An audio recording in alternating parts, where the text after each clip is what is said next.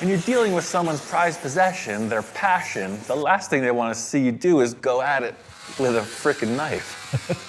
It's like they're thinking, oh, good times. No, that's later on. Right now, it's war.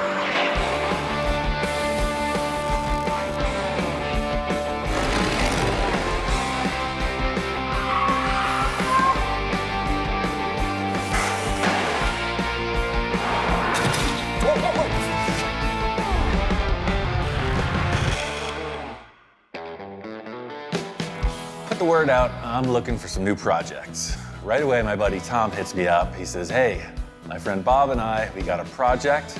Come on out and see what we're doing. That's a Buick, right? With the portholes on the side? Yeah, it's a 55 Buick. Yeah, I've always got a bunch of projects lying around. Probably too many. Got it from my dad, I guess. You know, he was always into hot rods and motorcycles and things like that. That's where I got the bug from. So this thing is cool, man. We could totally work with this. It's a lot of fun watching Ian walk around like a kid in a candy store, looking at all these different cars that could be potential projects. Right behind it, across the driveway, is this early 70s Pontiac. This is cool. Yeah, it's the Uniroyal Thrill Driver stunt car, Joey Chitwood. They used to jump them through hoops of fire. Right, at the fairgrounds, yeah, they do all exactly. kinds of tricks. They had stunt drivers, Uni, Roy, and Al. This is Uni. The other two cars, I understand, are gone. So this one's kind of got some history to it. I've never built one of these cars. I'm intrigued. You know, if Bob wants to jump through the flaming hoop of fury at 150 miles an hour, he's called the right guy. We can make this happen. It's cool. What is this? I'm already digging this car, looking through it, and I'm like, but wait, there's more. What's up? Is this your shop inspector? Yeah, pretty much. I don't know where these car-loving animals come from, but they do exist. We have evidence. The dude could never fit in the speaker hole in the rear deck. But you can never replace the shop inspector. He's A number one. But hey, we're on location here. We're gonna need some support. Interesting project, man. I can't wait to get started on this thing. This isn't it. He seems pretty excited about everything that's around here, but he hasn't seen my hot rod yet. So I don't recognize this truck shell. Is a Dodge? Nope, International. Oh, wow.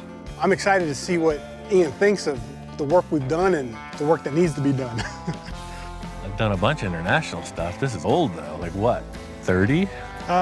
Early to mid-30s. Walking up on this project, Tom's giving me the spiel, hot rod, etc. And I see it was set out in this pasture for a reason. It's definitely a basket case. Oh man, what's up with the back wall? There should be a window here. You ain't kidding. Right, but it was apparent. It looked like it had been in a wreck. There was a pretty big dent, and the sheet metal was wavy, so it had to go. It's an old farm truck, you know. I see. The wild card with any old project is the damage or the rust, or the damage and the rust in most cases. And this truck's got a good dose of both. It's not even there to debate. It's pretty rough. Well, I mean, it's definitely unique, the fact that it's an international for sure, but is there like a thing with this? Family heirloom? Or? Well, there is. I've wanted an international. And when I was looking for a hot rod project, I went back and forth, Chevy, Ford. I kept coming up to international. Well, I struck a deal with my neighbor to get the international. But once we got it home and Bob and I took a look at it, it was really obvious how rough it was and how long it had been sitting. We started on the cab, and it's got a great style to it, but we kind of gave up on it. I know it. It's not the prettiest looking thing to look at, but I see the potential in it. I'm really hoping that Ian does too. I know it's pretty rough, but what do you think? In this, I can see the potential already, right away. But is there more? I mean, cars, they come with like 3 or 4 tires. You got a cab and a bed and a cat. Look at this thing. So Ian's like, where's the rest of it? And that's when I get really excited, because this is what Bob and I have been working on for some time. And I'm really excited to see what Ian thinks about it. Oh, so you guys aren't kidding around. Nope. This is cool. Thank you. Right on. You know, I deal with a lot of pipe dreamers, you know, guys with a piece of metal and a dream, but right. I didn't realize you guys are already nailing it. You've been on this for a while. Oh, yeah. This is what I was hoping to see. Now we're talking cars. So I don't recognize the frame. What did this come from? You built it, or? This is custom built. Nice. Tommy and I have been building this chassis for quite a while, off and on. We were kind of at a standstill on it. We reached the point to do the body work, and I don't do body work. Hot Rod Bob, he's been doing this for quite a long time. He knows what he's doing. He's one of those guys that you can learn a lot from. This is the easy part for me, but that body work, are you sure that thing's hammered? Well, I mean, I can definitely handle the sheet metal work. If this thing runs and drives, we're in business. You guys got a deal. All right, cool, great. He was asking if it runs and drives, and he says if it does, he's in. Heck yeah, it runs and drives. And it's like instantly, they're grabbing tires, wrenching on stuff, strapping seat on there. It's perfect. 2x4s, ratchet strap. It's gonna be awesome. This definitely looks like you're gonna need a stunt helmet. There it is, it's all you, baby. It's all you, Bob. They don't call him Hot Rod Bob for nothing. That's the thing, there's something to be said for seniority, you know. Bob knows his stuff, he's gonna be the test pilot. Period correct, man. Okay. The reassuring thing was, at the turn of the key, it fired right up. There it is. Just seeing it drive around, I'm getting excited. Oh yeah, dude, that's a total hot rod for sure. Absolutely. Somehow, super rough projects are like cosmically drawn to me. It's nice to have one that is pretty far along mechanically. So, are you into it? Oh, 100%. Sold. All right, man. Totally cool. Let's do it. I can see that this truck really means a lot to Tom, and that's cool. That's why I'm here. You know, I really want to help him out, whatever it takes. Tom's international truck seems like a really good project. He's telling me that, you know, him and Bob have been building the whole thing here at the shop, and I am more than welcome to set up camp here and do what I need to do. You know, it's definitely a good starting point. The body, I do want to see it on the chassis, though. That way, you know, when I get into chopping the top, I want to see how close to your head it's going to be. I don't know about chopping it, man. Well, What? you'll see. That's exactly why we want to put this thing on. I got to see what's happening. Don't scratch my authentic patina. Tom's done a couple really wild projects with me in the past, and I'm excited to get the cab on the chassis, see what he's working with, what ideas he has. Okay, now here's the problem with chopping it. I see no problem at all. Well, There's almost no metal to chop. Isn't it keep in awesome? mind, I'm like 6 foot to 6'2", depending on what liquor store I walk out of. Oh. Now watch this. Van Nuys, you're 7 feet. The problem with chopping this is, as you can see, you bring this roof down any, and I can't see. Right, you're already sitting on the floor. You can't get any lower. Right. Well, I mean, we got to do something, man. Maybe we could just raise the roof, you know? Bring it up 4 inches instead. We have plenty of room. I was surprised, but it made sense, you know? Tom wants to stay pretty mild on it. He's a tall guy. He doesn't really want to chop it. I'm just going to wait it out. I kind of get what you're saying with the chop top. Maybe we could do something cool on the back, you know? Put in a cool back window or something different. I mean, all this is pretty ratty. So I think from here, wrap right around. We'll just blank it in, and then maybe we can do something cool with the back window. I got a couple options for the back window. Options, baby. It's the spice of life. Let's go looking. Hot Rod Bob is a collector. He's got some stuff. I've gotten a few treasures from him in the past. My kind of collection. Here's this. Oh yeah. That's a ship's porthole. I think you've used something like this before. Oh wow. Yeah, it's like a camper window. Yeah, for is it? sure. Yeah. That's like almost as wide as your cab. I really like this one, man. Yeah, you try it out. Yeah. See how it looks. I've got one more option. All right, let's check it out. Search continues. It's all about keeping an open mind. Oh. It's the original. Why didn't you tell me that you had that? I was a little surprised to see this window frame. You know, it's the original. That's stock right there. That's factory. Oh, yeah, it's a little bent, but it's usable. Yeah. It's really all up to Tom. You know, we can do something really wild, full custom, chop top, the whole deal. In the end, it's Tom's call. It's his truck. First things first is to repair this back wall. You know, I love the fact that the chassis is driving, so let's not take out the gas tank or anything. Let's just pop the cab off, set on a dolly, surgical procedure, like a surgeon's table, like a lab.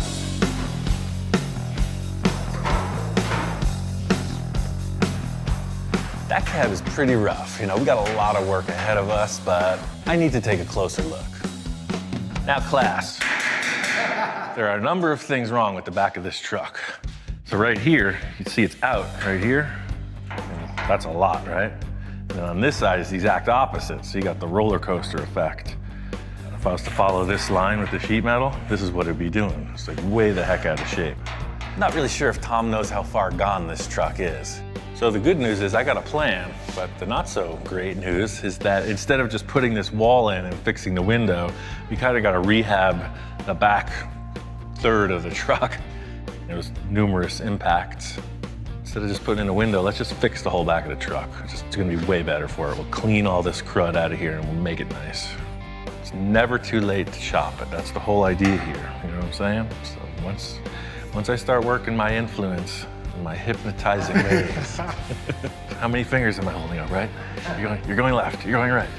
No chop. You're going down a hall, you're turning left, you're turning right. The bottom line is we need to create a whole new rear panel by any means necessary. When you're dealing with someone's prized possession, their passion, the last thing they want to see you do is go at it with a frickin' knife. Like they're thinking, oh, good times. No, that's later on. Right now it's war. It's like visiting the dentist. Don't be nervous. Oh, man. Yeah, but even the dentist is painful. Open your mouth. It's very hard to watch. Was I expecting him to cut out the whole back of my cab? No.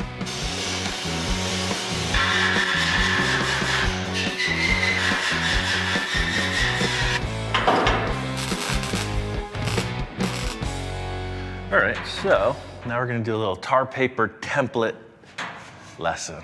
Tar paper? My neighbor was putting a roof on his shed, so last night I did a little shopping. He was done, you know, he didn't need that. Okay. Tar paper isn't your typical template material, but it works, and you gotta use what's available. Man, if I mess it up, I'll just blame Ian. I can tell Tom has concerns. You just gotta work through it. Ian's a go type of guy, man. He just jumps right in and he starts getting to work. It's a little bit hard to keep up with him. All right, so why do we put a square tube down here at the bottom and what's with the rod? But I'm trying. So this isn't gonna look like I've got some beaded line going on. You know, I just gotta say this. You're the most inquisitive client I've ever worked with. You're hitting all the bullet point questions and I appreciate that. Good. Well, I'm asking questions because, you know, I'm concerned. I'm curious. The whole idea with this is you start with a little oversized and trim it back.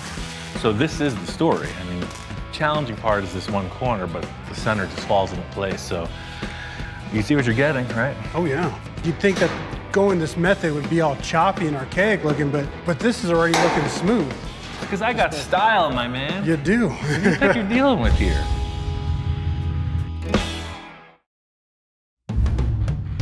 Got the rear panel in, and we're just checking it out. Now I have to ask. So now the only question I have is, how much are we gonna chop it? Say chop one more time. I dare you. I double dare you. Ian's relentless, man. He really wants me to chop this truck. I'm thinking no chop, man. I'm too tall. You chop this thing, I'm not gonna be able to drive it. Still no? Still no, man. How about the porthole window? Grab that thing. Porthole window, all right. Maybe we can get crazy with the window. Right dead center, man. Ah, look at that. It's perfect. It looks like a minion. It does. Yeah, definitely on the same vibe here. No porthole for sure. That's too weird. But the one contender was the oval. Too weird for Ian. Well, I'm saying it's too weird for you. I'd have half a dozen of those things in the back of my car. Whoosh. I gotta take a look at this from back here. Not sure if either of these are gonna work, but it's his truck. It looks like a welder. It does, it looks like a welding helmet. This is a welding helmet. Right. I like it, but I'm thinking that's more of a, if it was necessary, we would use that one. The only thing I'm thinking about is that the stock one's kind of beat up and dented. We're gonna have to do a little process to that to make it work. If you wanna fit that one up, we'll see how far out of shape it is. That's totally a contender. I mean, that's the right window for the truck. The only issue is, just like the back wall, this thing is all smashed.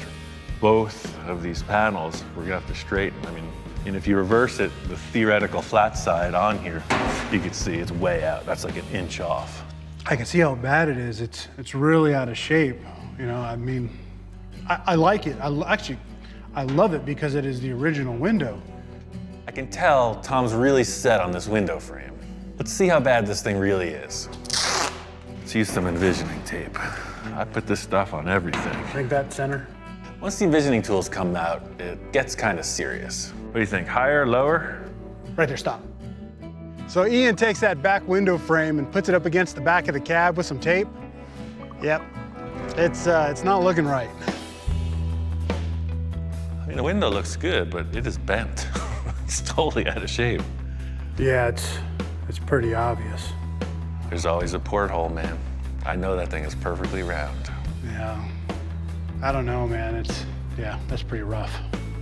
Look at this arch here, and look at this. Tell me it doesn't look like it's out of shape completely. A little over 9 inches, about 9 3/8 right there. And then we come here, we're almost to 10. That's what I'm seeing. It's whacked out.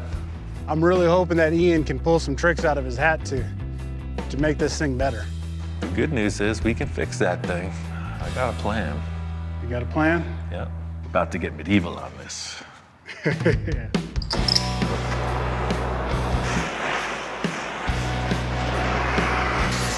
When a piece of metal gets bent, especially sheet metal, the molecules, they get rearranged. It wants to stay in that shape.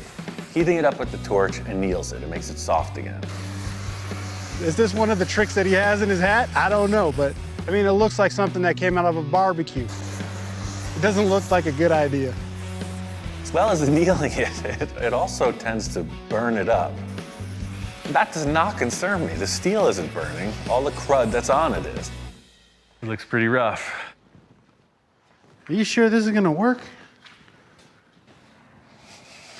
What do you mean? Dude, you roasted my window. This is a pretty unique shape we're dealing with here. So the next step is to make a little dolly tool that we can hammer the thing back into shape with. Red on that side? Yes, red. Hi-ya! Dink.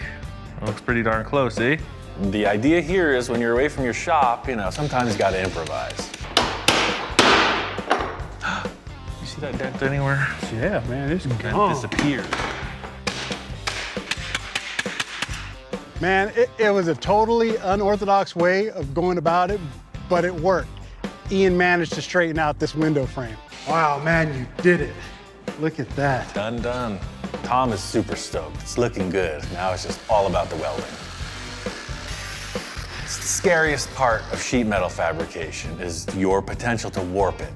The way this is set up, I'm just making every effort to minimize the warpage. Hiya! Wow. It's not as good as the porthole, but it's pretty good. No, man, this is better than the porthole. It's such a relief to see it fit back in there. Man, that looks like a truck. It's a good looking window, man. Good call. That's awesome.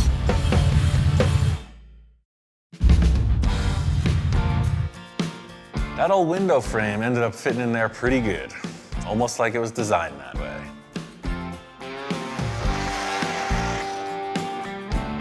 I call this repair complete. Oh, yeah.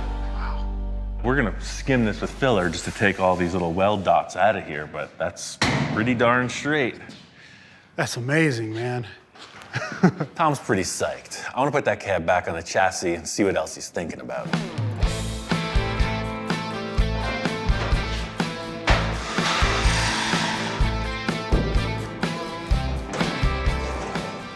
That looks a little bit better, man, for sure. Oh, wow. That's cool. Seeing it back on the chassis, it's really cool. I'm kind of tripping out. With the back wall there now, you really get that feeling of how raked it is. I really like the stance. Everything that Tom and Bob have done so far is really good. The one thing though, the back wall's totally outshining the rest of the rig now. What do you mean? Well, it's like, hey, I'm a back wall. I'm brand new. I'm an old truck. Yeah? What should we do about that? Well, that's the thing. There's two options. You could bring the whole truck up to that polished steel finish, or you could try to just, mellow out the back wall. I don't know what what the end game is, what the goal is. You know, one thing I don't want to do is throw a whole lot of money at it, you know what I mean? I think just matching that panel to the rest of the truck is probably the way to go. That's up to you. I'm gonna do a little body filler on there, but that's your baby. You're the artist in the house. I'm the paint guy? There you go. All right, I'll do it. It's your truck. Yeah, let's see what I come up with. This is a challenge. This is a big, important part of the build. I mean, this is the characteristic of the truck. I don't want to mess it up. I don't know if we can pull it off, but in 2 weeks, my car club's got this meet coming up, and I think it'd really be cool to drive my truck. You know how I roll, man. I'm budget conscious all the time. Yeah. You can make that happen in 2 weeks. These projects can just linger, you know. I'm not saying Bob and Tom were slacking on this, but it's been in progress for a long time. Having a deadline gets everybody motivated. You know, I got a couple ideas for this bed. You know, there's a huge hole in it. Number one, that's all that's bugging me is that, you know, you got your gear. Typically, you throw your stuff in the truck. Yeah, you know, to be honest, I really didn't think about what was gonna happen back here. I don't know, I'd like to see what you have in mind. I think we should make, literally a trunk section here and then cap it. Put a tonneau cover right at this level. That way you can secure it. Nobody's getting at your battery, nobody's getting at your gas tank, nobody's getting at your goods. I see what you're saying. It definitely will make it look more of a finished product if there's something going on here. Let's do something steel as a storage bin, and then anything goes on top as long as it fits your aesthetic of what the truck's gonna be. I'll work on that sheet metal stuff, and then, you know, whatever you can come up with on this bed cover. Wow. Made some progress, sir. Geez, I guess. Wow, dang, look at that. So that helps it out quite a bit. That's gorgeous. The rest looks like heck, but that's nice. Bob came in and he was jazzed. You know, I explained our plan. I got this idea for the shape here, you know, to accommodate these mechanical parts. So if you guys can figure out something for this cover, I'll work on getting this trunk area set up. I was telling Ian, you got plenty of stuff out here. I'm pretty sure we can find something to make a cover. Oh yeah, I've got all kinds of stuff laying around. We'll find something. I let those guys go on the hunt. It's Tom's truck. They've been collaborating since the start. I'm interested to see what they come up with.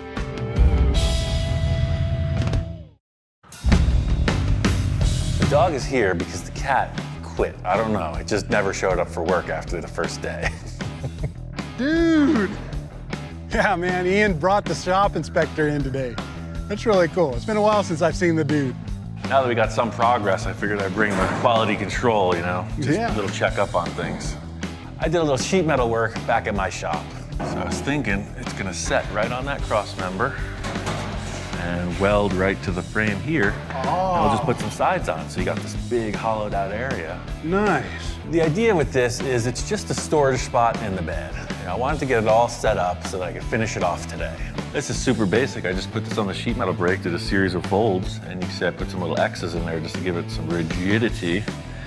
And I didn't put walls on it in case we had to change the shape a little, you know. Oh man, this is gonna work. Oh wow, this trunk that Ian built in the back of the bed, it's really cool. It's gonna come in handy. Yeah, Bob and I, we went and picked a couple things out of the yard for possible cover. Yeah, let's check that out. This can go in at any time. I was curious to see what they got for bed cover options. Yeah, check this out. There's a car hood, right? Yeah, 68 Mercury Montclair. It's a big car hood. It's got a pretty cool body line on it. That's kind of neat. I did a roof of a hot rod with something similar to this. It was a Mustang hood. I mean, if you like it, you know, to extend this would be a little challenge. You know, you'd have some body work and whatnot if you wanted this detail to come through. Inspector seems concerned. There's a lot of noise from the peanut gallery. Yeah, no, is it a no? There's that stink eye. What do you think? Doesn't seem very enthused, man. No. He's a lot happier walking in. All of a sudden, it took a nosedive. Yeah, I'm gonna say no on this, but I got one more option I want you to check out. Okay. I wasn't really sure if it would work, but I figured I'd throw it out there. The old picnic table. Oh, totally cool. It's wood, it's old school. It just looks like something that would be in the back of the bed of an old truck. What do you think about that? Better than a car hood, huh? Heavyweight. Checking it out. Getting a lick of approval. See, right away, you know. That's a good call. He's really into it, and typically when he likes something, he's not afraid to show it. It was his idea. Give him the action. I prefer the wood in the bed, and dude liked it too. I'd say we're soulmates, but I'm pretty sure that's him and Ian, and so we're just good pals. That's a keeper. I think we're going with this. A friend of mine does a lot of woodworking and faux finishing, and sometimes for a panel like this that's so fresh and new, he'll take a propane torch and just blast it, like the old Wild West town, you know, with all the gnarly finish. Would take this store-bought looking piece and make it fit to your vintage truck. Yeah, I'm all for making it look more old school. Like you said, it's a new piece of wood, so again, I'm excited to see what you do with this. It's gonna be awesome. Look at that. I know that look. As soon as the eyebrows start doing that thing, he's bored. He wants me to get to work. It's time. They say the dog and his master, you know, tend to really become one, you know, and it's true. I don't know how we communicate, because it's usually just like, we get the point across. It's crazy. So the idea is I'll just weld this to the truck, we screw that to the plywood, and I'll weld it right in. The whole idea with this is to hinge up from the back of the cab. So the natural shape of this plywood, if it was screwed down, it would flatten out, but it ain't. So I think we just put some ledges under here, so that way when it hits that, it'll be kind of a pressure shut.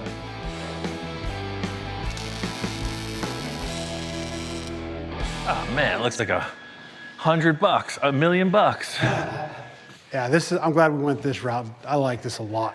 The real question is, what's it look like after we burn it, baby? I'm excited to see what this is gonna look like. Yeah, me too. I've never done this before. I just saw it happen, so. Wait, you've never done it before? Ian says, oh, I've never done this before. And then he hands me the torch.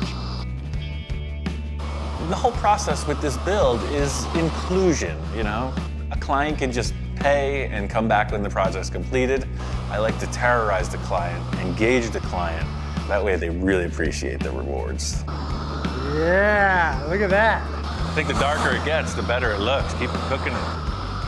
I should have known this was gonna happen. I'm on Ian's wild ride. That looks pretty distressed. This thing's fun. I actually liked it. I'm glad Ian had me do it. Man, that looks awesome. It was pretty freaking bland, and this made it look as old as your truck itself. Yeah, man. That's cool. I was surprised, you know, I figured it would work. I've seen the results, but never been through the process. Oh, wow. That really helped the whole rear view of the truck, in my opinion. That thing is nailed. I'm blown away, man. This was a good choice. Couple more little bits, and you're in gear, brother. Yeah.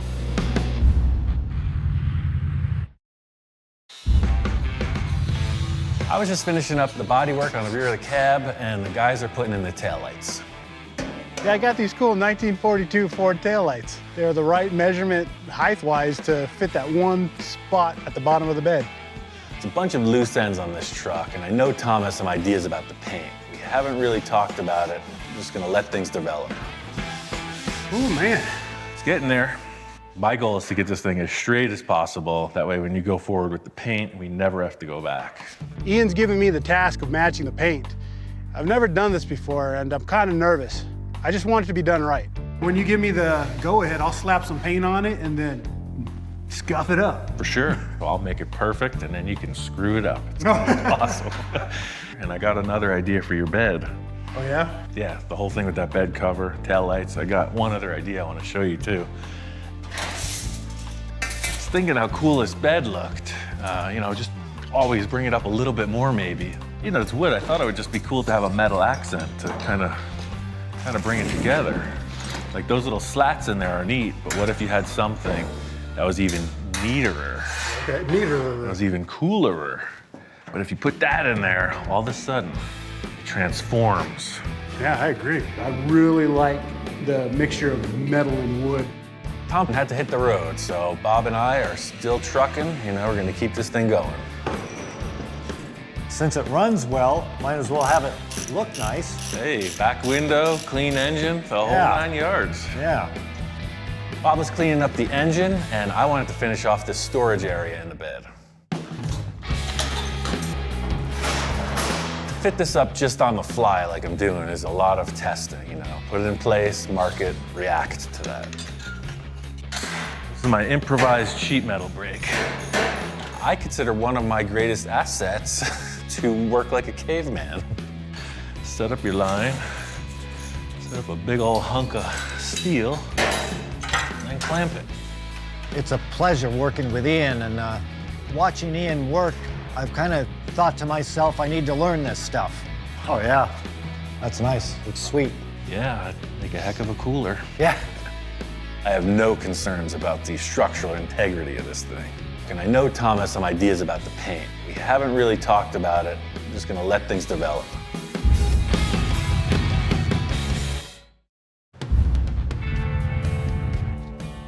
Tom is a friend who works at Encore Auto Detailing. They do powder coating as well as a lot of other stuff, so he dropped off a few parts with him. I got the cab ready for paint, and I'm curious to see what Tom has in mind. Hey, Yo-ho. man, It's happening, baby. you got a lot done. Yeah, it's totally body work. Primer is dry, ready to rock, whatever you want to do. Well, speaking of paint, Yeah. I've got an idea. I took this panel to the paint shop, Right, and I had them match this green right here, right. and loaded it up in some rattle cans, right? And see how it's all nice and patina. It got a little bit of white and some ruddy red. Right. So what I'm gonna do is I'm gonna layer the paint, then coat it in the green, and then I'm gonna hit it with some sandpaper, some Scotch-Brite, and try to get this, Like faux finish. yeah, exactly. That's a cool idea. Ultimately, my goal is to make it look like nothing has ever happened to this pickup cab.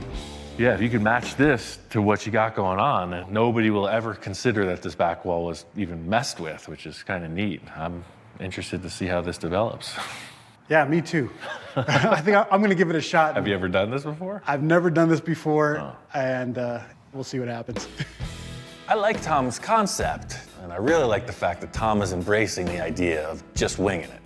Working on the last piece that I thought I would need to build, and that's this windshield detail. How are you planning on holding the glass in for the front windshield? I didn't have much plans for that at all. I mean, I figured Lexan, screw it in, slap some sealer all the way around it. Like race car style or Yeah, something? and we're done. I was looking at the way that this windshield area is set up, and it has these two lugs in it, just like the Model A, where it would have those little dials that flip out at the bottom. I was thinking about making one like the Model A. Let me show you Bob's setup, and I could pretty much duplicate it. Okay. Maybe even make it better. Model A Ford has a similar style windshield frame, so I wanted to show Tom Bob's car.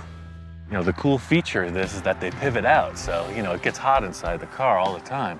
So it's got a little lock nut, and then these deals push out the window so you can drive around with ventilation. Ian's window idea kind of reminds me of my dad's hot rod pickup from when I was a kid. It had a safari window. I like the idea. You know, this is a little more stylized, I guess. If we had one of these frames to modify, I would do that for sure, but I could take some aluminum C-channel and mimic this design. Yeah, that's really cool. It's definitely better than what I had in mind. It's gonna remind me of my dad every time I pop open that window. Awesome. I'm getting started on the windshield frame, and Tom's jumped right into the paint.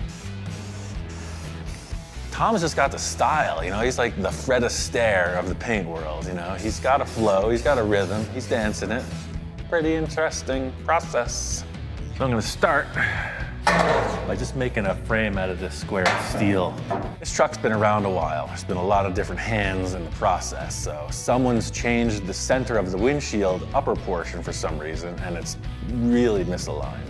You know, you want the top of the windshield to be straight because there's gonna be a hinge up here. Look how far off that is. Yeah, somebody hit that with a grinder. That's way out, yeah. Just like most things I fabricate, I start with a template and then I make a final piece. So this steel part I'm making is the template for the aluminum frame that's gonna be there in the end. So now you can really see, you know, that little gap difference. I'm gonna take this whole thing out, but that's perfect. I'll make one more of these and then just put it together. Ladies and gentlemen, this is the point where I become concerned. That's like nothing I've ever seen before. Making the aluminum frame in the end is pretty specialized. I have the big TIG welder at my shop, so this isn't a job to be done on location. The template I can bring back, come back with the new one. That's the shape of the windshield frame, and it's even as opposed to the truck. Whoa! It's like St. Patrick's Day up in here. Look at that green. That is hideous. It's gonna be a process. And yeah, I hope it works. I'll try not to judge the work until it's done.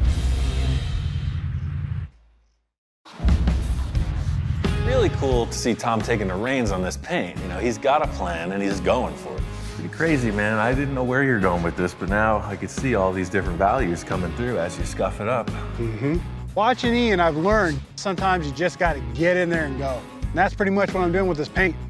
I know it's 5 times more work to make it look like nothing happened, but I get it. Yeah. Yeah, man, I'm gonna see how bad I can make it look, you know, but you know, in a cool way.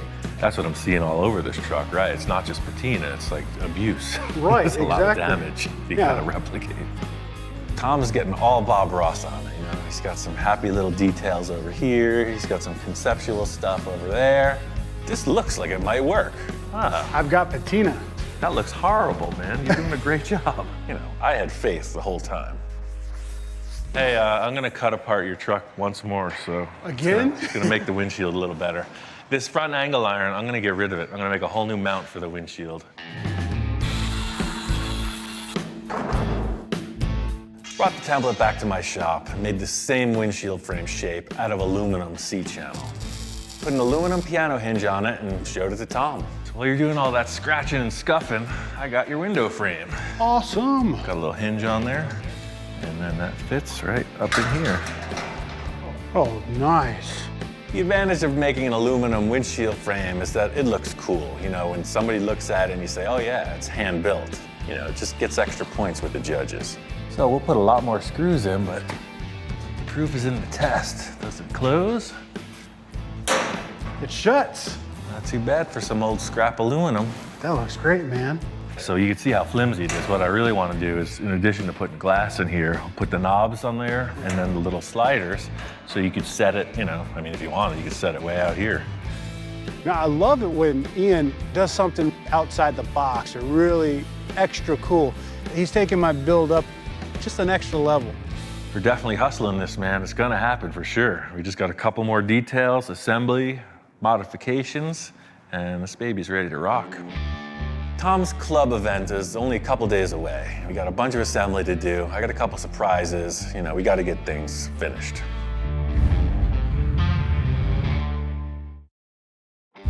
Got this truck just about wrapped up. Tom really pulled off this paint job. He's been working overtime. Brought it out here to Hot Rod Bob's compound, his testing facility. It's looking good. I feel great, man. I look at the truck and it's like I can't stop looking at it. It's so cool looking. Yeah, I got these mufflers from Porter and I think they look great and they sound fantastic. It's all about the details in the end. He's got the grille all finished, the headlights installed, the rims are powder coated. This looks awesome, dude. I mean, the patina is something I wasn't expecting at all. Right, It's freaking cool. Everything about this truck came together like really clean, man. Yeah. You know? The clincher for our deadline was this car club meet that Tom's been talking about. He's invited everybody over. Today is the day, and the truck is here. The Defenders Car Club, man, it's just a great bunch of people. Yeah, there it is. Check it out. They've seen the truck from the beginning. They've seen it when it was just a rusty cab and bed and had no hope. I remember the day you got it. You were like all proud of it. We're all going, It's really cool to see their reaction to the truck, you know. They're walking around it, they're checking it out. Yeah, Ian built this trunk area in here. Oh, it's a great little truck. And we're getting the thumbs up from everybody. I think the biggest satisfaction of getting this build together is the fact that it really does look like a timepiece. It looks like nothing ever happened to this truck, which is pretty different for me. It's kind of awesome. Oh, I love it. I just like the stance and the looks of it. It's got the right look for what I like as far as a hot rod. The truck actually has history, so that's pretty cool to put that back on the road and have it keep some of its original look to it. I heard there was going to be a race. We came here on a mission. There's a reason we came to the racetrack. Tom wants to race Bob, or maybe Bob wants to race Tom. I don't know how it's going to work out, but there's 2 cars here, and they're going in the dirt. There's no time like the present. Now, I want you to remember one thing. Go that way really fast. I'm not saying that I'm gonna win or anything, you know, but it'll be a lot of fun to just get out there with him and tear it up. I know he doesn't stand a chance. I have a little bit of practice on this track. I'm here strictly for moral support. It's like a parent raising their child. I've done all they can, and now it's time to set them free.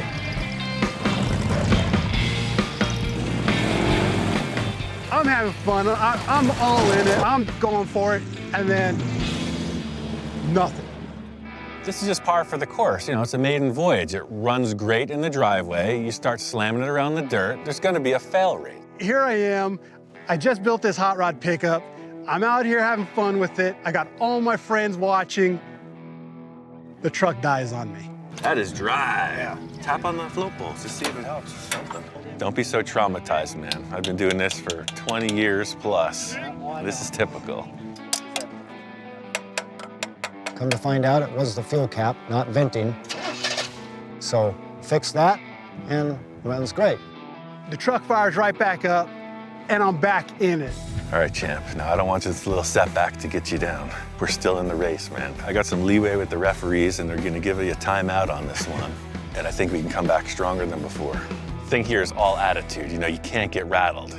Ian's being a really good pit boss, and I'm digging it. I'm loving the help.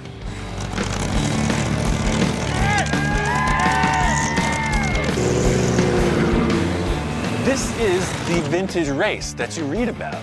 34 internationals racing a Model A Ford. I mean, this is cool old-time stuff. Yeah, that's how you do it, man. So I get out there on the track, you know, the first couple laps, and I'm loving it, man. I'm learning what the truck can do and what it's responding to. I'm loving this truck, man. I can't stop saying it. I really do. I love it. Tom pulls in, and he's all smiles. The truck's running good, sounds good, it's looking good. The biggest takeaway from this build is the satisfaction of helping a couple guys out who have done so much for me. That's the way car clubs work, is people help each other out, and this is proof in the pudding. For him to have his truck out here and everybody hooping and hollering at him was really bitching. I mean, that was so cool for Tommy. Yeah, I built this! Whenever I've worked with Ian, it's the hardest I've ever worked in my life. It's ridiculous, you know, but I'm inspired to keep looking for another project. Ian, and he's such a hard worker and he gets things done fast. And to see him do his magic was crazy. Tom's truck is a success. You know, this is a good day, good get-together party. I think my job is done here. On to the next. I haven't been here since 1976, and it's deja vu, man. It's like the culture never ended. You know where I was in 1976? Where was that? I was in my playpen with a diaper on.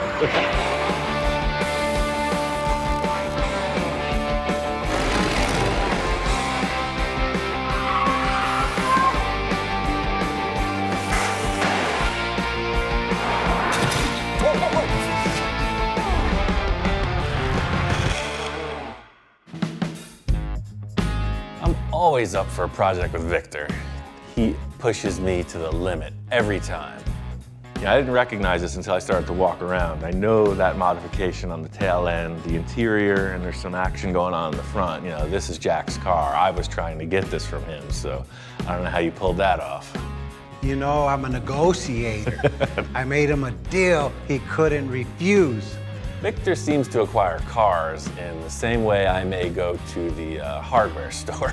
Pick up a new wrench, Victor picks up a new car just like that. Somehow he got together with Jack and made this car his. This is one of my favorite stock-bodied cars. It's almost like every year Riviera hits it, you know, from the boat tails to this style. They're all awesome. This car is beautiful as it is. I'm just trying to get on the same page, like what's he thinking? When I was a kid, back in the days, this is like where I started from. You know, lowrider cars, I'm going back to my roots. As soon as he says lowrider, I'm like, oh yeah, low and slow. That's cool.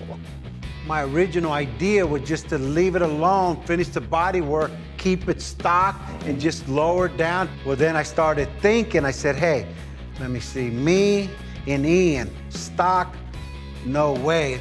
I stood back and I see a few body modifications so you could kind of see what they are, but I don't take away from my childhood dream. This is what I've always wanted 50 years later. You're trying to tell me that you still haven't accomplished every childhood dream. There's still a list of them. This was the last one.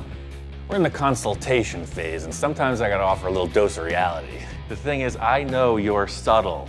You have this potential to go awry from being subtle.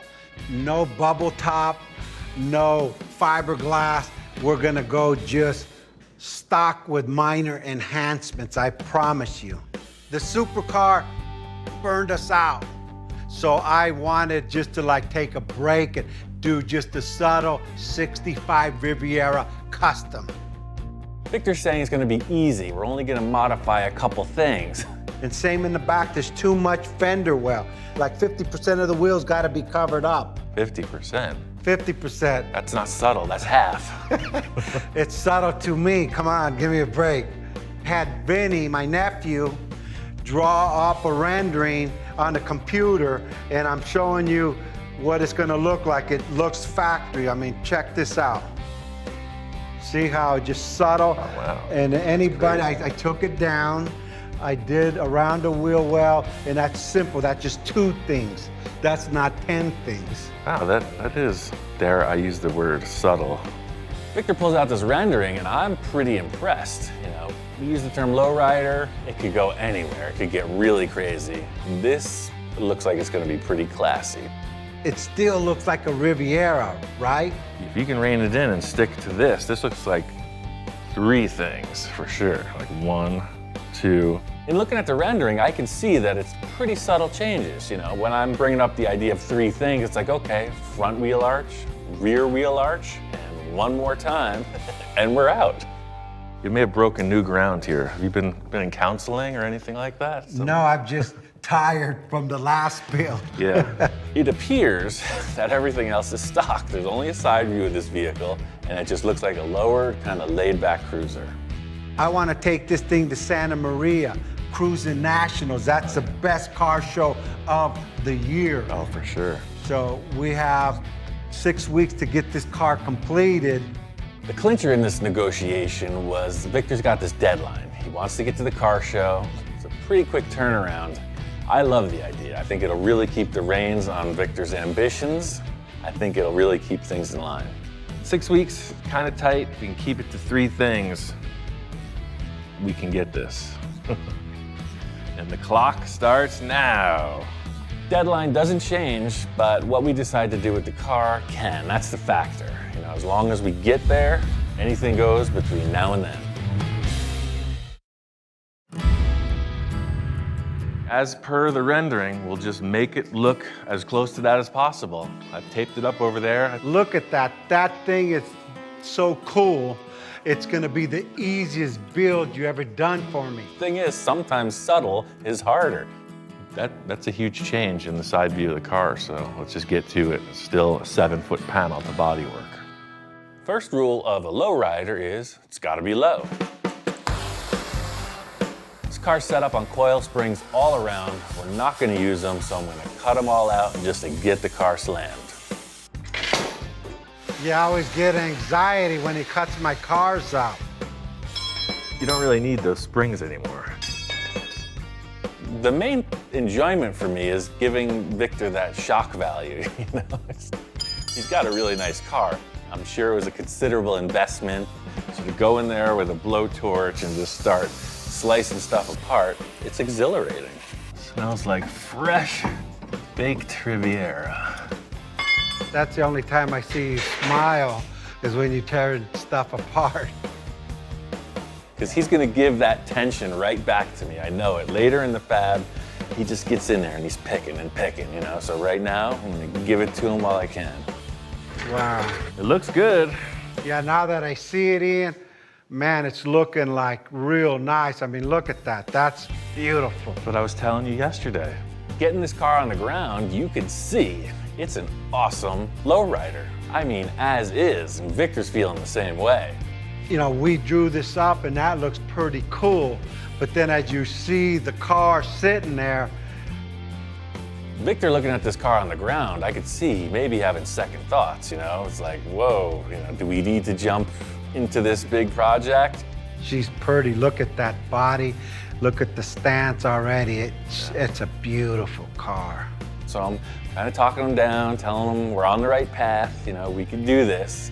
It looks good, but we can make it great. I've never seen what you're describing. You're saying you haven't either. I'm excited to give it a whirl. It's a great freaking project to start, really clean. So we know the rear quarter is a major element. I think we just focus on one side, test it out, and nail it, right? Get it into primer, and then develop the rest as we go. The challenge here is that quarter panel mod gonna make the car better? There's basically no going back. You know what, I'm committed. It's gonna look incredible when it's done, so let's do it. Okay, Yeah, I'm just gonna make a lowrider, man, just like the good old days. I got no problem cutting your cars apart. I've proven it. As subtle as this project's gonna be, the challenge is to improve on the design. I never have a problem cutting a car apart. It's just, this is such a classy thing. I don't want to go backwards on it. Envisioning a line somewhere from this point, this arrow, straight forward. The main focus is to maintain the look of the Riviera. Those body lines should be intact, just slightly modified. Like Robin Hood, the archer. Tape's expensive. Victor's buying, so I use that stuff everywhere. The whole thing I need to do with getting the project started is get the car cut apart and just get some eyes in position. See if the sheet metal is going to translate to that idea. Basically going to section the car, but instead of removing material, I'm going to add material. This is going to be down here. That's kind of representative. We want to tailor that fender skirt opening to a nice shape that fits the car. First thing is to get that big panel set in the corner, because it's a little hard to envision right now. You know, even if you squint and put that tape measure, oh, wait a second, there it is. The rear end of this car is a huge part of the whole look of this tail dragger stance, so getting this fender cut, we're on the right path. Now there isn't a hole. Now there isn't a car. Perfect. Riviera, 65, lowrider. You know the shop, you know Victor. We're aiming at getting this wheel arch to look just like the drawing. Right now, I'm just trying to get this thing in the ballpark. Everything changes once you get down to the fine print. Now that we're in the sheet metal phase of it, you know, we might be able to tailor it a little bit more like the Riviera looks. Now I have something that I can hang this on. This is all set in, and I just attach this to it. So that way I can decide, is the fender here? Is the wheel opening back here or up here? And I think I'm gonna cut the bottom of this off so it drops another couple inches.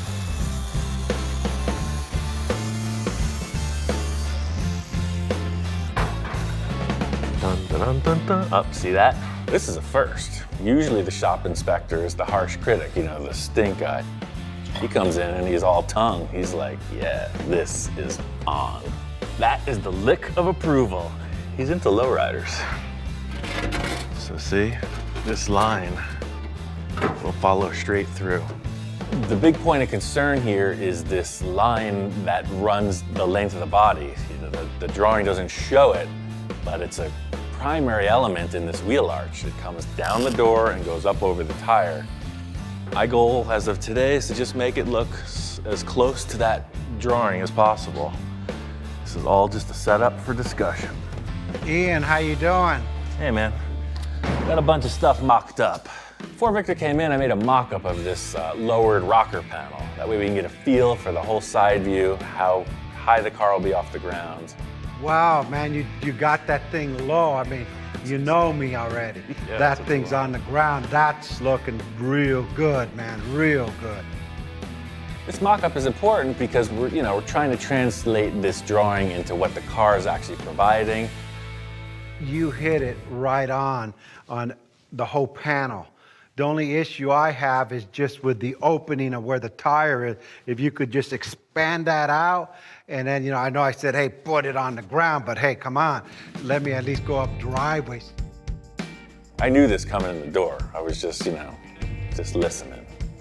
Just waiting for that moment, where it's like, surprise, we're changing everything. I'm not saying I changed my mind, but I want to enhance my thoughts. The thing about Victor and working with him is He's always changing his mind. So while I'm building something, I'm thinking of 50 different ways to rebuild it, and that's just the way it is. It's kind of setting yourself up for the inevitable and knowing how to pull through it. I just want to make a quick mock-up to make sure we're on the right track. And I think I know how to get what he wants using the stock Rivi parts.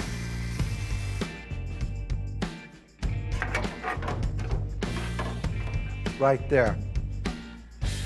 That's it.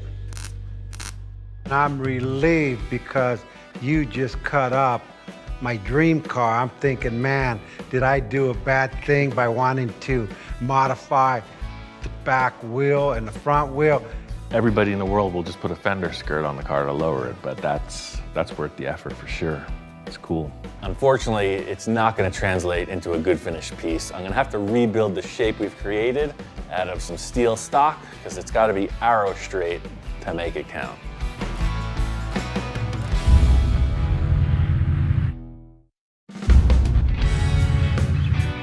As you can see, quarter panels are tidied up. Still not hammered out to perfection, but I need to get these wheel arches nailed. We've done all this fabrication so far, and it's merely a mock-up. And I'm okay with cutting my old work apart. It's always about just trying to get that end result. And come in firstly and create a nice straight shot right through that wheel opening. And I'm actually gonna lower it just a touch too. The thing about this modification is the concept of the Riviera remains the same. I just have to rebuild this whole wheel arch to look exactly like the sheet metal should had it been made this way from the factory. If the tire doesn't look right in the wheel opening, it looks funny. So all this debate is worth it, for sure, because I only want to make it one more time. So here's the deal. Instead of using sheet metal on that wheel arch, I'm going to use square tube. If making rear wheel arches out of square tube was easy, everybody'd be doing it. It's not that it's impossible, but you got to have a nice graceful curve in the metal and put it all together. Tube's going to come right through, and that'll give this a perfectly straight shot.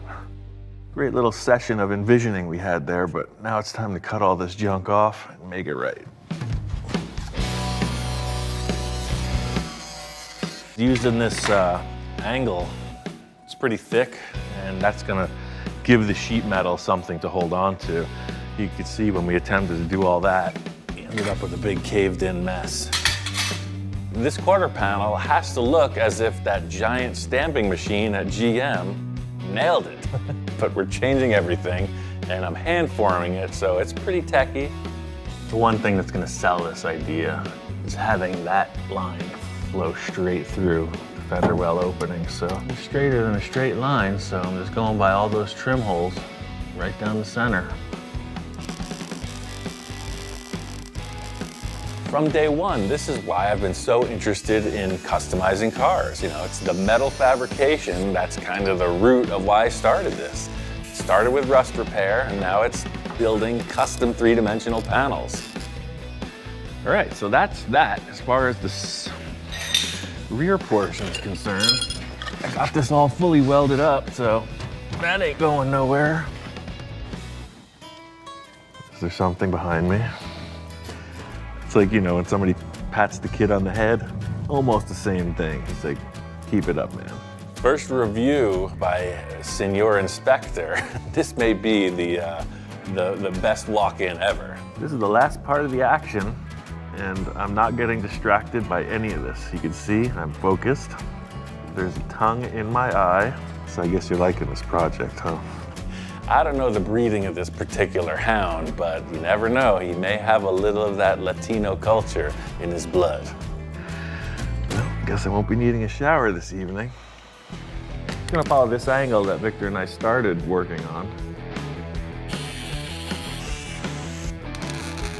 I think I'm on the right track. Shop Inspector is all full of approval, so hopefully Victor is thinking the same things.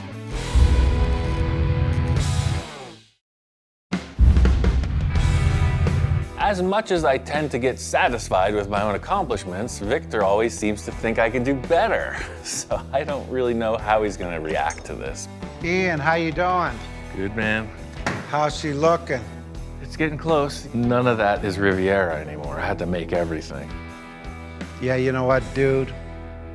You nailed it. Fortunately, Victor loves it. So we are on our way. 3 easy steps, 2 to go. You got that line perfect. Look at how it goes straight to the back behind the wheel. It looks like factory. I bet you if someone had never seen a Riviera before and they seen that, they would think it's factory. I like that, you're coming around. You're actually, you're 1.5 inches off the ground, and I know that's a big step for you, man. You're coming up in the world. I remember projects where you're talking about subterranean vantage points, so this is good. That was a lot more challenging than I thought, but if you're good with that, I'll follow that rocker panel right forward and we'll create the new front wheel arch. So the front wheel arch is gonna be, perfectly round, basically. It's gonna match that white wall. So let me roll a ring out of the same square tube I used for the back, and then we'll just set on the car and see what we come up with. Good, let's go for it. I recognize that. Yeah, there was this one time where I cut this guy's Porsche apart, and I got to keep all the tires from it. So I got 4 nice tires with great tread. Even though Victor's envisioning process isn't crystal clear right from the onset, I really like working with him because he's got a different take on everything in comparison to what I would do. So it really pushes my fabrication. There's a million ways to bend metal, I choose to do it caveman style. That's German engineering for you. It's too big, eh? Pretty close. Now you gotta shrink that up, right? Yeah. If it's still not right, you just kind of hand form it. It's like one of those strongman cartoons. Popeye, you have spinach or something back there? I'm actually thinking of changing these wheels out. I brought another set of wheels with me that have the white wall, the same size tire. Let me just wheel that in so you can make the radius around the actual wheel. I think the biggest part of any project is that wheel and tire combo. You immediately know what the flavor of the car is. Oh, perfect. Victor brings in a new set, and it's exactly what I thought it was gonna be. Simple and classy. It's like a hovercraft. Yeah, no, that's clean. Yeah. Now that we got this tire and wheel combo, we know the diameter, so I'm gonna form the tube right around it.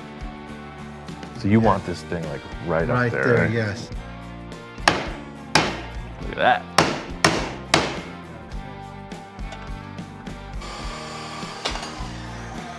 All right, now when I shake my head, you stick tape on it.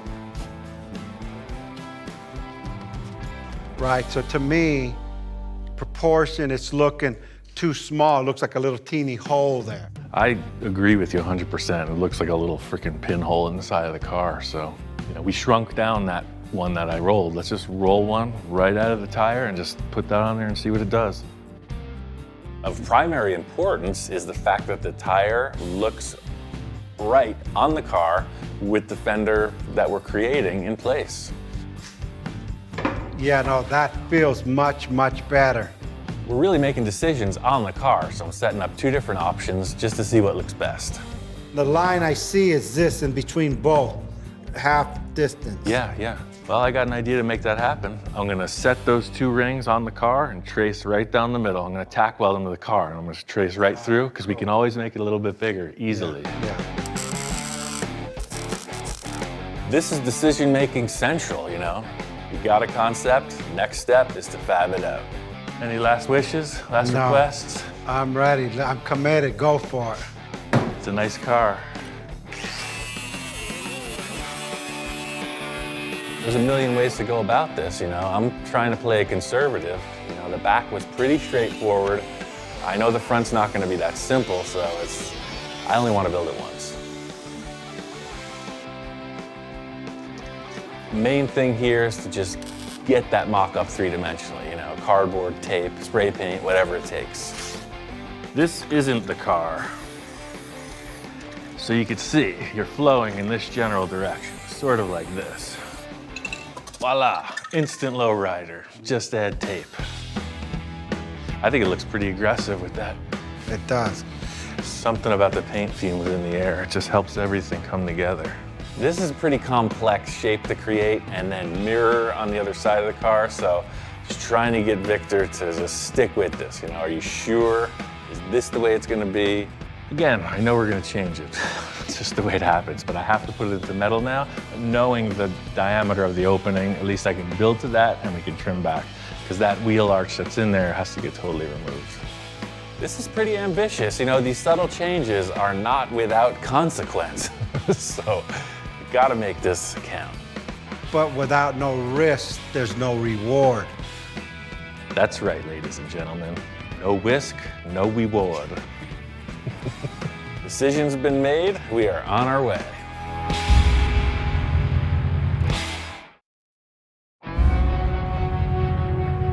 We're in Van Nuys, California. Van Nuys Boulevard, cruise night. If you know anything about Los Angeles, you know this is one of the scenes. I'm not one of the old timers, but I've seen a lot of movies, and a lot of them include the Van Nuys Boulevard cruise night. You name it, in the 70s, this place was hopping, and it's still going off today. One thing I can say is lowriders are a big deal at this cruise, and that's the reason Victor and I came out. There's a lot of them. They're busting the moves. They got the stereos going. It's pretty cool. Ian, jump in. Let's go for a cruise like the old days. So is there anything you want to change on this one, or is it okay? No, this is it. Okay. This one's done. No more enhancements? Out here with Victor and his crew. They're in full force. All the cars I've worked on with him are here. It's pretty awesome to see the lineup. I haven't been here since 1976. And it's deja vu, man. It's like the culture never ended. From the vans to the lowriders to the bikers. You know where I was in 1976? Where was that? I was in my playpen with a diaper on. Victor's telling me this is where it all started for him. From the day he could drive, Van Nuys Boulevard was the spot. So he's been coming here since high school. It's pretty awesome. So that's the crazy thing, you know, you've been here, you've lived this. Me growing up in New York, this view here, I've only seen in movies, you know? Yeah, and the difference between now and then is technology. The cars go higher, the cars go faster, the cars are shinier, and it's just amazing what's happened. You know, my kids are here, the next generation followed my passion, and they're doing the same thing I'm doing. That's cool, man. Some of these younger kids are getting a little loose though, man. Somebody was spinning in circles. Yeah, no, it gets crazy, like real crazy. As far as lowriding goes, it's about dropping them, hopping them, cranking the tunes, having a good time. This is the spot for it, for sure. The whole thing with the lowrider culture is big time pride in their ride. You look at these things and they are dialed in, detailed to the max, and they use them. That's what I like. They're out, they're hopping. This is awesome. Seeing all these cars, man, this is the scene, dude. I get it. I've always dug lowriders, but there's nothing like being in the mix, you know? In the car, cruising. I saw a bunch of vans up here too. I know the van thing was happening. Yeah, this is where Scooby-Doo was created. Victor's got his whole crew here. His son, Rick, is here. They each got their own rides. It's pretty cool. The thing that I'm so amazed about is, like, you know, you put airbags in a car, it lifts up and down. These cars are freaking going for it, dude, and they're working them. The amount of money they invest in these cars is awesome. You see the murals, a whole bunch of hydraulics, airbags. The cops really don't mess with anybody either. It's just kind of, they let them do their things. There they go. Oh, there they go, they're starting it up. But it's just a matter of time. My dad's been bringing me out here since I was a little kid. That's the crazy thing. Like, I've never cruised with Victor, with your dad. It's like the cars, I work on them and they go away. I don't know what they do. Oh, it's great, man. And the collaboration, you guys come together with some really badass cars. The ultimate question, where's the dog? He could never come here, man. Never, ever. He'd be a wreck. He loves lowriders. His attraction to lowriders? Yeah, he loves lowriders, so he'd just be a panic. He'd be one of these guys out in the street chasing the hopping cars. I think the Rivi's gonna fit right in here. Oh, yeah, it will. Thing is, we are slamming right through this build, so it's nice to take a night off, get a little more inspiration, get fired up. Lowrider scene kind of parallels every clique in the car culture. The guys are getting their detail in, they're having fun with their rides. It's all just a different type of style.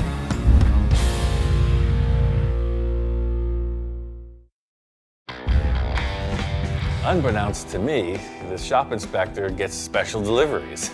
Somebody shows up and there's a box with his name on it. don't know what the heck this is about, but it's addressed to Dude. Canine dog chore coat.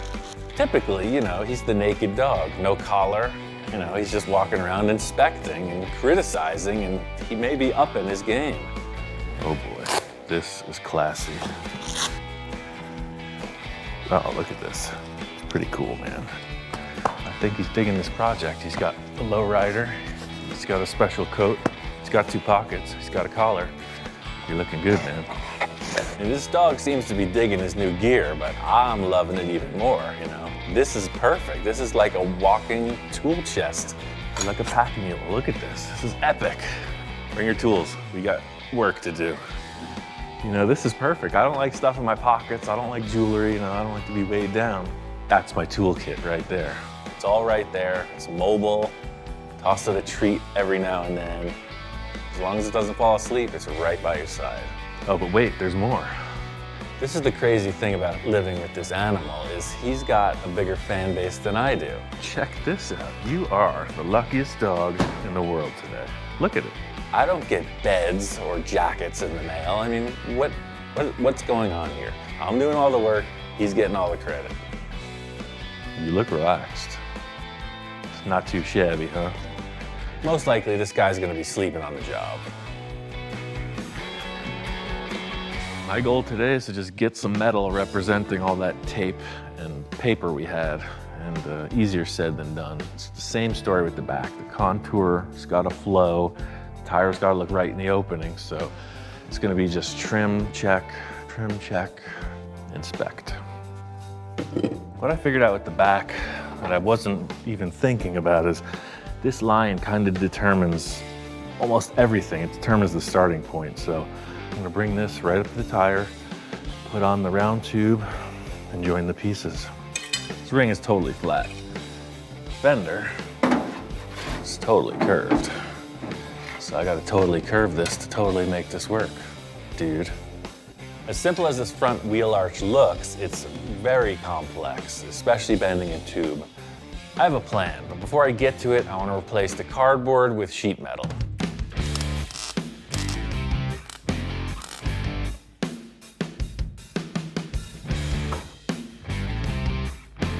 Marker.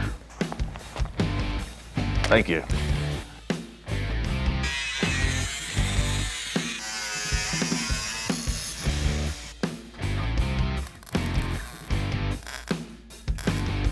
After going on a cruise night with Victor, I realized we had forgotten a very important part of the process, and I wanted Victor to come in and check it out before I go any further. Ian, what's going on? Working out these lines. That looks nice. Right around my white wall showing, Yeah. Everything's flowing. This project's a whirlwind, you know. Victor and I are all concept. The car's on the ground, it's gotta look good, it's lowered, etc. There's other factors to consider, and we gotta talk it out. This is exactly what you're asking for. Yes. But it's slammed, the frame is on the ground. You gotta lift the car up on the air suspension to ride. So, I mean, what I'm figuring is, you know, circle in an arch, it looks great, but it's so tight right now that when you bring that up, you know what I mean? It starts It's to gonna look weird. funky. I'll probably be able to see the engine, right? Well, that's the thing. It all depends on what you want out of it, but when we raise it, it might not look right. It's gotta look as good at ride height as it does sitting on the ground, and that might mean we have to adjust these fender well openings. I never figured on, hey, I gotta drive this thing. My look is slammed park. Right, and that's what I mean. We built this car, but literally it is metal to concrete. Even though the rockers are up, you know, the frame is on the ground. So I got these bags just in. There's no compressor or anything. Let me hit it with the shop hose. And one thing you gotta remember is the back always lifts first. I got it so it lifts so fast that it's gonna crush those rear quarters, so just kind of watch it. Can I have a car that just anybody could get in and lift up without having to lift the back up, the front up? Can I get a regular car where I just go up easily and down? No, lift the back up first, the front up second, turn your head left, turn your head right. One of the subtleties about close clearances is there's a procedure. So he's not taking it easy, you know. He's like, I want a turnkey thing. Why can't my stuff be simple? Full custom ain't easy. Victor should know this by now. And in raising the car up, sure enough, the front tire looks weird. Yeah, no, I mean, I could definitely go over curves. That's one good thing about it. You could set up the valves to have side-to-side action, you know, Yeah. flip-flop like it's showing, but right now it's just a bag. One bag is pushing the air into the other, so it helps us pose the car. So right now, rocker panel's down. So that's as low as you can get. So that's Right there. That's about cruise height. Yeah, that's gonna right be there. cruise height right there. Yeah, Right? yeah, exactly. So that's where I could drive it and still go over manhole covers and cruise it, If right? you're lucky, yeah. Yeah, on a so good then, day. yeah, I'm a lucky guy. We lowered this down 2 more inches. Yeah, and then now this bar's down to here and we're cruising and then we achieved what I wanted. Right. Changing the radius, modifying the fender a bit, it all adds to a better look in the end.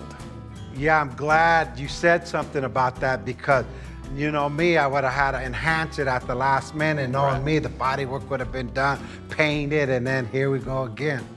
Well, the good news about all this is we're already there. We're in the ballpark. I'm just gonna lower that arch down, weld it in place, duplicate it on the other side. That mock-up is finally dialed in. Now it's time to just get her done. No second chances, so we gotta nail this, finalize it, and get onto the rear end. Go for it, let's do it.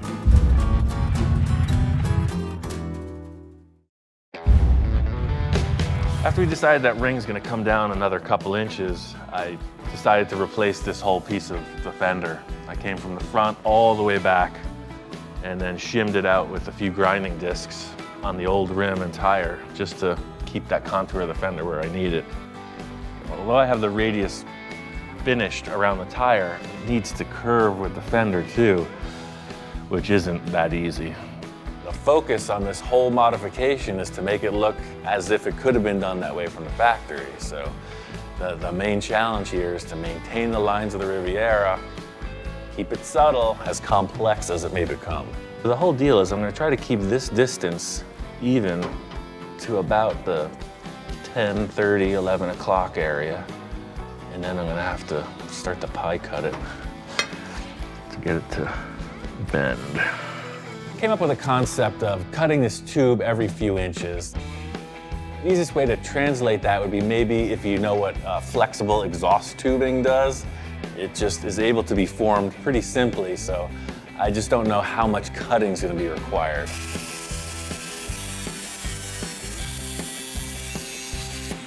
My thought is that at the end of this, it all has to get put back together, welded solid, so it's gotta happen. And then you could just take this and bring it up. We're close.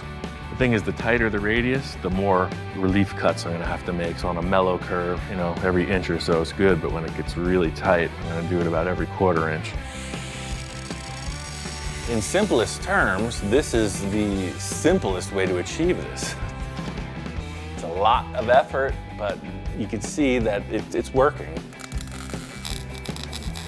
As flat as this car looks, it's super curvy. When you're coming into that front fender, it's about an 8-inch radius. Looks like it's flat, but it's curved this way and it's curved this way. And I'm using flat steel. Victor said it was gonna be easy. Trying to hold Victor to this concept of 3 easy steps, so we've already gone way past that. Just modify everything. 3 easy steps. As far as the world of fender forensics goes, this is represented by this. These tabs are representing the underside, and now I have to create this outer lip. But you can see the radius differs from the bottom. There's almost nothing. It's almost flat, and it turns into this really dishy shape. That's what the boss wants. In the end, I got to make sure that this concept translates to a solid finish, and it's all about whatever it takes at this point. It's just one of those things I can't stand flies in the shop. And we have horses next door. Horse, look, it's right behind me. It's coming in fast. It's smart. I've tried to gas it 5 times already. Can't stand it. For some reason, I'm a fly magnet. I'm like Pigpen. I think he bugged out. Oh, it's right behind me again. Oh, look at that. Sorry, fool. You're done. It's spray paints around, you know? It's an ugly color. I'm not gonna paint anything orange, so it's fly repellent. That's what you get for landing on my sheet metal. Again, forming a flat sheet into a three-dimensional shape, there's a million ways and a million high-tech tools to do that. Or you could just splice it into little pie cuts and form it around the fender. The statement of reforming a fender is simple. The challenge of accomplishing that is a ton of work, and that's the thing. I knew this was not going to be 3 easy steps. The whole concept was, this is strong, strong, strong. See the fenders flexing. Outer ring is rock solid. End of the day, this is what the car needs, and I'm all about doing whatever it takes. There's still a ton of work to do up inside, but right now it's all about the external appearance. Last few details to wrap up, and this side of the car is done.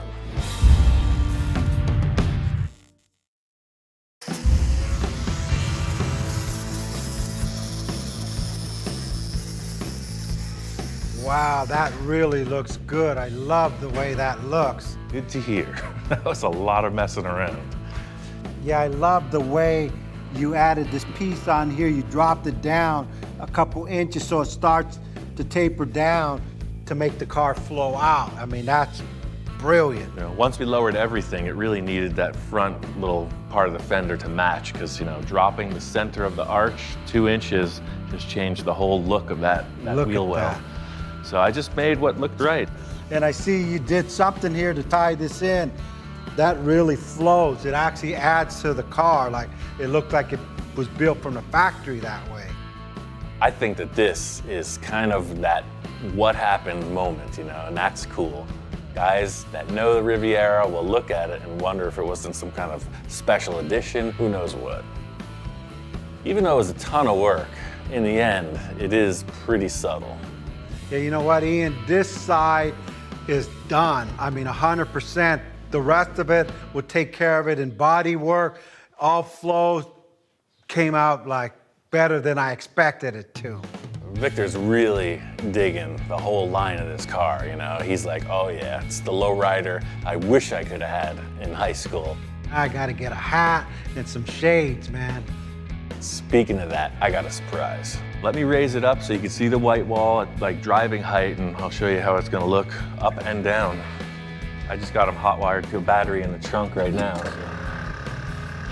Watch when you hit the switch, because it's like, it gets up kind of quick. Wow, easy there. Easy there, partner. That's ridiculous. It's like bucking bronco. At the front, I slowed down a little. It's not too much. And it don't go side to side, does it? It does all the moves, baby. So if you want to, you know, get your ghetto groove on, you can dump it side to side too. So we'll have a little gangster lean if you want that. Victor wanted a lowrider, that's what he's got. Front, back, side to side.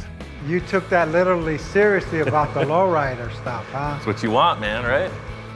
The thing is, it's not quite hopping hydraulics motion. You know, this is a cruiser, air suspension works perfect. The sides look like your drawing, but there is no reference as to what the heck's going on with the front or the back end of this car. And there's a reason for that. I figured once we finished the sides, we'd get the feel, and we don't need no plan to tell us what we have to do in the front. All we have to do is walk over and start thinking and talking, and we will come up with something, I'm positive. We don't need no stinking plans. Never. Yes, and the more I look at it, we're in trouble. I think we've made a lot of progress on the side view of this car. It's better than I had hoped, you know. Front and rear are next. I got a few ideas, and I'm sure Victor has got a mind of his own. Who knows where it's going.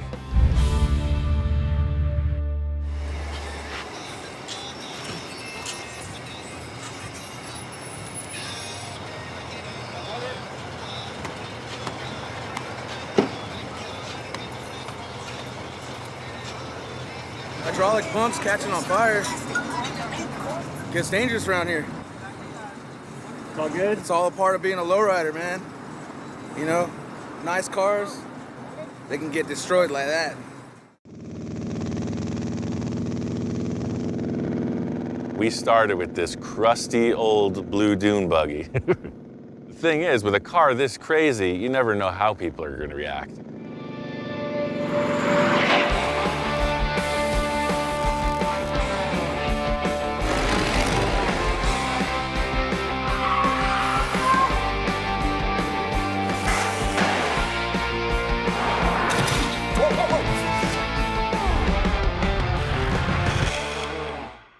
Right? Look, he's getting excited. We are on the right track here.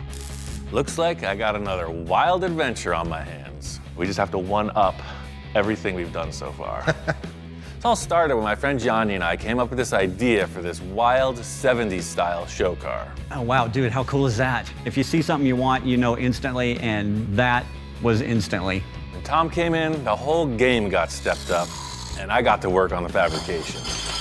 Right there's your custom exhaust setup. Then Johnny and I went on the hunt for some paint inspiration. I mean, just a two-tone, you know, blue and white, Yeah, see, dude, turquoise and white. that works. Yeah. After some back and forth, we settled on a classic look, but not without our own special touch. You know, remember the old mud flaps? You know, the back off. 100%. These damn vomits, back off. We got a bunch of ideas floating around, but now it's time to make it happen.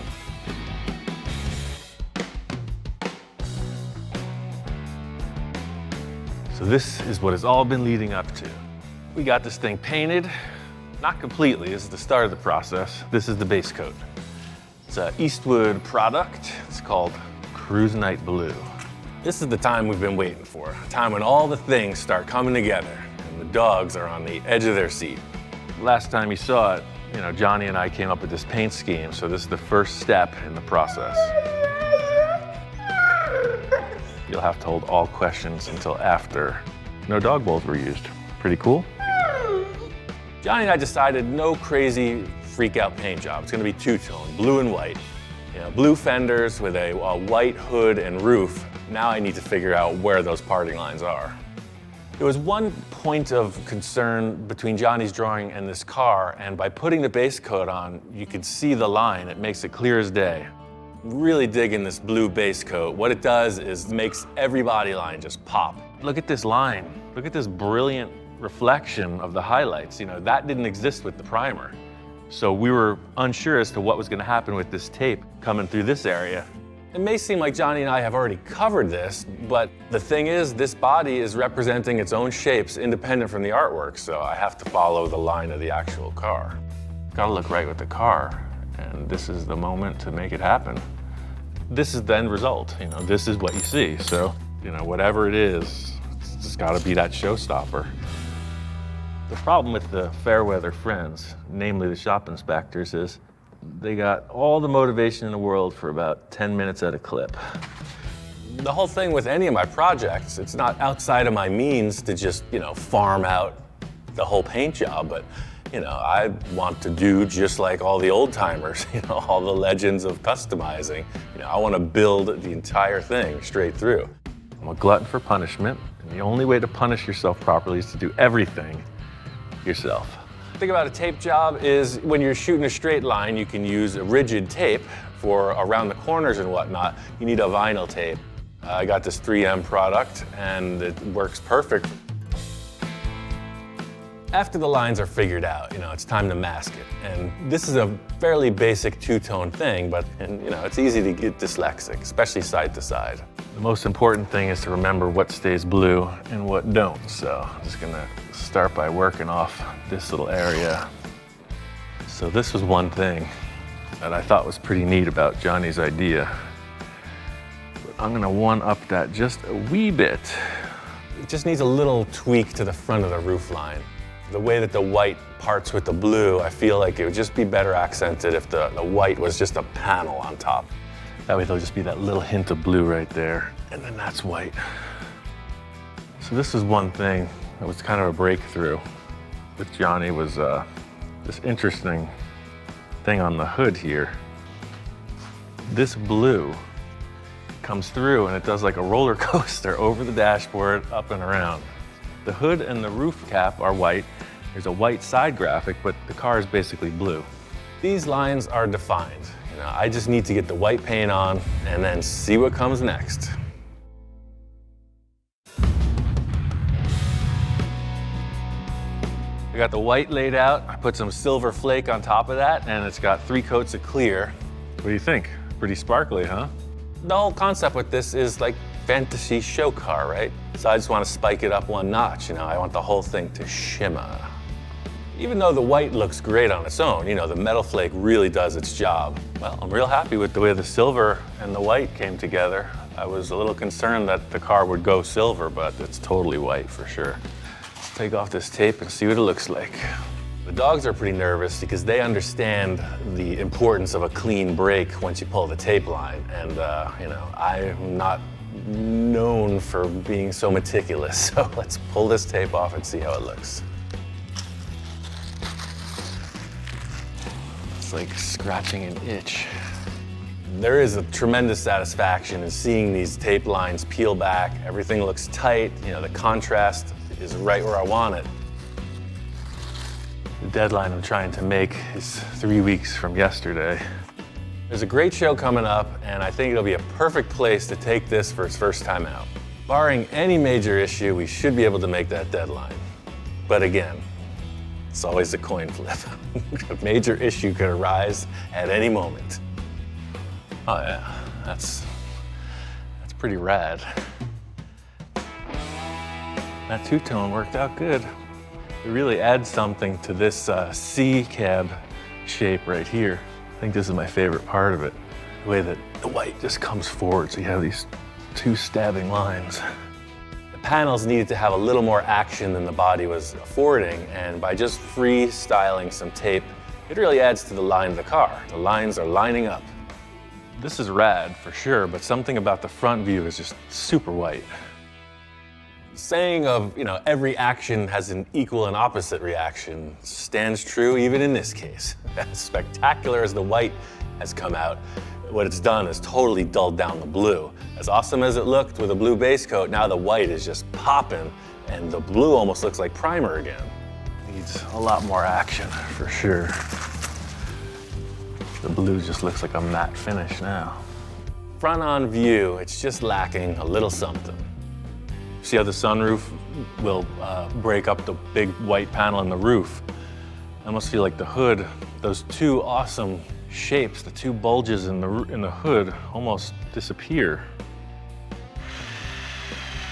It's like the sunroof in the top. The windshield is gonna break up this massive panel of white on the hood. Yeah, see, all of a sudden it's a different view. I don't want to overdo the paint by any means. I just want it to match. So right now the blue and the white are not cooperating.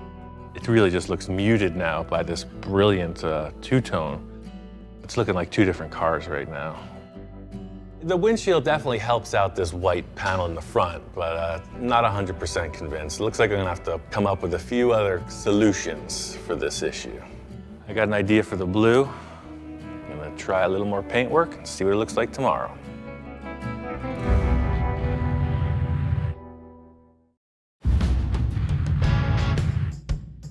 I addressed my 2 main problems with the paint. I added blue to the ridges on the hood to break up the white panel. You know, I really bumped up the value of the blue with 2 tones of metal flake and then a gang of clear coat on top of everything. So now it's really starting to shine.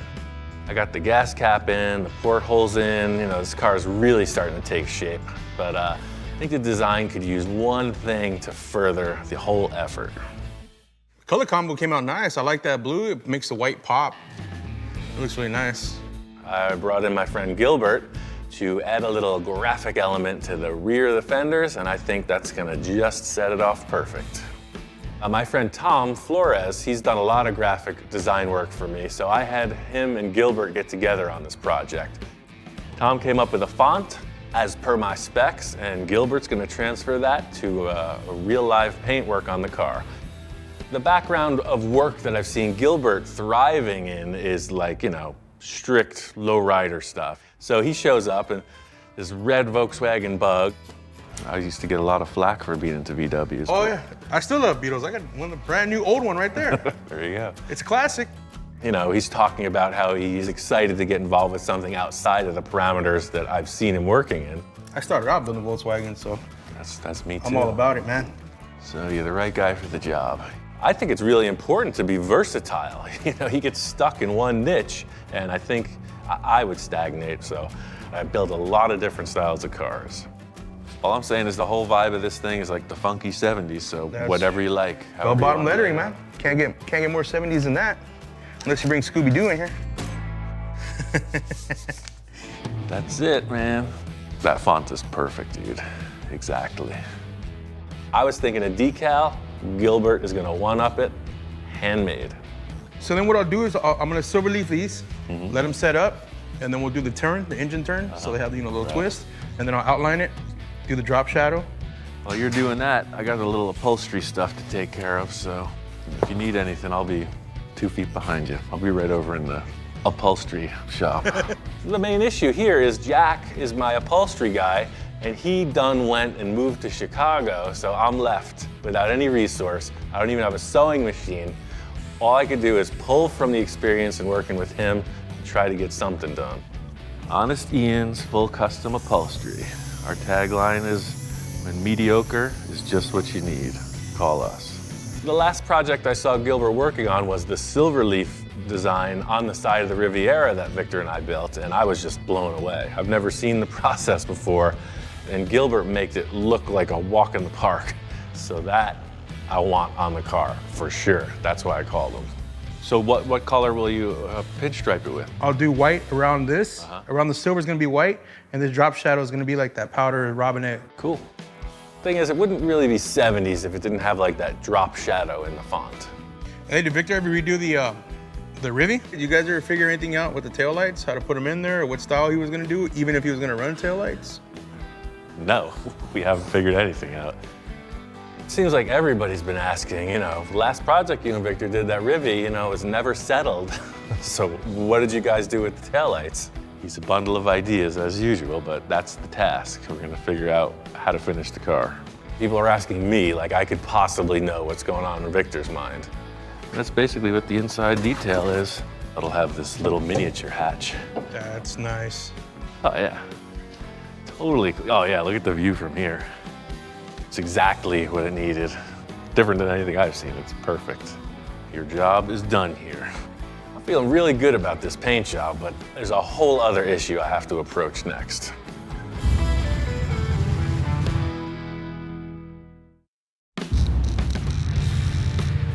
Just like with the paint work, you know, I modified a couple things, and I'm seeing this huge issue with the fabrication aspect of this.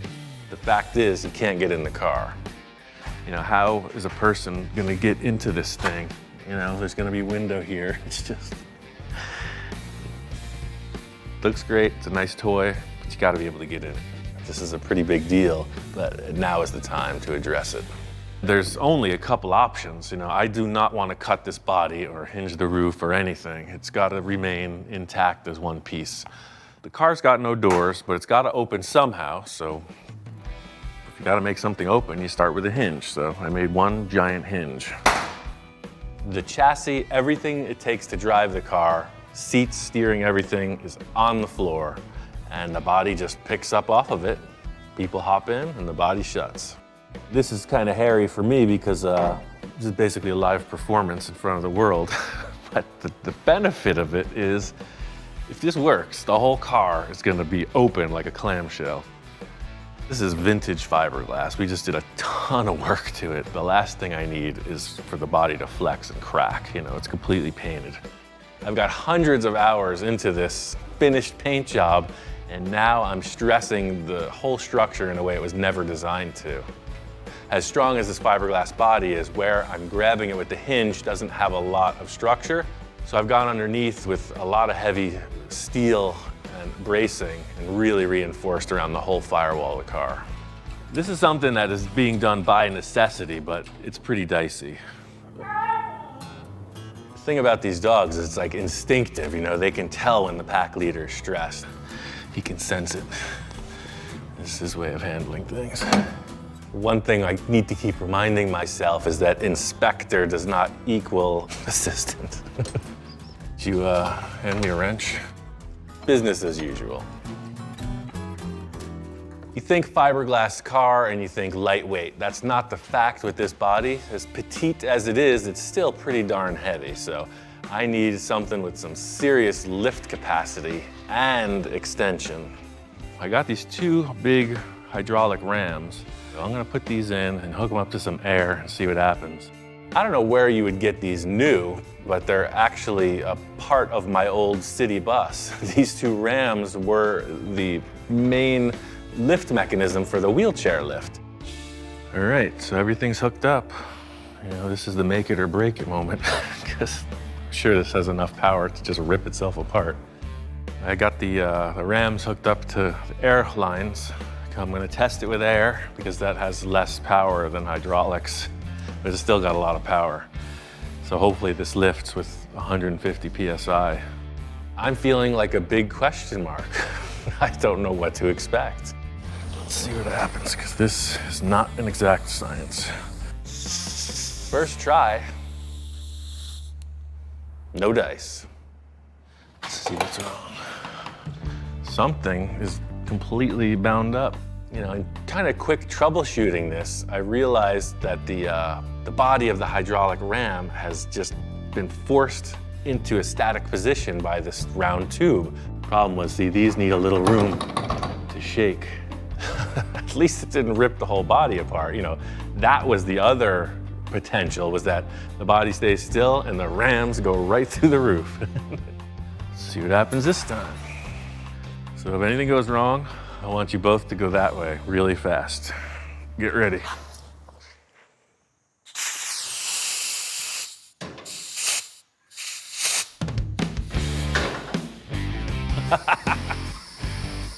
Yes. Hey, it's the simple things that thrill me. That is totally cool. Just like you want to see, this thing pops open, like perfect. I was expecting anything, you know, maybe one hinge breaks off, the thing kicks over to the side, you know, there's an emergency recuperation moment. You know, I was ready for it all, and nothing but what was supposed to happen happened. Look, it's my greatest achievement ever. Can we show some enthusiasm? They've seen it all. They're so jaded at this point. But one thing I wasn't considering is these rams being right in the way of the seat. After this great achievement, I still wonder if I'm able to get in the car. That was why I did this. This on itself, this sold the effort for sure. Now all I gotta do is figure out how to get in the car. This is not a sprint, this is a marathon. Marathon with hurdles. We just jumped one, but I could see a lot more on the horizon.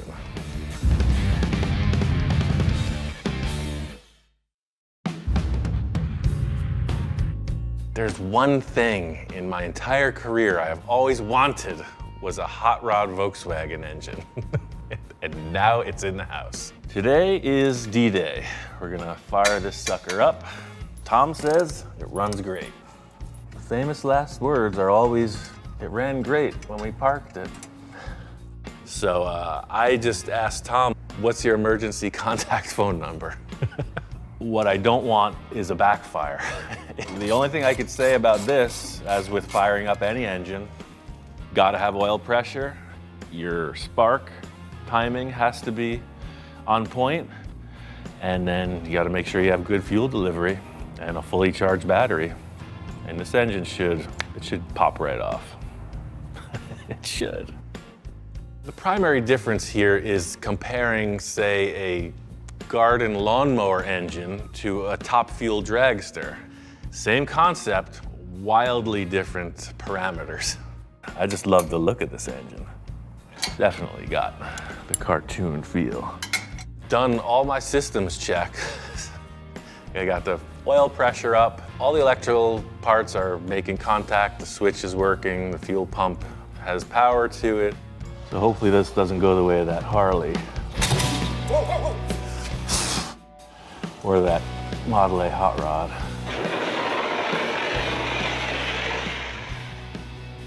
Just gonna turn the key. If there's one thing I know about cars, anything that can go wrong will. That's why I've prepared for this. This is for the rafters and the roof. really hits the fan.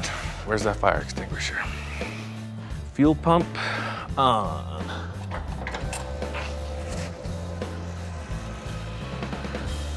Yep, that's what I was talking about. And sure enough, like Montezuma's revenge, one turn of the key and there's just gushing. I mean, not a leak, a gushing flow of raw fuel. Seems like a pretty big leak because it is. Hence the high flow fuel pump. That's what it's supposed to do. It's a high performance engine, it needs a lot of fuel. I know these cars and they hate us. The last thing they want to do is run. But the thing is, I am in no way a master engine builder, but I am a troubleshooter. In a perfect world, I will just tap on that with a small hammer and the problem will be fixed. Anybody that knows carburetors knows there's a little float bowl in there, and that's most likely the cause. Tap on the carb a few times, and I'm hoping this simple fix addresses the problem. Otherwise, we got to take this carb apart. Now, with the key turned on, there's no fuel gushing out of the engine. It's time to fire it up.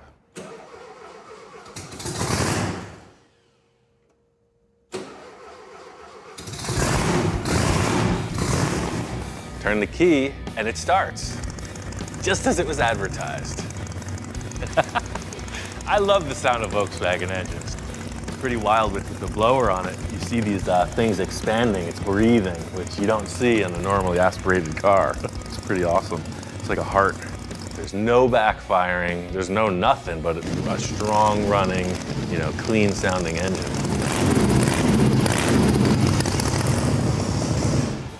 So this was a major what if, one thing for sure is that it runs, and that is, quite frankly, that's a blessing. That was the wild card in the whole operation. If the car show's coming up literally 5 days, we're down the road. The body's off, it needs to be color sanded and buffed. There's no interior, there's no gauges. There's a lot of stuff that has to get wrapped up, but we're one step closer. As the statement goes, the devil is in the details. Well, this engine and transmission is a great step, but the finished work is what's really going to sell this concept. A little while ago, Victor and I went on this crazy Riviera adventure. We built this custom lowrider. In the end, Victor could not come to terms with a decision on what taillights it should have, and there it sits, still incomplete. Victor knows that I'm in the middle of this crazy project on my own, but he's constant on his endeavors, and he says he's made a decision. Can you just break off for one half a day, help me out? I need to get this car on the road, and we can get that thing finalized. I gotta say, it's highly unorthodox to completely finish a car and then cut the holes for the taillights, but here we go again. In my defense, I figured out what I want to do. Good, because it's time. As you know, it's up in the air as to what Victor's thinking, so let's see where we're at. First option, my friend smoking a bandit's car, Firebird. I'm thinking of maybe 2 of those. I mean, it's definitely out of proportion. It's a hard sell, man. Wait, let me sell better here. Better sell. Figure I'm taking this off, so we're going to here, right? And it starts on this side, look at. This is the wild card situation I was bracing for. Anything that is heavily modified can work. That's just option 1. We'll look at this and then we'll go to option 2, option 3, 4, and if I have to go to option 5, I will. Making a decision means different things to different people. The decision he's made is that we're gonna make some decisions all day long. It's good to know you made your mind up. You're down to 5 maybes. The upside of this is, plenty of options mean we're not gonna get pigeonholed into just use this now, let's just get out of this. I could see where you're going with this. This is a good base, but maybe we got something better. Option number 2, I'm seeing these 2 like this. Option 2 is a very different choice from the Firebird lens. Victor's envisioning them to be doubled up, to be Frenched in, like a flush mount. I think it's just too busy. I think, in the end, you're gonna have 8 taillights. Yeah. I think it only needs 2 taillights. Yeah, no, I agree with you 100%. So there you go. No bueno. Let's see what Victor has in the rest of his bag of tricks. Check this out. Bought them at a trucker store. You're that guy that goes in for a cup of coffee on the road and comes out with 16 different taillights. I know your type. I'm constantly running these cartoon scenarios in my head, so I see Victor pulling into the gas station, explaining to his wife, "I'll just be a minute, honey, I gotta use the restroom." Victor's going through the taillights frantically, you know, watching the clock. He's gotta get back, but he still needs those lights. How many taillights does this car need? I wasn't sure what I wanted, and I wasn't sure how many I needed. And once you take this wrapper off, they're pretty snazzy. This is an option because it kind of goes in line with what we're doing, you know. It would work. That's kind of interesting. Maybe we don't put the chrome on it, and we just use the lenses and pop them through. I mean, the idea of the taillight being that wide and only 1.5 inches tall totally fits it, but just those oval holes, it's like you're not seeing anything round on the car. That's the only issue I have. We're moving right along. We're narrowing this down, but as long as you're not plagued by indecision, things can go well. And I got two last options. Two last options? This is the last one, but together, they have to go together. Those are cool. Right. So it's that flavor, but Yeah, you got the same chrome. flavor. It's the same deal as what you're doing with those other 8 taillight deals. These are looking good. The chrome bezel is what sells it for me. I'm sick of all this tape, man. We got to get something permanent established. And I guess I'm committing to this because you're drilling in my damn car.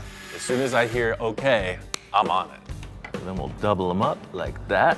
Yeah, pretty much it looks like it's there.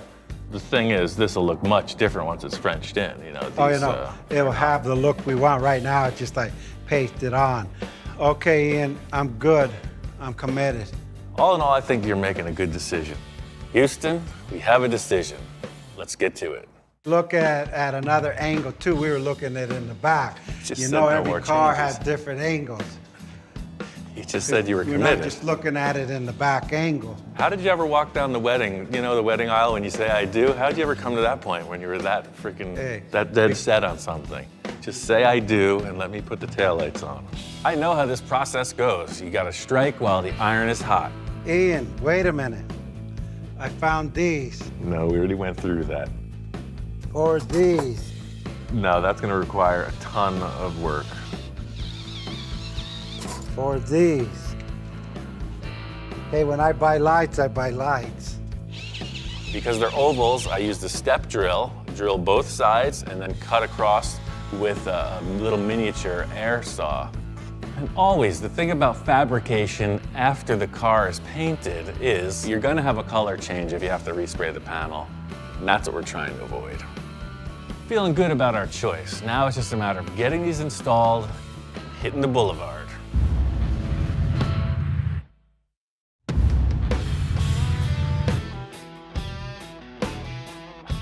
Finally got this Rivi on the road. Taillights are in, everything is attended to, it's looking good.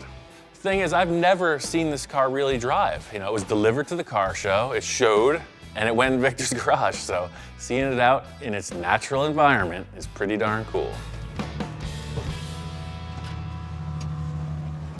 All right, man, finally, we have a decision. It's looking good, it's driving good, it's got taillights, come on. That's a wrap, baby. Look at that thing, huh? Fine. My old lowrider days, I'm actually at the park that we used to hang out at. I know. My name is carved in that tree over there. Victor's totally excited because that's what he does. He drives his cars, you know, all 50,000 of them. So 50,001, it's on the road, he's rolling.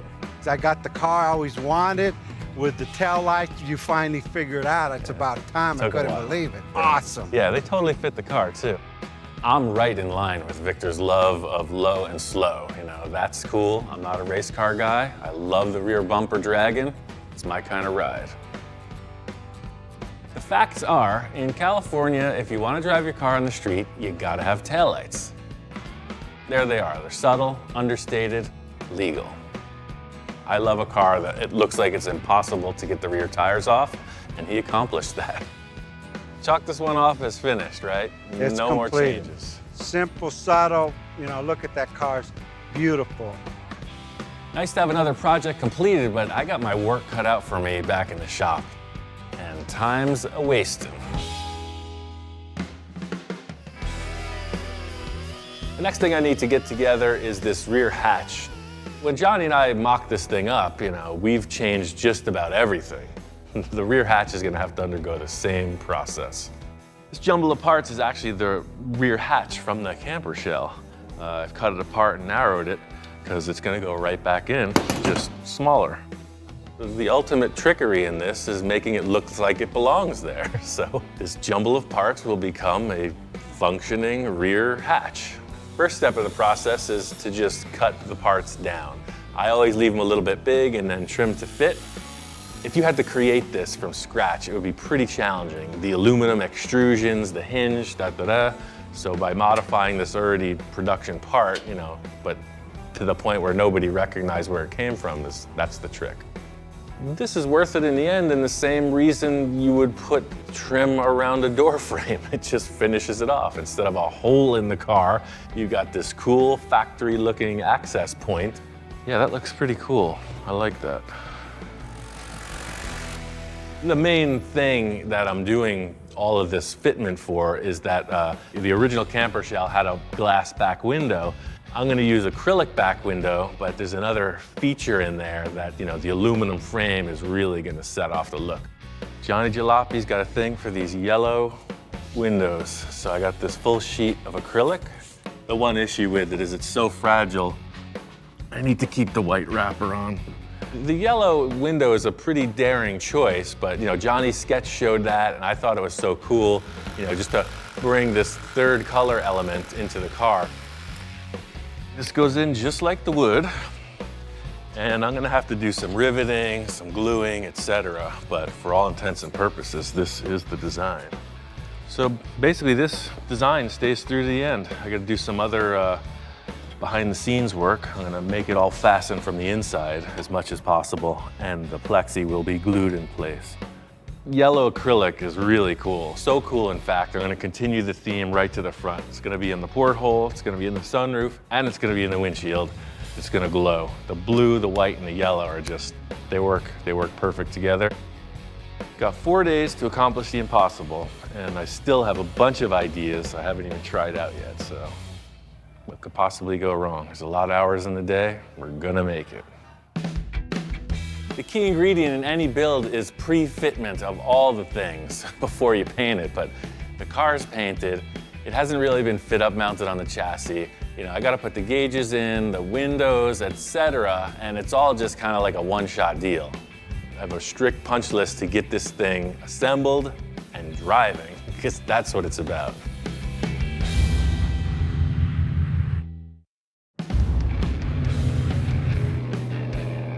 So the whole thing about deadlines is you're thrashing to the end. Took it out to the desert for a shakedown run, and it is really something. It's way cooler than I ever expected. This yellow acrylic just totally brightens up the whole thing. These cool side pods, they're in development. To get them in place and painted really changes the side view of the car. I mean, it's really cool. And this car checks out just fine. I'm interested in going to the car show, having a good day.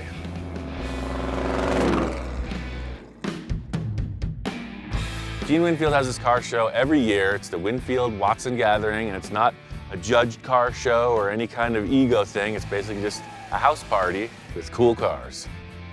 So we had to get there. This year, Gene couldn't make it to his own car show.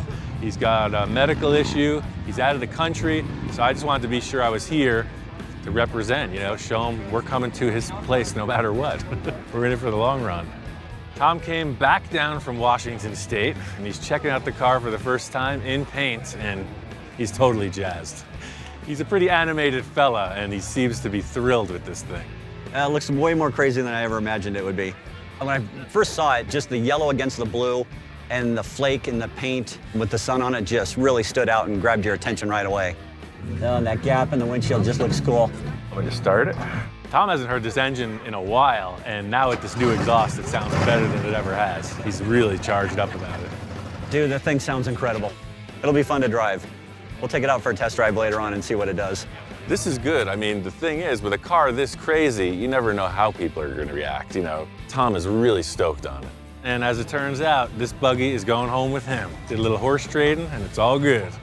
We had about 6 or 7 hours of intense negotiations with the shop inspectors, and we were able to come to an agreement that may or may not have included a couple cases of dog treats. Coming out to the Winfield show, I haven't been to this show before. And it's just cool seeing all the 50s customs, and it's just like you're stepping back in time. The thing about this car at this show is it's kind of the odd car out. You see the lineup, you know, it's got the Merc, it's got the Packard, it's got the Jade Idol, it's got this other amazing wagon, you know, 50s customs, and then this weird cartoon Dune buggy right in the middle. You know, Gene is known for doing really out-of-the-box stuff, you know, risky, taking chances, so that's why this car fits in here. It's funny, because some older dudes that I've met have walked right up to me and are like, I knew this was your car. It's like, what are you talking about? For some reason, people understand that this freaky style was coming from this guy. In typical Cacho style, Victor and his entourage are on the scene. Oh, did you see the Sterling dashboard? This is all the Sterling. Oh, shit. Everything gets repurposed around here. You don't know that I go into your shop at night and I just start taking stuff off the shelf. Only Ian will pull something like that off. It's like everything Ian does, I mean, you gotta see this car. And I'm not a Volkswagen guy. That thing is bad to the bone. 2.5 now, 275. I got 2.5 right there. Victor's a player. He's always in the mix. They got this charity auctions going on. This is a really, really incredible piece. And this is a carving of the reactor out of a solid piece of wood. And you know Victor's not going home empty-handed. 6 now, 6 1/4. I'll go 6 1/4 too. I got 6 1/4 now, 6.5. That's 6 1/4 now, 6.5. This car is running, it's driving. Tom's got the keys, and I got one more surprise. Oh, dude, we're totally taking this thing out. We're looking forward to seeing what it's gonna do.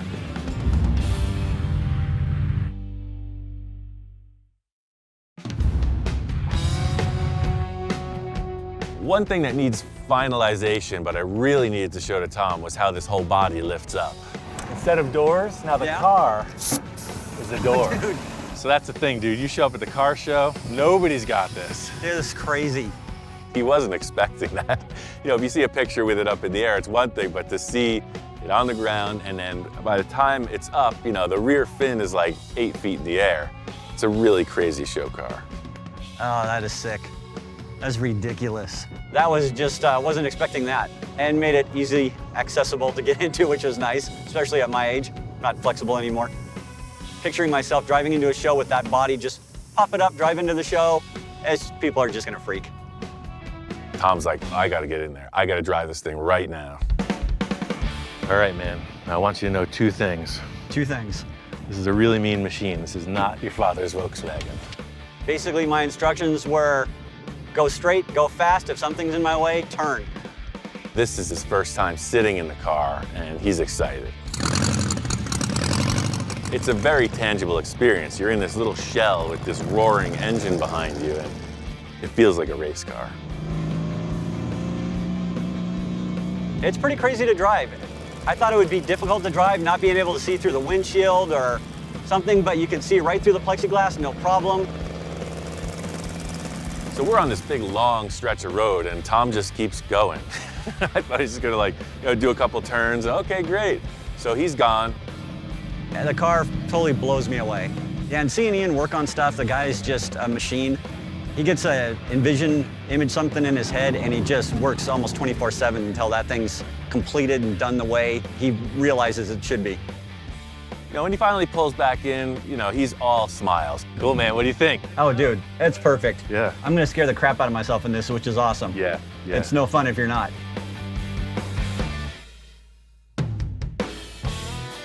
This thing has come full circle. You know, we started with this crusty old blue Dune buggy months ago, and look what we got now. I mean, working with Johnny, it's like a sure thing at this point. I always know we're gonna come out with something really unique.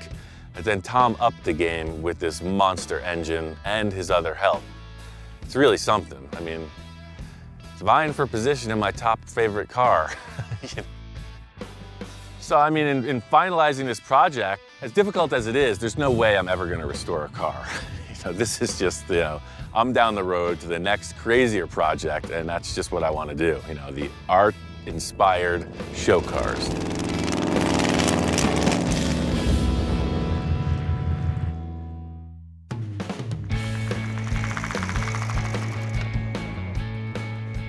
One thing we didn't accomplish in time for the show was the interior, the upholstery, you know, and Honest Ian's custom upholstery only goes so far. I wanted to take it to the next level. You gotta call in the pros. My mediocre upholstery was only mediocre. So we're always striving for the best.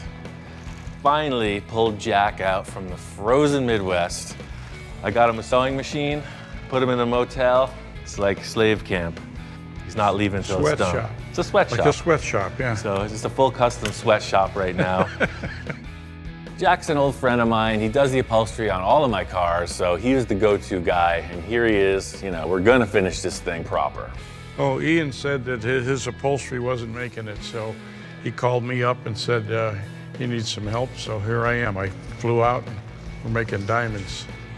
Diamonds, baby.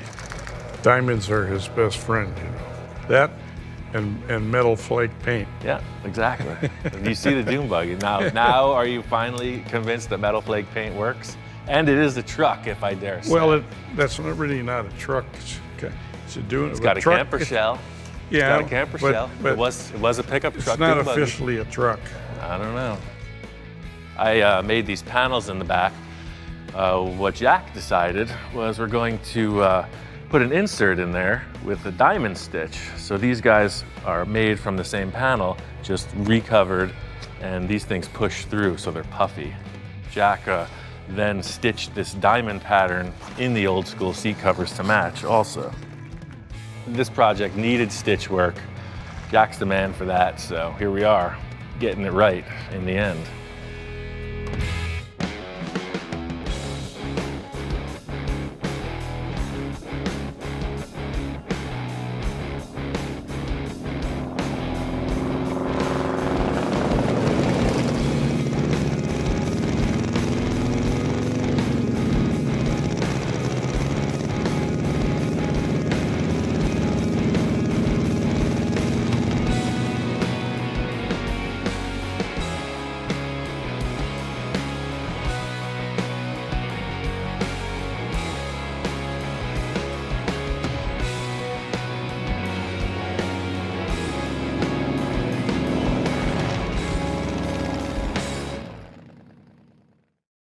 Your whole career has been leading up to this point.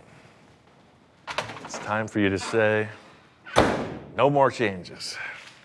This type of conundrum, if you will, could really turn this thing into a three-ring circus. It looks okay, but it has to look great. Like, Yes, wow. I I know. mean, when I'm turning this way and I look, it's like, What? wow, what did he What do? is it? Yeah. Drum roll, please.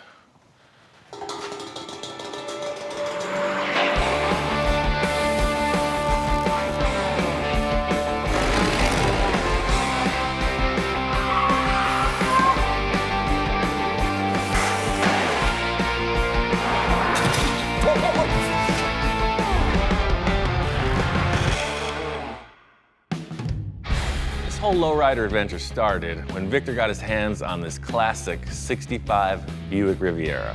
You know, lowrider cars, I'm going back to my roots. See how it's just subtle? Oh, wow. And that's simple. That's just 2 things. That's not 10 things. Not only that, but Victor had his mind set on taking it to a big show that's coming up. I want to take this thing to Santa Maria, Cruising Nationals. That's the best car show of the year. Once we got into it, it turns out subtle ain't easy. No surprise there. That's the only time I see you smile, is when you tear stuff apart. We put our ideas together, and I got to work. I bet you if someone had never seen a Riviera before and they seen that, they would think it's factory. Victor's been around this scene his whole life, so there's plenty of inspiration flowing. I've always dug lowriders, but there's nothing like being in the mix, you know? In the car, cruising. Yeah, no, it gets crazy, like real crazy. Still a lot to do, but so far it's looking good. Yeah, you know what, Ian? This side is done. I mean, 100%. Front and rear are next. I got a few ideas, and I'm sure Victor has got a mind of his own. Who knows where it's going. Ian, how you doing? Well, it's time to do the front end, so I was just making sure all these panels were aligned before we cut them apart, you know? This Riviera has come a long way. It's been quite the journey. We're onto the front section of this thing, and I'm expecting some major changes from Victor. I got a couple little extra parts to start on the front end, to start on the new journey. In all the other projects, Victor is all about, the face of the car. The car's coming at you and it looks like this or like that. And I'm thinking, oh man, this one's gonna be a big problem compared to the sides. Check this out. You know me in Pomona, a 1965 Riviera bar grill, baby. Victor's always shopping, parts gathering. I never know what he's gonna come through the door with. It might fit right in. It was made to fit right in this thing. Let's see how she does. Check that out. I just saved you a week of fabrication right there. Look at that. So it was made for this car? It was made for this car. And that's my flavor right there. He brings in this grill, and that totally streamlines the whole process. I don't know where he's going next. I had these. I bought all 4 of them. Let me show you what it's gonna look like with that and this chrome. Check that out. Oh yeah, for sure. What I mean, see how clean the look is? No doubt. This here's done. What's the catch? Where's the... A mile custom, remember. From my standpoint, it looks like we're gonna get through this project without making any more crazy modifications. As long as that's the look you're going for, let's get on to those rear fenders. I want to keep Victor on course, keep him rolling right through the car, and now it's on to the back end. The thing about these rear quarters is they got to match up with all the stuff that Jack's done, He's customized this whole back end. He did this cool roll pan, drapes under the fuel tank. He made these pods that housed custom handmade taillights. Our main issue is getting this fender drop to somehow flow in with the rest of this. Jack's already customized this car. The rear taillights are his own design. He took this big slug of plastic and whittled it into a taillight. So he'd have to put some LEDs back here or whatnot, but he was trying to be super smooth with the car. So you see when they go in, they just insert like a little puzzle piece. So you can see this line comes into the taillight and disappears. I really like these lights that Jack came up with because they are handcrafted. The only way I would improve it, per se, is to maybe come up with a little chrome bezel around it so it fits the chrome on the car, and of course, some kind of good lighting system. Ian, I like it. I like the lights. Hey, Jack did an incredible job, but it's not in my vision of what I see this car should be with the modifications we did on the side. To make it really easy for you, all you have to do is this. Number 1, I want to tear the lights out, weld that all up, mimic this angle coming down, this tying into here, cut out the whole roll pan. I don't like it. The lights and plates too big, out of proportion. All of the pan out, pa fuera. I hate to use the term Jekyll and Hyde, but Victor does this switcheroo. What just happened? 10 minutes ago, you were a different man. What happened with the mood change? What happened to just bolt it together? I thought we were just gonna breeze through to a happy ending on this whole project, and I see Victor is on a mission yet again. What we just experienced a couple minutes ago was the calm before the storm. That was just a warm-up. I see what you're saying, just gotta change the whole rear end of the car. Yes. No problem.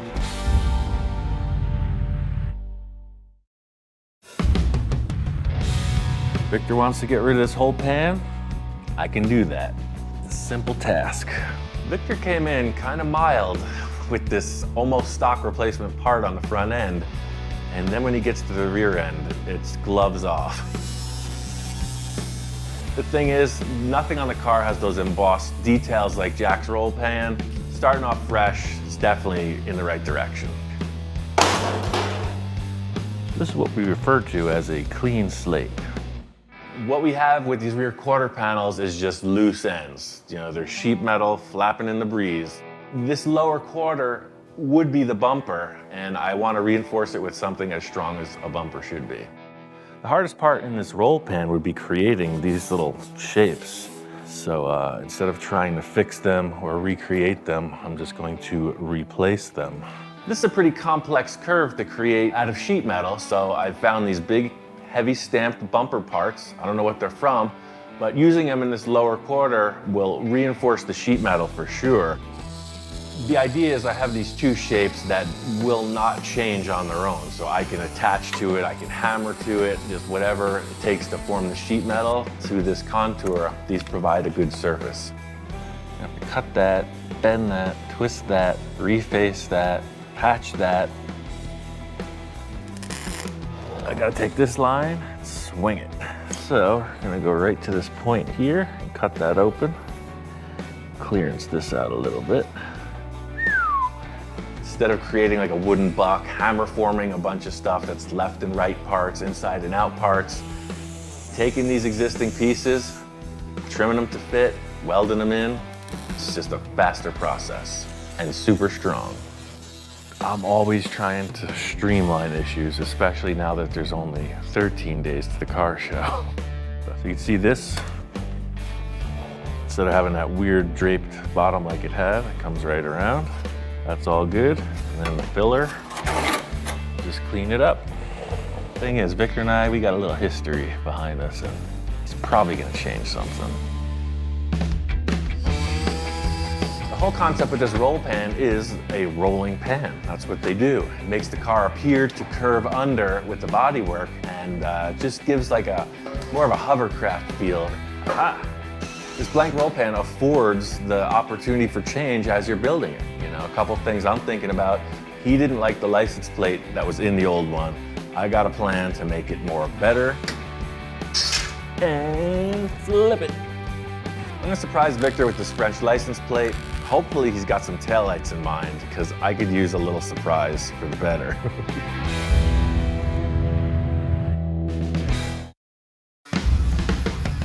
So this blank slate roll pan is achieved, it's in place. I'm gonna wait till Victor gets here to surprise him with this French license plate install.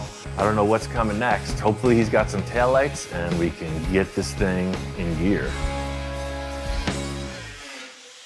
Ian, how you doing, man? I've been on Operation Blank Slate for the past 24 hours. I hope it's blank enough. I'm thinking about what you kept describing, you know, with all of your motions. And what I took from that was you wanted this angle to be mimicked here. Yes. And then same deal here. And you did it, you did it. You could see it going almost like a V. Yeah. That's cool, and I like V. That letter sounds real familiar to me. You know how I work, man. So last step for the rear fabrication is this French license plate frame. I mean, it's nothing to it, it's a typical scenario. It's not gonna be this deep, that's why I wanted you here. I'm gonna cut that open. Let's set this where we need it. I didn't touch the lights because I want you to see everything kind of complete. Jack's custom tail lights, they're pretty darn cool, man. I don't know how you're feeling about it, but I wanted you to just take a moment to reflect after we get all the fabrication done, then make a decision. Even though I rebuilt the entire rear roll pan, this just gets us back to the starting point. Everything Victor wanted to accomplish has yet to be seen, so here we are back at square one. I think we could gauge this without the bumper. I mean, it is, after all, a license plate. It's gotta be front row center, basically. You can't mess around with this, so we'll make sure it's below the bumper, you know, somewhere in that neighborhood. We don't have the bumper, it's out at the chrome shop, and here I am building this roll pan and license plate issue without the dimensions of the bumper. I know he modified it, but I'm not sure how. It's not a huge leap of faith, but it's definitely risky. All I have to say is clean, clean, clean. Instead of hanging the picture on the wall, you're putting the picture in a frame. It's perfect. What do you think? It's pretty groovy, huh? You know what? I don't like it. What? It's a square thing. How could you even how could you even possibly improve on that?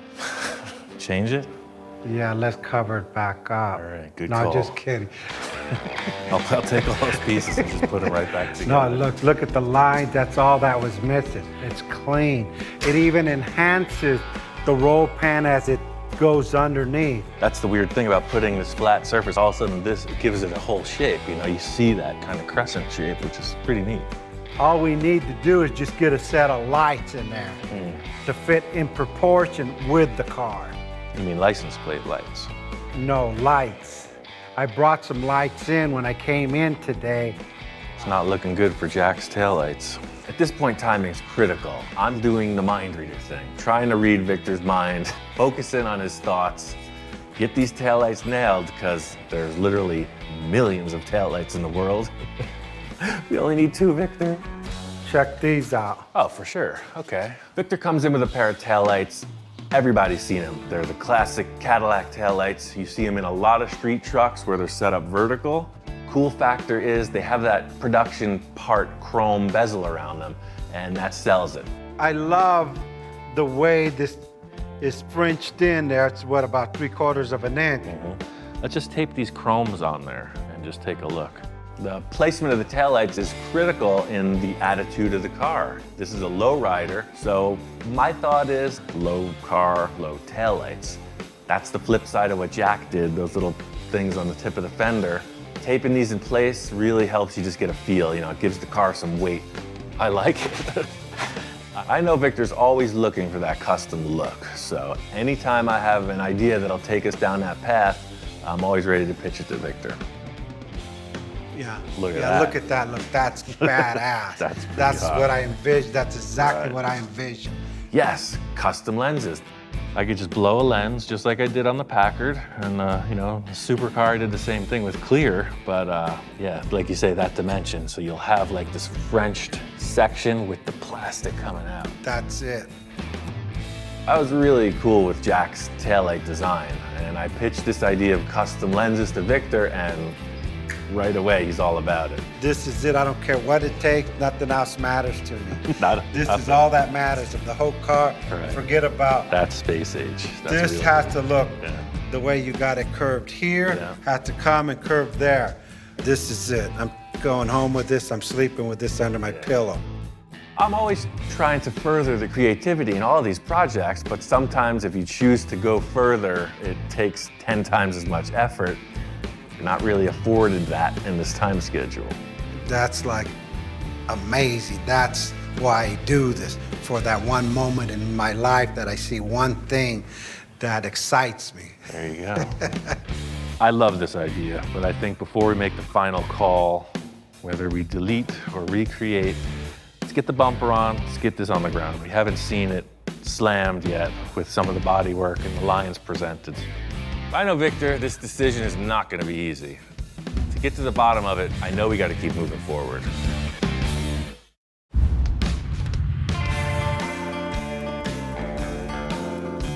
I got a surprise here. Yeah. Danny with Big D Chrome got it done in 5 days. All the welding, all the repair. It was pretty amazing.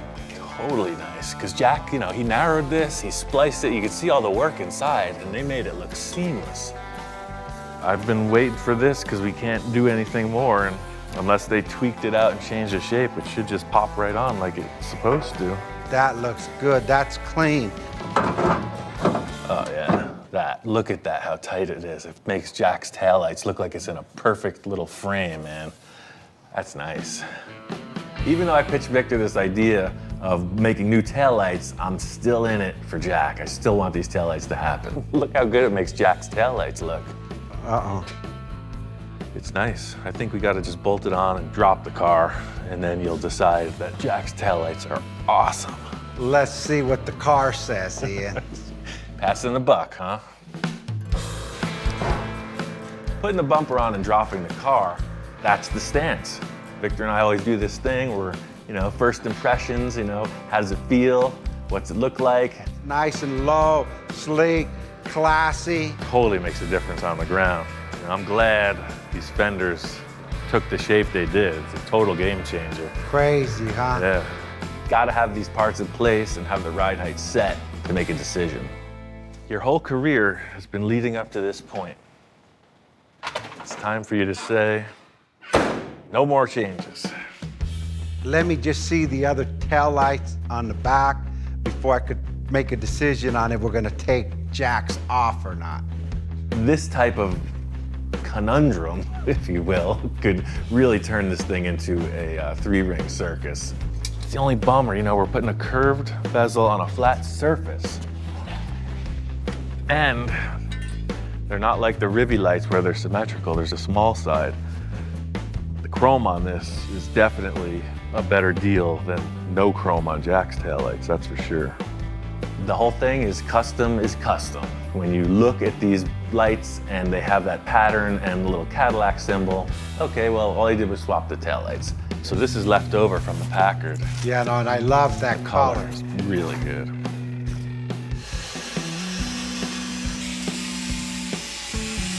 That's the scary part about acrylic, though. It's not very forgiving. I don't know, Jack. Looks like you might be getting taken out. That is classy. Let's see it without the chrome frame. Oh, wow. He's stumped. Let me do something real quick. Sorry, Jack. It's like a 50-50 call. I mean, literally. It doesn't look too bad, but then with them off, I don't know about the proportion of that lens on the bottom. I need another dimension. It looked just too flat. And now Jack's lights, I'm so conditioning to seeing it on there. It's kind of like I'm getting used to it. It looks okay, but it has to look great. Like, yes, wow. I mean, when I'm turning this way and I look, it's like, wow, what did he do? Yeah. Hang on a minute. Jack, you're back on here. Jack's back in business. Pulling out all my tricks to help Victor make this decision. You know, okay, got the bumper ons, put the license plate in place, you know, just flesh out the car. Maybe that'll help the taillight choice go a little smoother. I don't know what your registration is, but I know you like potatoes, so I know you're a fan of them Idaho spuds, so I just picked that off the wall. It's got a good look. Drum roll, please.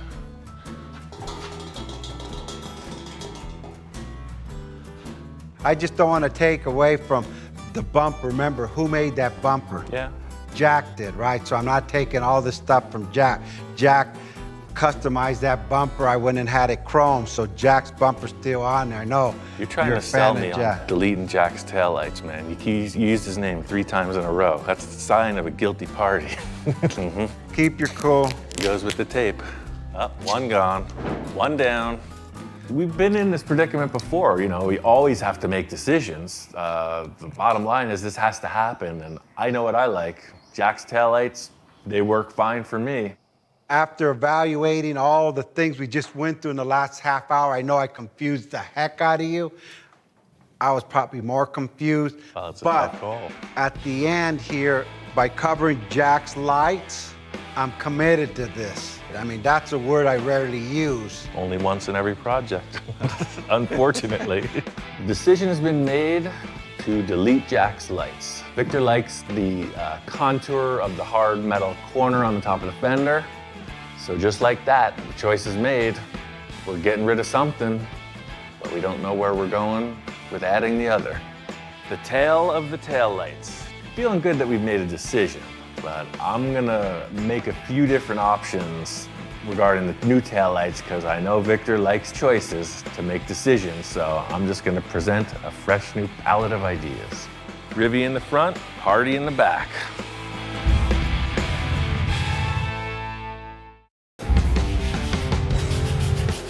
Jack's taillights are deleted, the car's in primer. I'm doing some finalizing of the contours regarding the rear quarter panels.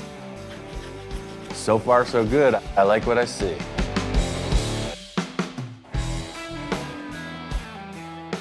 I brought Victor out to this car show to get some ideas flowing for the paint.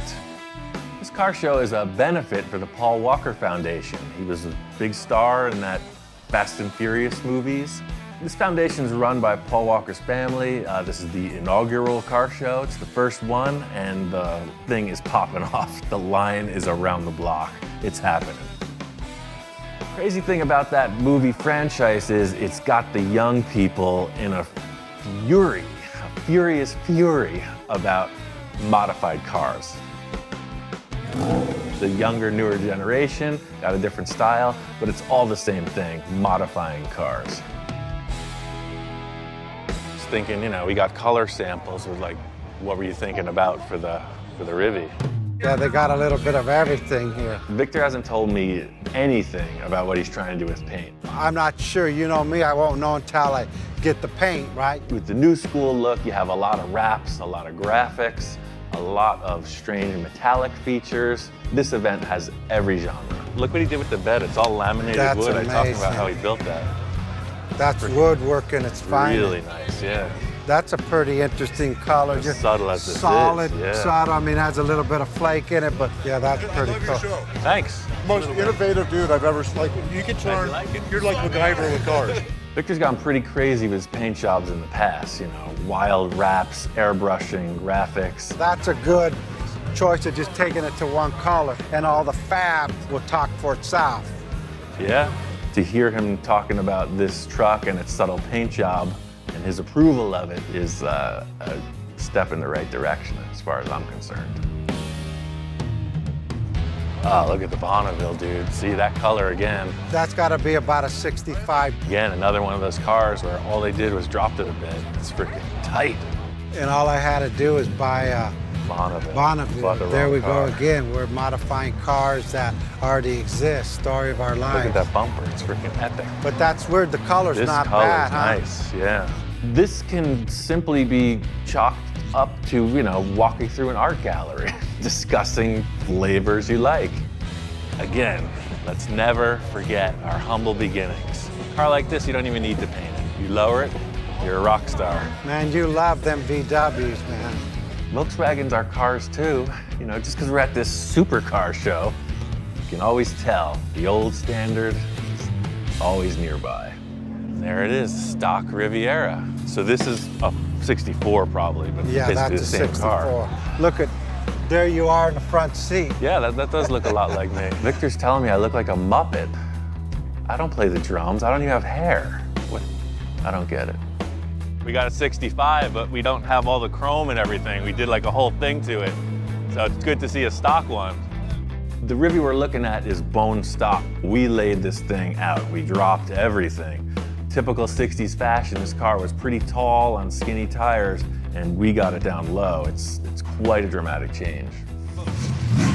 There you go. That's a pretty cool color. Yeah, just a nice silver. too, right? In between a silver and a blue. Now if I could just get that mixture, that's interesting how they both came together. Yeah. So I think that just made me decide silver is blue.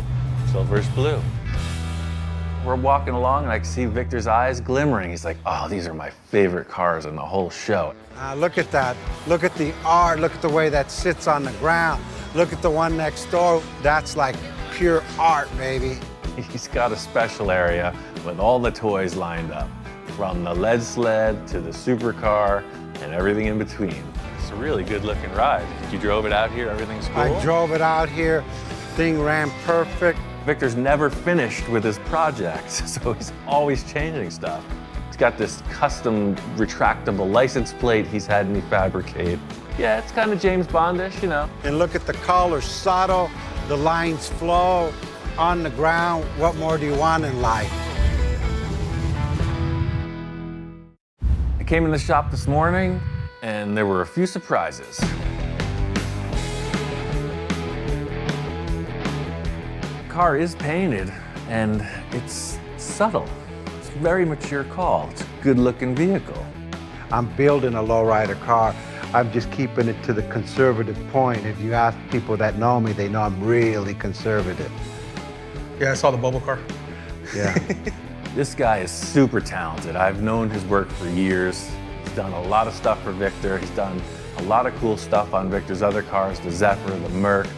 Dude's first rate. When we stripe this up, you just want all these just to come to a straight, just point right there and stop, right? Correct, that's okay. it.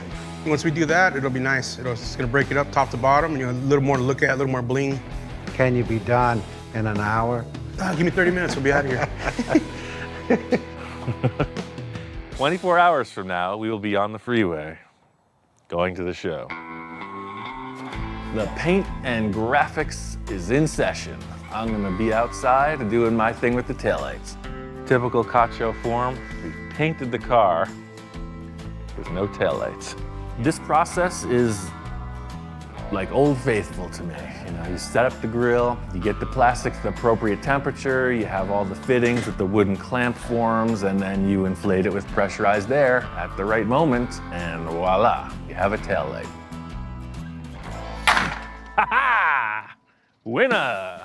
Every time I do something new, there's a learning curve. That's the problem we've been facing.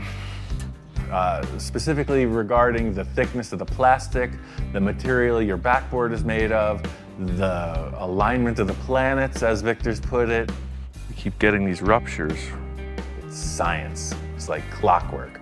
With this material thickness and the parameters we're working with, it's just not happening. Life is a learning library, so the first options didn't really pan out the way I was hoping.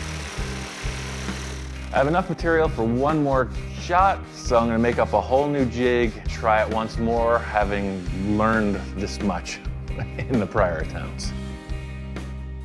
While I get that ready, it looks like Victor decided to go with a silver leaf and pinstriping idea down the whole side of the car. This process is pretty cool. They tape out a bunch of lines and they end up with a negative reveal, a masked shape of what their graphic's gonna be. The surface is cleaned and they put on this glue. The glue material dries, and then applied to that is this super thin silver foil.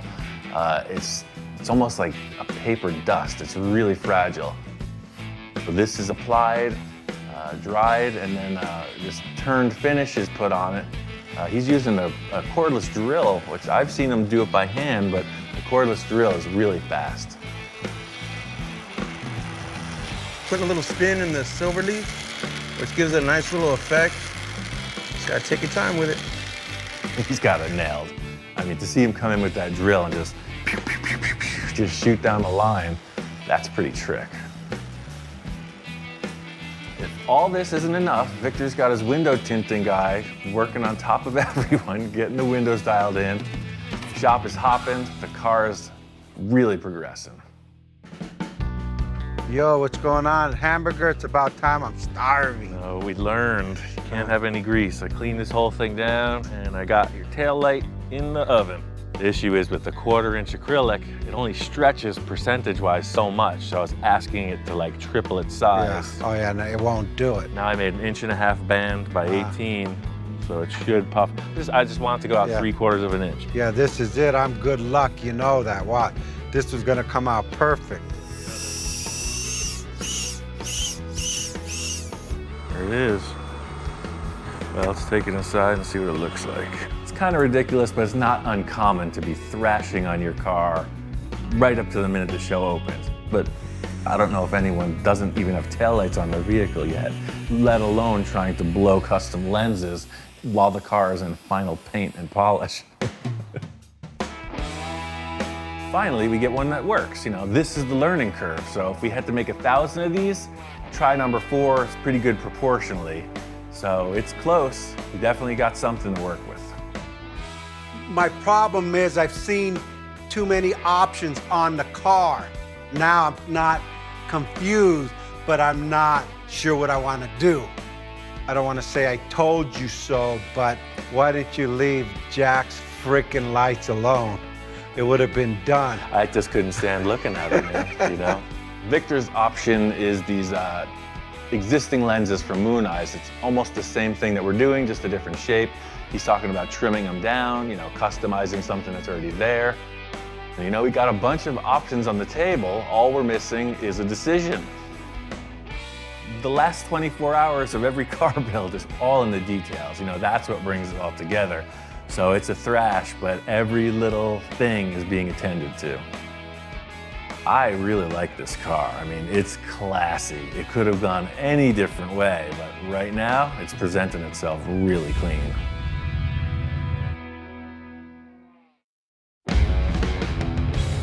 This lowrider project's got everybody amped up, even the dude, even the shop inspector is getting in the mode.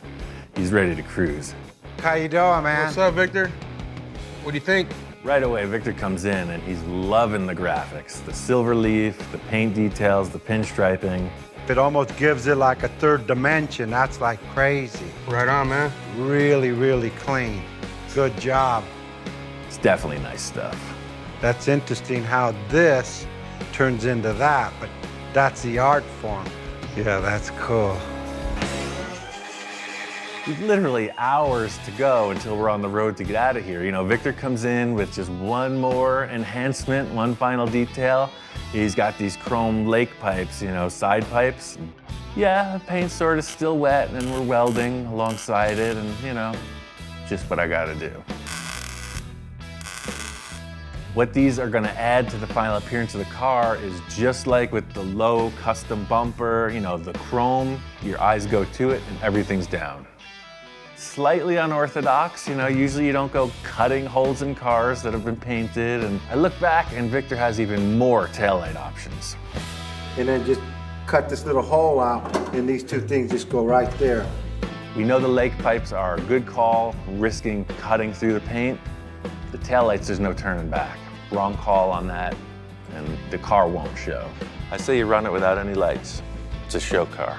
And instead of just putting something Mickey Mouse, because the whole car came together the way I pictured it. So we'll just go to the show. So I'll put you in the back with a flashlight, no big deal. And then we'll see what happens from there. We'll come back, take our time, and figure out what we're gonna do.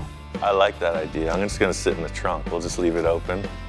2 frosty adult beverages, and I'll just have this, each time I feel the car slow down, I'll just send out a light. The bottom line of this debate is that the more we look at the rear of the car, the more we agree that it just has a great look as is. To put in taillights that don't complement it at this point doesn't make any sense at all.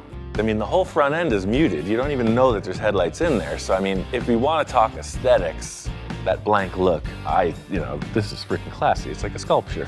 For right now, forget it, man. Just take it to the show. I agree with you. After the show, we'll come back and figure out what we could do to keep this look without seeing the taillights. What we have finally arrived at is whatever the finished look of these taillights are, they're not going to affect the rear view of the car as it is. You know, maybe the taillights don't even show while the car's parked, you know, like the retractable license plate in the supercar. You know, maybe there's something in the rear window. The look of the rear of the car as is will be retained. I'm just excited to finalize this project for now, get to the show, enjoy a weekend out, and, you know, discuss the project with the people.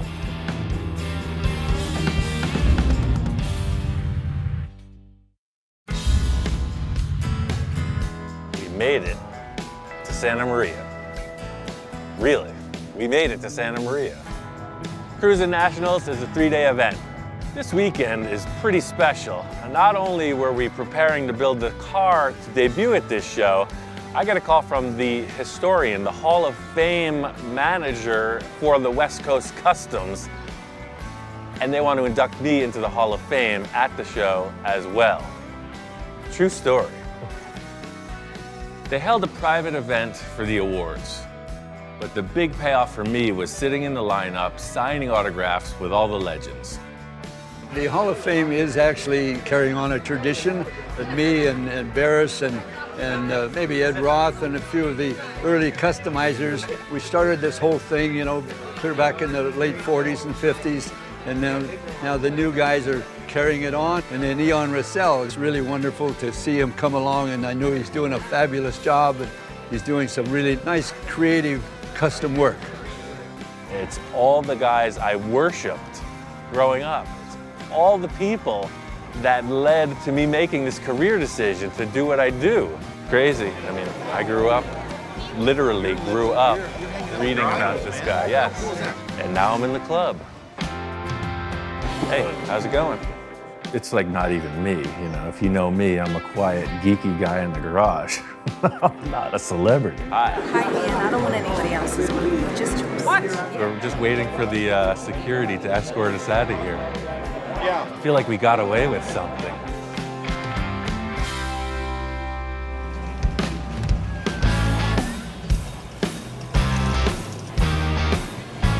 If you know this car show, you know it's been around for a long, long time. The people who come here come to play, they come to party, they come to show off their stuff, and everybody is represented full force.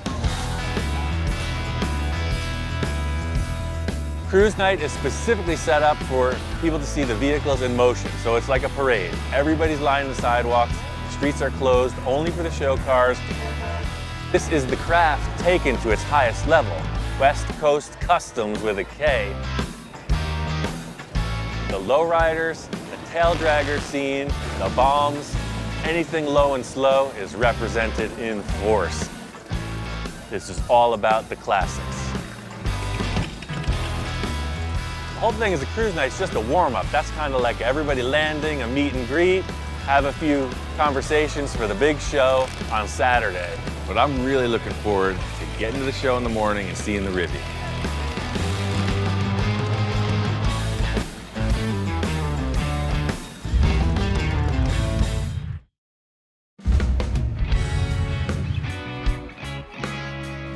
First thing in the morning, the cars are mobbing the scene, looking for the primo parking spot.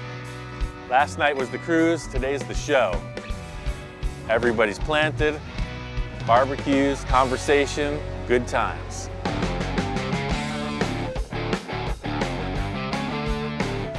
There are awesome cars all over the place, and right in the middle of them all is the Riviera. Victor is that worker guy. He's still in minor adjustment mode. He's trying to shake down a set of taillights. He's got a pinstriper on hire. He's still building the car at the show.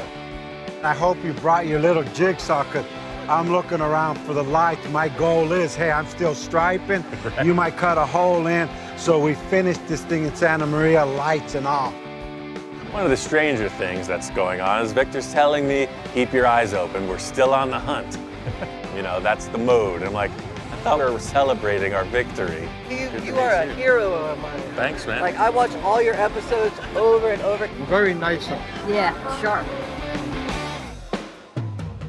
The whole crew's here representing, and my friend Tom with his hot rod pickup.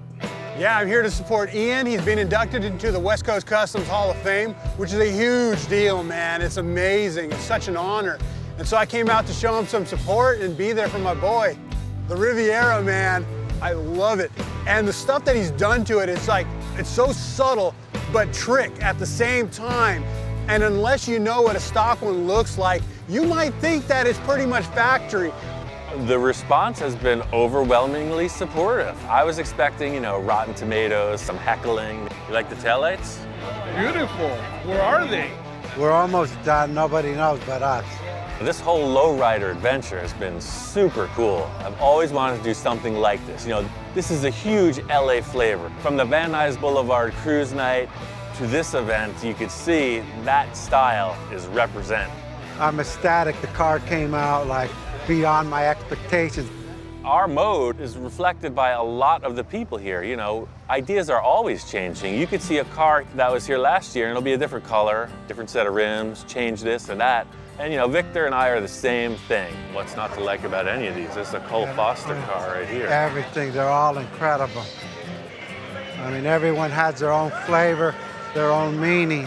Our current issue is this lack of taillights. There's a billion ideas out there, so this is a perfect location to kind of do some scouting.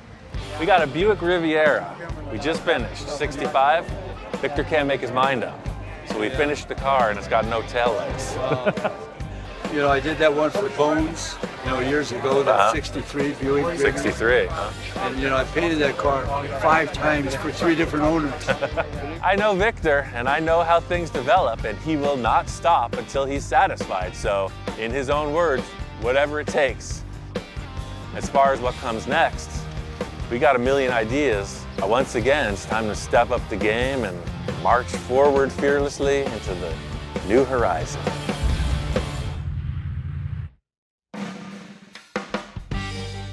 I just went shopping again. The last final piece besides the light. Oh, there it is, my speaker blend. Oh, no doubt. That's what this car needs for sure. Yeah, they go on the rear deck where the speakers on the rear deck, go ahead and put it in play. The tunes forward. Yeah, they go out this way too. Totally cool. So those go there, in typical lowrider fashion. That's it, it completes my goal. I wanted to get a picture with you and Ian. Yeah, all right, cool. Yeah, no, always. Hey, can we get those 2 guys over here too? They want the whole full custom team here. Cool. Wow. Cheeseburger. Oh, yeah. He's the guy. Oh. Does it for the fans? Yeah. Thank you, guys. I really appreciate that. You're welcome, man. All right. Hey, it was good talking Good with talking you. to you too, yeah. I'd like to get together with you guys someday. if I Yeah, could. no, we're all in. Yeah. I'm happy to show you our wanna toys see in the I wanna garage. Check them all Yeah. out, man. Got some Yeah, I stuff. got a little museum. I got Gumby, Pokey, all them stupid little things. See, what they don't know is that this was my grand plan of diversion. Without all that inspecting going on, pure art is the result. There'll be no check and balance from here on out. You're in the dog days of summer, literally. It's about 100 degrees in here, and I'm just getting warmed up.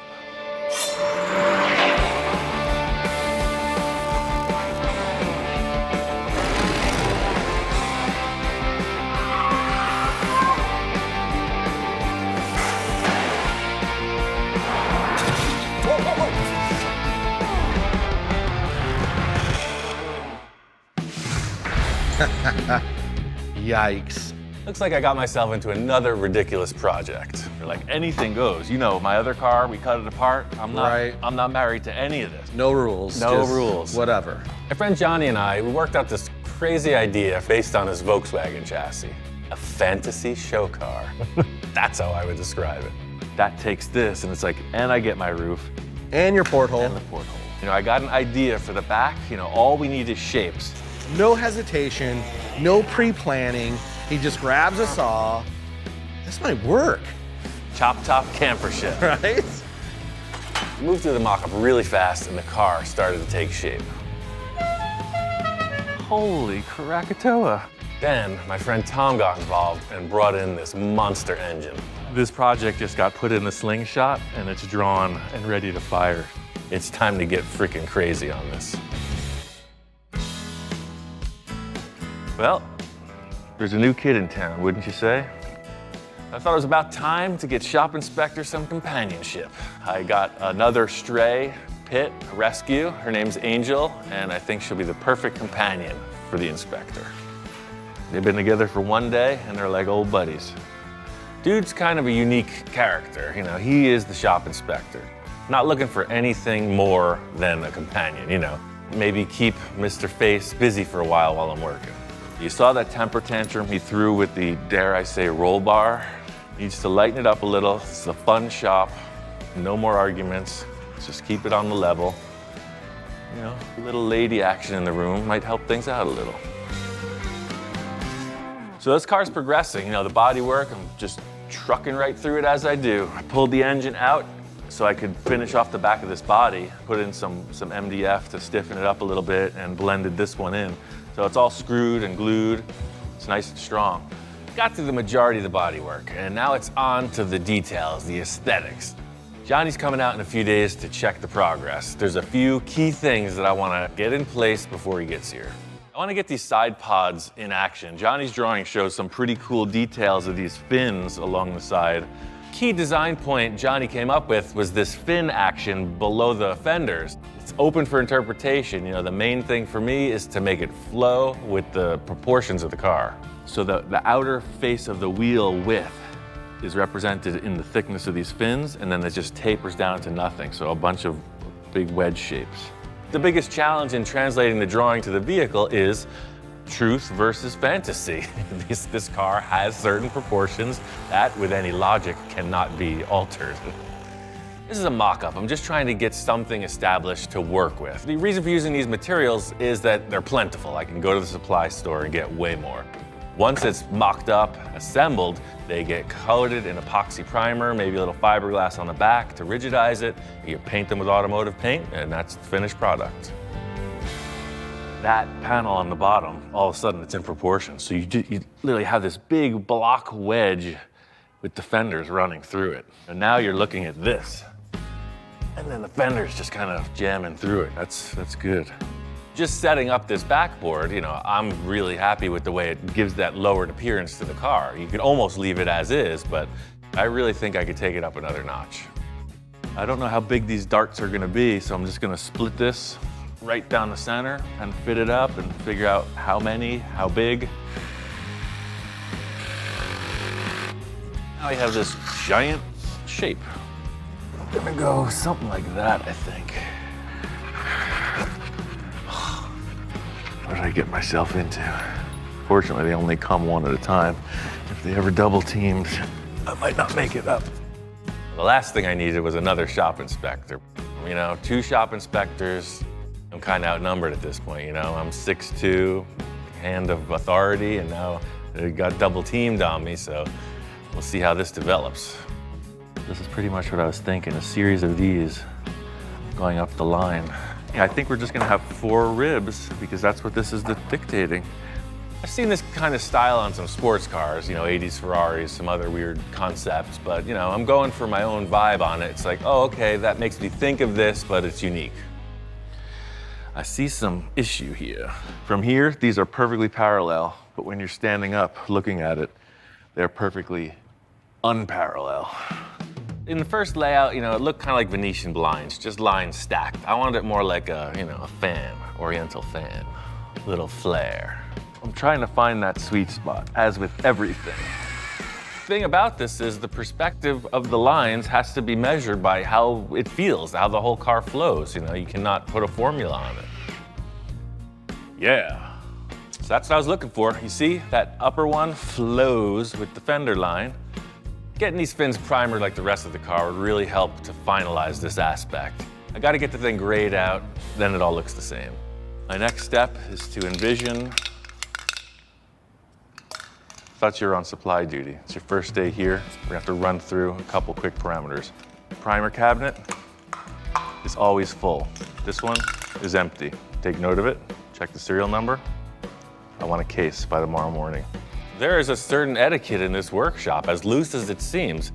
Bottom line is if you want to eat, you gotta work.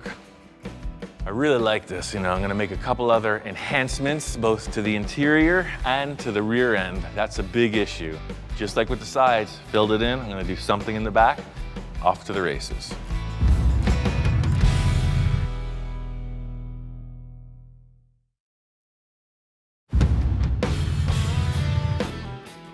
The paint cabinet is stocked. She doesn't even have thumbs, yet produced. The last step of envisioning is the primer. You know, just get the thing one tone, and then it's a yay or a nay. With the white, you don't get the shadow play of this gray tone, so now you could really get a feel for the dimension of this. The white just looks all bleached out. The shadows, everything works together. It's good. I'm totally happy with that design. I'll mimic it for the other side, but there's bigger fish to fry. I'm working on multiple projects. I got all this board kind of fitted in. That's going to be the interior panels with upholstery on it, but I also have a really cool idea for the dashboard. Very little sculpture, all business. We need to enhance. Victor and I did this sports car project, and we used an old Sterling kit car. The only thing I really want on this thing is this top. You know what, we may use some of the silhouette, but this top, the way it opens, gotta go on the Porsche. From the jump, that dashboard was dynamite. My challenge is to make this funky 70s vibe fiberglass dashboard fit in that car. This is what we're working with. Vintage Stewart Warner tachometer. These go on this, which is even more awesome. And lastly but not leastly, if you know sound systems from the 70s, Craco. I don't even care if it works, it's going in the car. So look at that. Freaking floating space pods on this awesome wraparound dashboard. The basis of my projects has always been found parts. So this next step is just in that same vein. Victor didn't even look twice at this thing, so you know me. Put it in the back pocket, put it in the semi-permanent collection. He's gonna be surprised when he sees it, because he's gonna be like, oh, I should have used that in another car, but it's gonna be too late. It all depends what you're going for in the end. You know, if you just put in a set of cool gauges or whatever in the stock body, hey, you get that out of it. If you want a freak show, you gotta go the full length. And that's what I need. I need a freak show dashboard. Sitting there, you can see how this is all gonna congeal. You know, it's offering a huge support visually to that tube frame. And then, yeah, with the windshield, the split windshield, we need this. I think everyone will agree it's a nice looking unit, but how are you gonna get it in there? as a great man once said. It just isn't even close to fitting. So, I'm just gonna cut it up. Here we go. I've cut so much stuff apart at this point, you know, you just look right through it. You know, a butcher doesn't need a road map to where he's going, right? He just knows the cuts, gets rid of the excess fat, and makes it happen. It's summertime for sure, so this is the old standby, you know. Not only does it portably cool, it blows the dust that way, very efficiently. With any found object, as long as you make the right moves, you can get the right results. So this is exactly where it needs to be. Now, the center comes right to here. There's plenty of room for the shifter and the emergency brake. These two pieces did not go together, and hey, now they work. Just put a couple screws to secure that. That's all gonna get fiberglassed. These are obviously not the right shape, so I'm gonna start with the center pods and then work these out independently.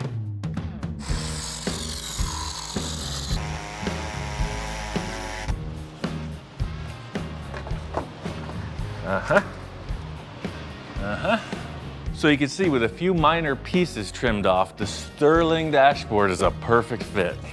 Look at that.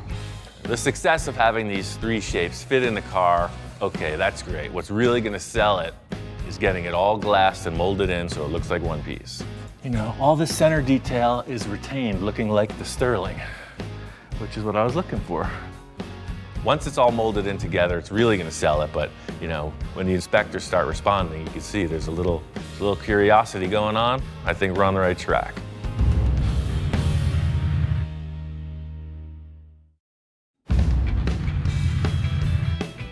The thing this concept needed was that final coat of primer to cement the deal. I mean, this is kind of what I saw when I first thought of putting the Sterling dashboard in here. It still needs refinement, but you can see it's now one piece instead of all those separate components, and everything's there. All I gotta do is wire it up. That's the only thing that gets you through a project like this is these small rewards. You know, there are so many tasks to be completed on a custom car as involved as this, you know. Just to get that dashboard and the primer is like a little glimpse of the light at the end of the tunnel. Inspector number one has given full approval and sign off on the dashboard, and now it's time to get to the details on the back end. Well, the engine intake speaks for itself. You know, these giant megaphone style velocity stacks. I want the exhaust to mimic these, so these big horn shapes are definitely gonna be the exhaust. The whole car's gotta flow together. So those trumpets, you know, the air's coming in, where does the air go out? The exhaust. Those two elements should be in the same flavor. Right there's your custom exhaust setup. Full custom Dune buggy needs a full custom exhaust. Just like anything else, is gonna be made from scratch, so I ordered a whole pile of parts to get to getting. The challenge therein is to make this tangled pile of tubing and make it look like a beautiful piece of machinery. The way this blower is perched on the engine, you have an open side and a more cramped side. This is the challenge with this exhaust, because you know, the engine's gonna look asymmetrical. There's no way around it. See the pulley and the blower, everything's off to this side of the setup. So that's the challenge of making the exhaust look like it works. You're in the dog days of summer, literally. It's about 100 degrees in here, and I'm just getting warmed up. This is kind of cool. Like, what if they kind of projected from a center point like this? There's 2 and 2 right there, kind of out. For this exhaust build, you know, my main thought is that it has to look balanced. The exhaust has to complement the engine and not take anything away from the fantastic components that it's already presenting. That's what I'm talking about. That's a total cartoon car exhaust. I like the exhausts. I really want to get the taillights in place just to see how the whole thing plays. The official reproduction Mustang taillight lens.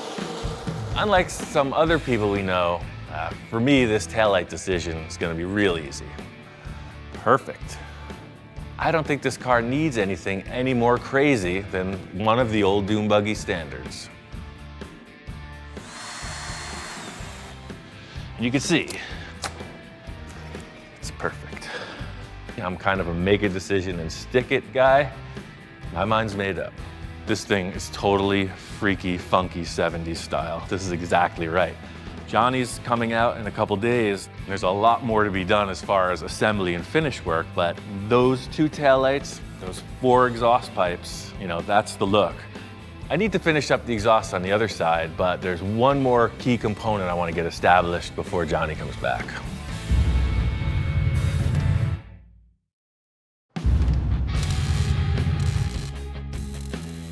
Duplicated the exhaust concept on the passenger side, did a bunch of finish welding, and now it's clearly represented. And there'll be some finish work just in, you know, finishing the welds, but that's the look. It came out really cool. Even though the sheet metal megaphones are uncharacteristic at the end, these end caps make it look like the laser gun. It's just a good effect. What it needed was that little center engine, you know, it looked like it was wearing a backpack. And now it's got freaking claws. Looks like it's gonna grab something if it backs up. This simple design was really effective in completing that bulked out rear end. The rear end is fitted out for sure. The one thing that's missing is this windshield. You know, this concept of the floating roof will really be cemented when you see the windshield mounted here and there's nothing attaching. In other words, no A-pillar attachment. First things first is these 3 pieces of authentic brass boat windshield. A lot of the hot rods you see, you know, Model A, T-buckets, that type of thing, they're using like a Halleck or Duval style windshield, and it's basically a 3-pillar window. This Chris Craft boat windshield looks just the same as that. I mean, if you just sat it here, it would be fine, but I don't like that. What I like is it for to sit here pointing at the roof so that this is never touching. I think I have to create some kind of a shape at this level so this thing sits like that. The stage is set for some full custom figuring out. I think they're happy. She's doing the Scooty. See, what they don't know is that this was my grand plan of diversion. Without all that inspecting going on, pure art is the result. There'll be no check and balance from here on out. I'm gonna have to do some modifications to this, so I don't wanna just stack on top of the primer. I wanna get right down to the base material and build off of that. So what I wanna do is take that big sanded out surface, and then I'm gonna sculpt it to look cooler. Right now it's on a shelf, it's like this. It's gonna be a flat plate, it's just a stamp, one shot. This is just establishing the height for the center post to sit. I know a couple tricks that will help me just go through the process efficiently. You set that, and you push it flat. Critical thing is I gotta get the center pillar looking parallel with the roof support. Ha-ha! Is a flat surface.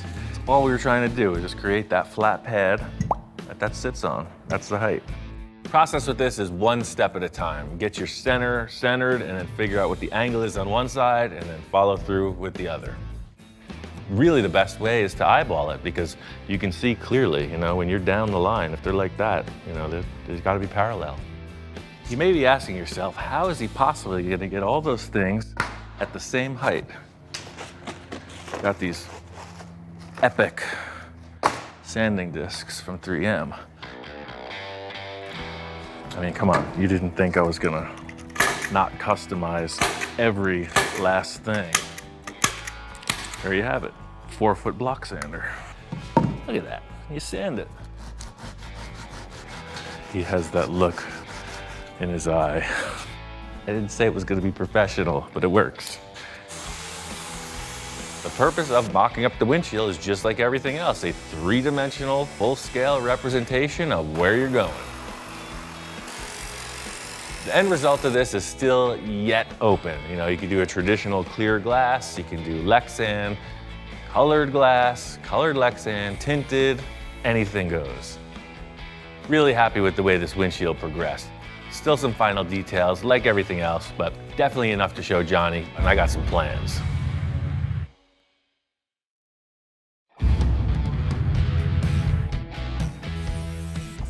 Making good progress on the car, but as much as I like to stay confined in my own cell, the outside world is always calling. Minding my own business, I get an SOS call from Victor. So is there anything you want to change on this one, or is it okay? No, this is it. Okay. This one's done. No more enhancements? Never. Ian, I know I said at cruise night I wasn't gonna change anything, but I got a little bored, so I figure, hey, it's time to just touch it up, right? The thing is, that's all it takes with Victor. It's just like one little glimmer of, oh, yeah, that's right, we haven't changed this car up in a while. The good news is, I never finished the front grille. You went ahead and powder coated all the parts and painted the car. There was one other thing I wanted to build on it, and I never got to finish this front end. It was like 15 years ago. As much as it pains me to say, this car was like almost 20 years ago when I met Victor. This was a 4-door, and Winfield made it into a 2-door, and I had it sitting for years in my backyard. Then I met you, and you started on my hood. Remember, I brought you to do the hood, the front bumper, the back bumper, so the car is iconic. One really cool thing about this car is that not only did it come from Winfield's shop as one of his projects, but it's also the first car that Victor and I ever collaborated on. When I met Victor, he didn't know what he wanted, so we ended up using parts from like 5 different cars. If you look at the center grille teeth, they're actually castings off of a '53 Ford pickup. There's Cadillac parts in the bumper, there's Buick parts, there's a little Ford in there, it's all mixed up. This collaboration was like Victor. He was the fish on the line. I hooked him with this project, and so it went. Here we are, 20 years later.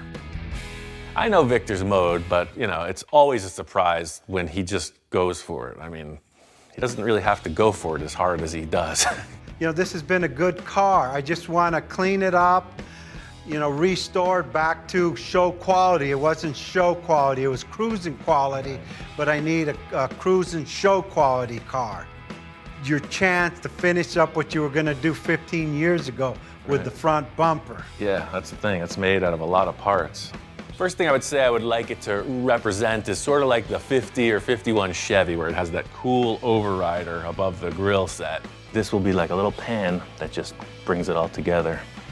So Victor was saying, I'm not really changing anything, I'm just freshening it up, new upholstery, new drivetrain, fresh new paint. Basically the same car, just betterer. And I love it because it's my daily driver. This was the funnest car that I own. The whole thing about this project is just to get it back in action. Victor's got a team of body guys, upholstery, the whole team's here. For me, it's just a matter of seeing the car back assembled and down the road. It's always nice to have a diversion. I got multiple projects going on. Johnny's on his way into town. I got to get to it.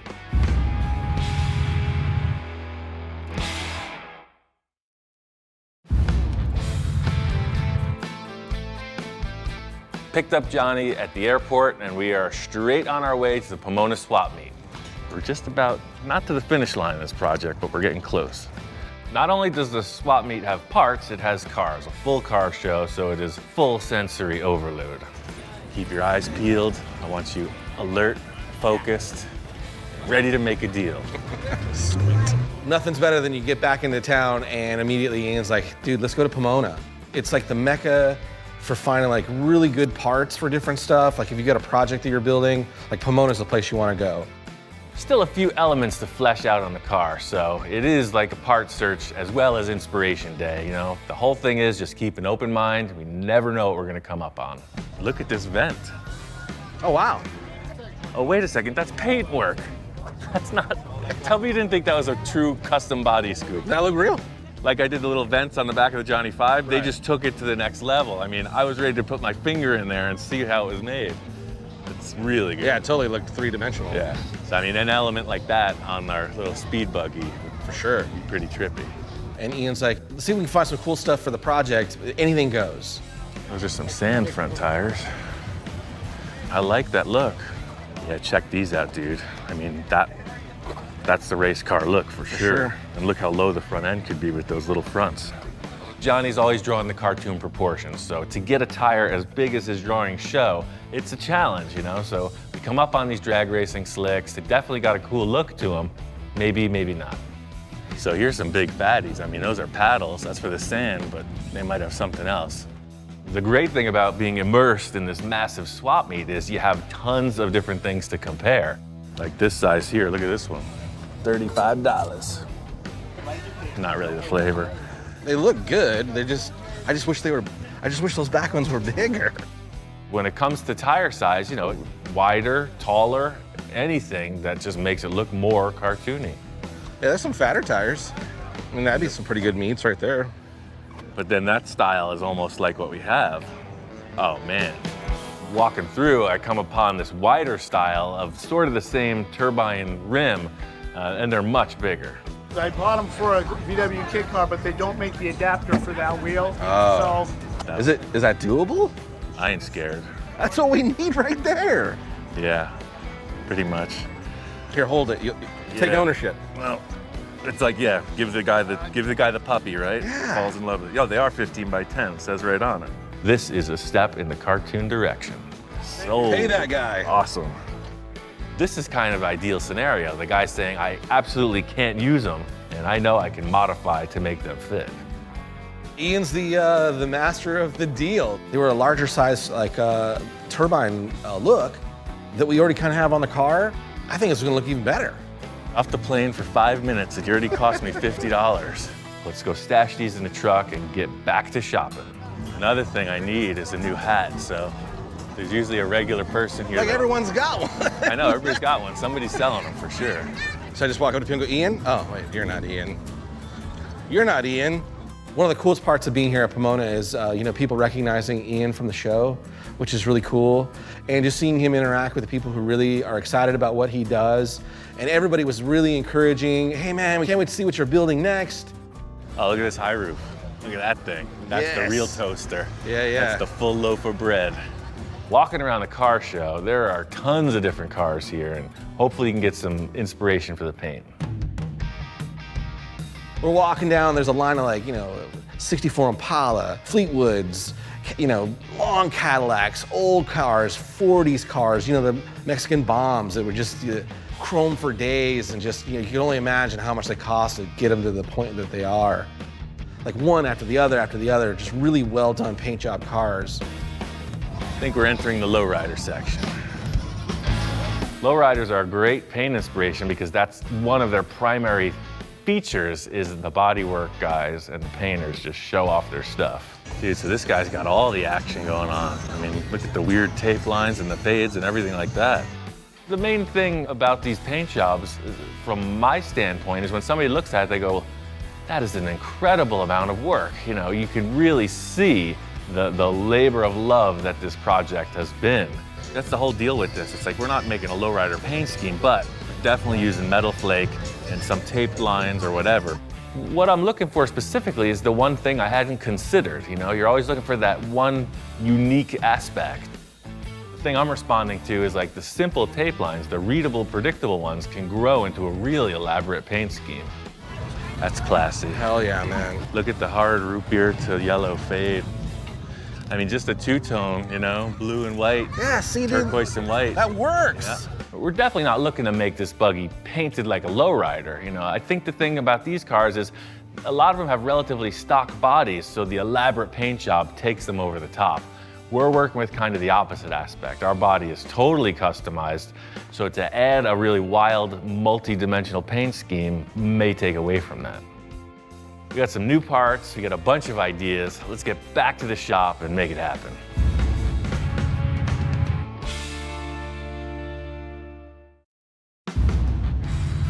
This is where we're at, man. Nice. It's a little bit different than it was last time. Wow, man. It's unbelievable. I walk in, and man, it looks really, really cool. Dude, look at the dash. That's that Sterling dashboard from the other supercar that Victor and I worked at. And this is so sick. Yeah, we didn't discuss that, that's right. Last time I was here, everything was pretty much attached with sheet metal screws or drywall stuff, and we were just kind of tacking things together and announce a full solid body. It came out better than I thought it was gonna come out. I can't stop looking at this part. I got the engine from this guy, Tom. He saw the car, he saw some pictures and fell in love with it. I don't know what the deal is yet. He may be a potential buyer for it. When Tom came down and saw the car, he brought the engine. He's talking about a trade or buying the car. He's only become progressively more fascinated with the project. He shows up with this Cobra gas. Oh, sick. This is a flower pot. It's a plastic flower pot. Yeah. Look at it, right? I just put a wood board inside it and cut off the back. I love it. All the pieces are here, Our mission is to nail this paint scheme. I'll mount up these tires and then, the sky's the limit, dude. Just as crazy as these components are, paint job's gotta be that big and better. I'm gonna let Johnny ruminate on his paint idea for a while. I've got an idea for these rims. I want to try it out before we mount the tires. I got this cool media blaster from Eastwood. I've been using it on everything. I got walnut shells in one side and then sand in the other. These rims are way cool, but I have an idea. I don't want to make them look like fully polished, way too shiny. And I think if I just give the misting of the surface, these rims are going to look frosted, and then I can detail out the highlights. So it's like you got your satin, and then as soon as the shine comes around, you start to get your blips. Yep. Yeah, I like that. So, any thoughts on that? Any thoughts on that paint scheme? It's been 5 minutes. I figured you have it worked out. Yeah, no. On the way to the shop, we picked up these new rear tires. They're 295 60-15s. It's got a 12-inch wide tread and about a 28-inch tall diameter. They're gonna be way cooler on this car. I can't wait to see what they look like. Before we can get these rims on the car, I gotta set up some wheel adapters. I have a pair, and I think I can do something to make them work. 5.5.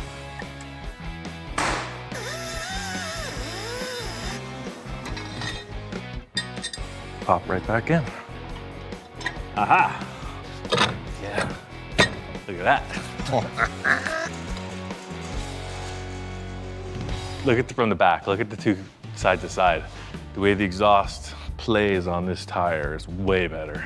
That makes that fender make sense. Yeah. This was a total relief because with the engine and exhaust developing, these tires make the rear view complete. So, it's been 8 minutes. Any thoughts on that paint job yet? I like the fact that Johnny's a little nervous. I like pushing his buttons, keeps him on the edge, keeps him creative. So, we're into the paint design of this, and, it's got to count. Yeah, so as I'm looking around the car, it started worrying me a little bit. Can I come up with something that's going to work? Yeah. Johnny's feeling a little uneasy, but I'm confident. Everything's in place. All the elements are here. You got some great ideas. You're throwing down some great ideas. Let me get this thing into primer like right now, and tomorrow we are ready to rock. We'll start designing it. Okay. At this stage of the game, I'm feeling energized. There was a big hurdle to jump to just get to this point. I mean, I've got a lot of ideas. I'm looking forward to see what Johnny comes up with.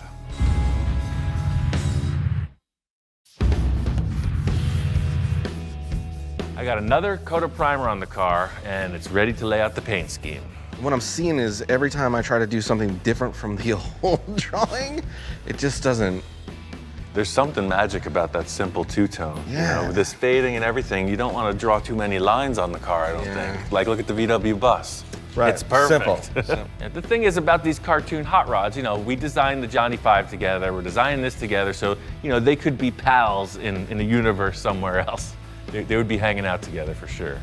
Strangely enough, the exhaust sort of feels like that. The side panels sort of feel like that. Now we got the giant tire. Maybe we just make it look like you're drawing instead of trying to come up with something crazy. Right. I'm kind of sticking up for Johnny's initial inspired paint scheme. Maybe we don't need to go so wild. The thing about his first idea is that it doesn't translate so well to the true body shapes. I mean, just first thoughts. I love this white panel coming to the little spear right here. Right. So what if the white followed through and it came around and then kind of hooked up? It doesn't need to follow this line, but it came up and you had two jutting spears like that. Ian immediately starts seeing a lot of lines that I wasn't really totally seeing. And he starts laying some pinstripe tape down, and immediately these really cool spear shapes started showing up. I just think that's his thought process. There's never not a way we can do this. Less is more. And we're coloring outside the lines, which sure. you get extra points for. It's like body line? No, we're just gonna No. mash We're them. making our own line. In a panel paint job, you typically follow the body lines, but the exciting part about what we're doing is we're coloring outside the lines. You know, we're trying to hyper exaggerate some of the features on the body. Well, this is the line. If you were a panel painting a car, you follow these lines. Right. This edge. But we're not doing it like that. Going optical. See, so this blue tape is blue paint right through there. Yeah. So the blue here, if this is white, what does this do? Come around? Yeah.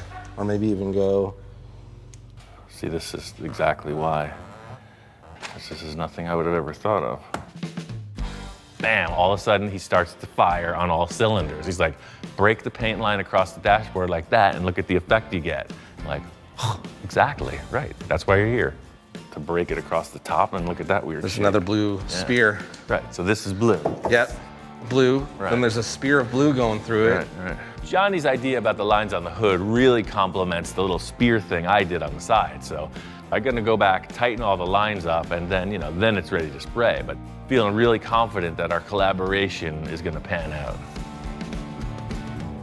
What about doing white on the undersides of the kick-ups? Remember the old mud flaps? Right.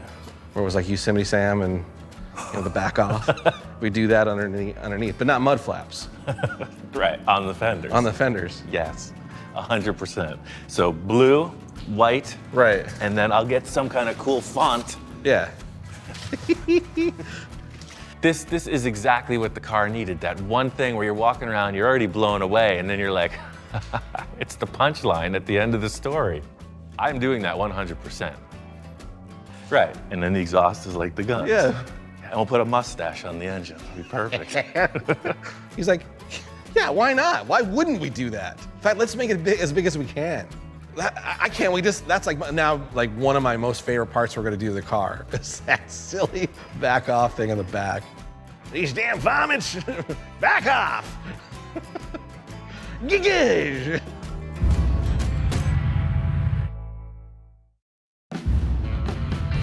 Before Johnny leaves, I want to get this car basically where every design element is nailed.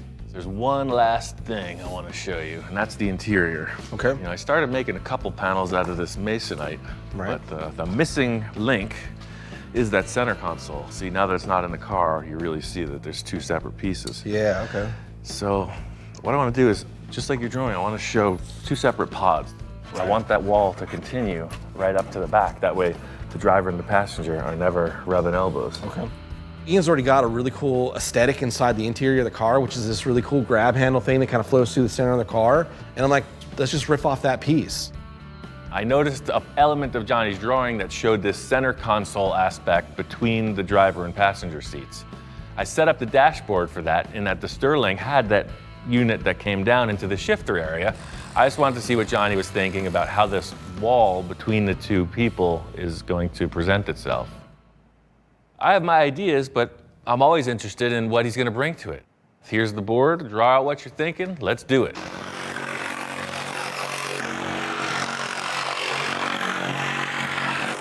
It's totally the shape I was thinking.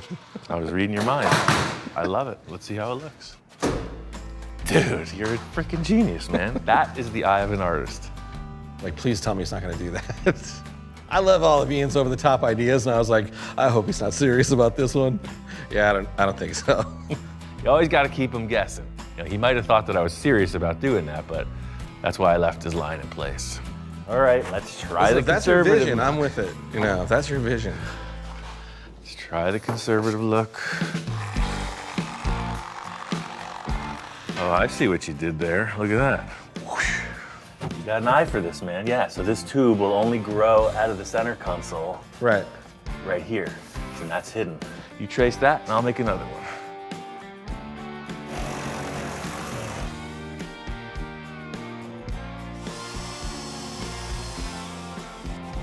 This always looks so much easier on TV. In the end, I want these upholstered, so once again, this is not only a mock-up, but it's the structure that will be upholstered. All right. That was the thing, I just wanted to have the look that we both agreed on. No, that's gonna work. Yeah, I want to show you one thing. You know those fiberglass seats we saw at the swap meet? Yeah. Well, I actually found a pair this morning. These are cool because they're vintage. You don't really see them with the white seat covers. These seats are the classic low-back Dune Buggy seats. We're going with a blue base coat. These had blue pinstripes sewn in them, so this will be the theme for the interior. And, you know, I got a bunch of white vinyl, so I'm just gonna do it very simple. White vinyl interior. Now it really fills in that big cavity, you know? So see the center console, as bulky as it looks, it's really not bulky. That's just right. Those fit just right in there too, right at the lips. So you have the pod of the dashboard, and then the seat back, and then the little flipper fin on the roof. The driver has his controls and whatnot. The passenger's separated by a wall, and he's the DJ. He's got the stereo, and he's in his own chair. The good news is all of that crazy, hard, dirty work is behind us, and now it's on to the details. Yeah, so we step back, we look at the finished project, all the ideas that we've come together. Again, it's, you know, it's the next step of the mock-up. We've already mocked up once, now we're doing the final mock-up, it appears. You know, whatever Ian's gonna do while I'm not here, it's gonna be next level coolness. So I wish I could imagine what it's gonna be like, but it's Ian Russell, you never know. It's come a long way, baby. Now all that's left to do is everything. I can't wait to see it done. It's happening. Really appreciate Johnny being here. He always brings in a fresh element to the design.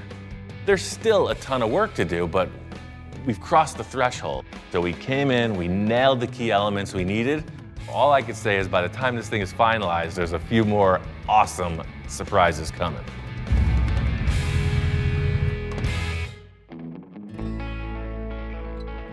Fact of the matter is, dude is not the only one getting packages in the mail. You know, a fan from Australia, he's got some products, so he sends us a little gift package. It's not a kangaroo, is it? Oh, eye muffs. Goggles? Oh, check that out. Usually you're grabbing two pieces, right? So this is like a one unit thing. Eye protection, ear protection. That's a pretty sweet idea. I'm sorry, what? I said that's what? I can't hear you. Is that a cool idea? And let me see if I can form myself a dingo. Let's go snorkeling. Sorry, what? This is cool. I like the eye gasket action, because, you know, grinding. Right. Anything, oh, wow. You get stuff in your eyes. Dude, look at the black ones. Wow, that's like Stormtrooper style. You're a natural spokesperson, dude. Yeah, it's a good thing I can read lips. Exactly. You wanna, what? Woo! There's a dingo that stole my baby. It's the crazy thing. This is the least passionate I've ever seen this dog. I don't know if maybe I'm on the wrong course. First I get the lecture from Victor, and now I get the rear end of his royal houndness. He's supposed to be supportive, man. That's what a relationship's about. It's giving me the silent treatment. I'm not sweating it. I've had critics since day one. That's the fuel for the fire. I ain't scared. I'm going for it.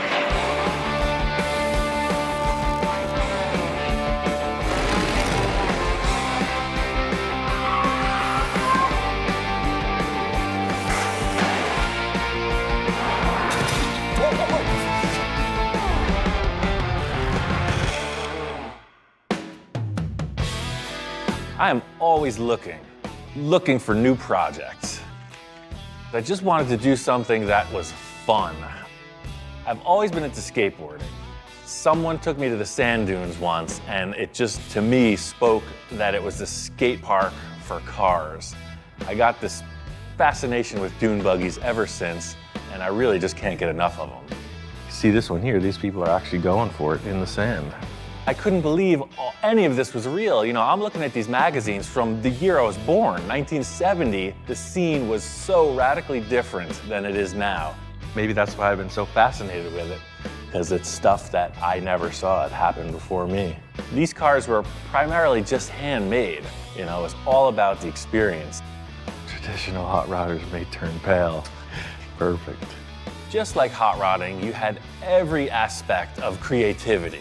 Some guys wanted to go real fast, some guys wanted a crazy look. You know, there's all kinds of experimental designs, and that's really what I dug about these old magazines.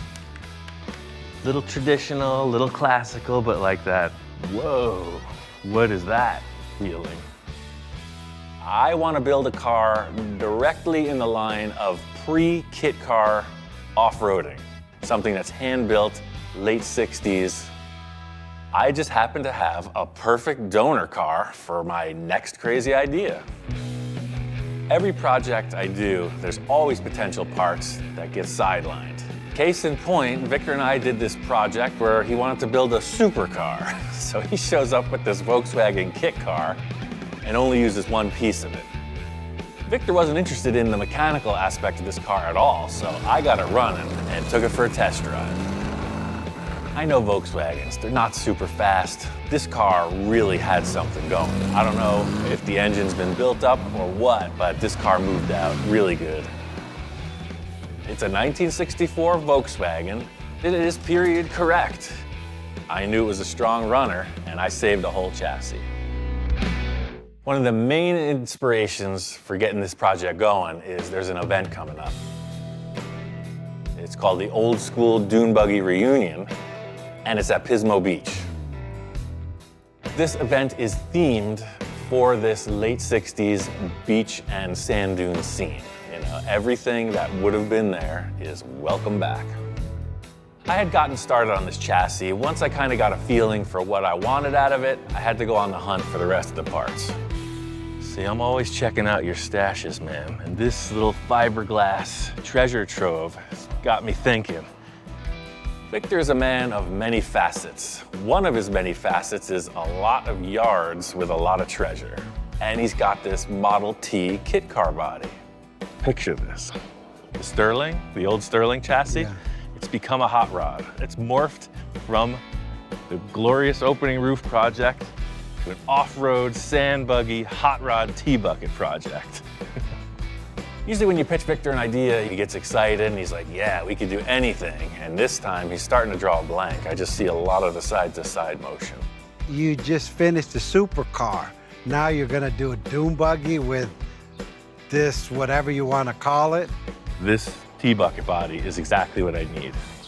I don't know, Ian, I'm not seeing it, but if you see it, then go for it. Victor was pretty much like, yeah, do whatever you want, take the body. I don't need to know anymore. I'm like, dude, you gotta understand, this is gonna be awesome. Just picture it, sun hat on, glasses, ice cold beverage, cruising the sand dunes. I think it's gonna be perfect. Go for it, man. I was gonna throw it away anyway.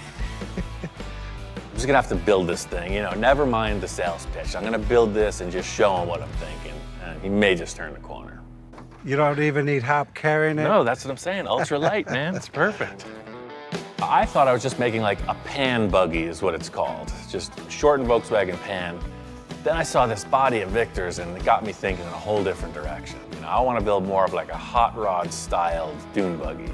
So me and numero uno, El Shop Inspector, you know, we get out the cart and we go browsing.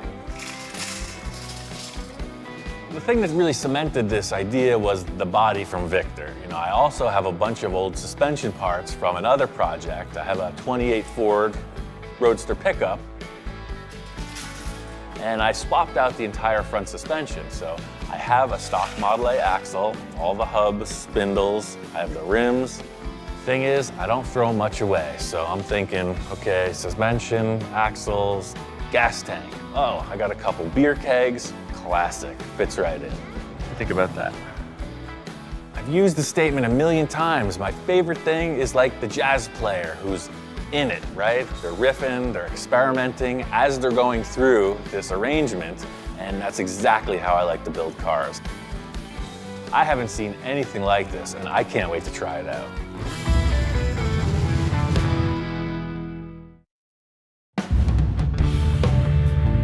I got the old Sterling chassis from Victor. You know, it was a runner. I shortened it and put in a screen floor in typical old school buggy style. The thing is, after kind of ruminating on it a bit, I decide I'm only gonna use a piece of it. The VW suspension is bulletproof. It's a great choice. That's why they make dune buggies out of it. But I'm not looking for a great choice. I'm looking for something different, something unique. The big departure from every other old school dune buggy is I'm not using the Volkswagen front suspension. So first thing, off with the front. All of my ideas have been leading up to this. I've just been thinking about it. Basically, I have to build it complete to see if it works. Another leap of faith.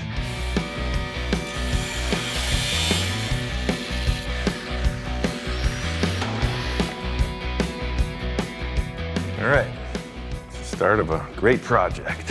Whole new turn of events. In losing that Volkswagen suspension, I want to kind of lend a hot rod flavor to this. Concept for the front axle and suspension is basically Model A. Model A tie rod and components. Model A front spring. Model A hubs and spindles. You can smell it, it's very old, don't you think? He's disinterested. It's just, Dune buggies don't get the passion they deserve. Look at this. He's on Victor's team. I got a piece of pipe that will be the axle, and I'm putting the spindles, kingpins, hubs, and rims of the Model A car on it. So it'll have a radius rod, basically the same formula you'd see on a hot rod front suspension, except for this. This is the trick element of this design. Typically on a car like a Model A, your leaf spring is mounted in the center on this perch, so you just have a spring action. And I mean, it does articulate a bit, but you're always flexing the spring. What this does, with these shackle bolts, this piece here goes inside it, and it allows the entire front axle to swing without putting pressure on the spring. In other words, if you're coming up on a sand dune and this front tire lifts, it would potentially cause the rear tire to unweight and lose traction. So as you come onto the different terrain, the whole front axle swings and it leaves the two rear tires planted. That's really the one thing that sets this car apart from the rest, you know, the cool factor of, oh yeah, it looks like a hot rod, but it also does this articulating thing, which gives it traction in the sand. It's the crazy thing. This is the least passionate I've ever seen this dog. I don't know if maybe I'm on the wrong course.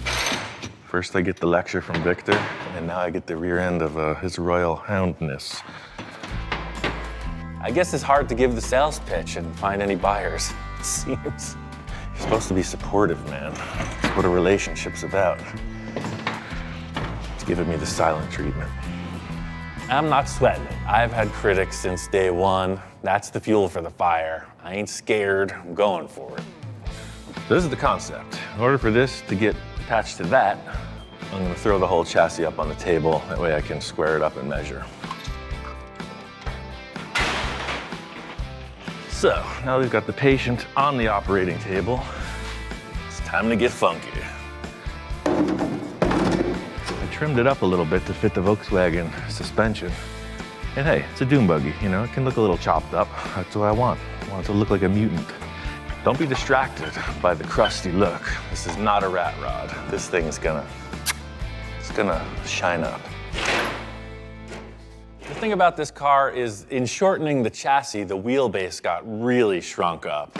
It's purely visual, you know. Maybe if you tried it again and again, you'd come up with a formula for ultimate performance. I'm just going for the visual aspect of it. It's gotta look long and lean. Yes, looking through my dark helmet, everything seems to be perfect. I'm using this really heavy 2-inch tube, 1/8 wall. See where I'm going with this? And I'm just trying to create a truss structure to extend the wheelbase and keep it really strong.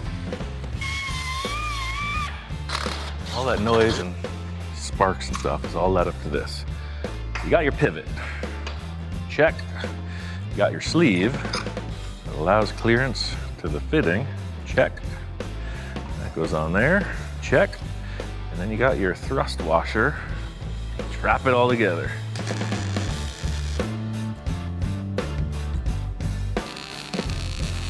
I call this pivot a success. I mean, theoretically, this axle could swing 360. If it wasn't on the table, it could literally just go around the clock. Everything about the suspension looks great, but the one issue is I gotta figure out how to steer it.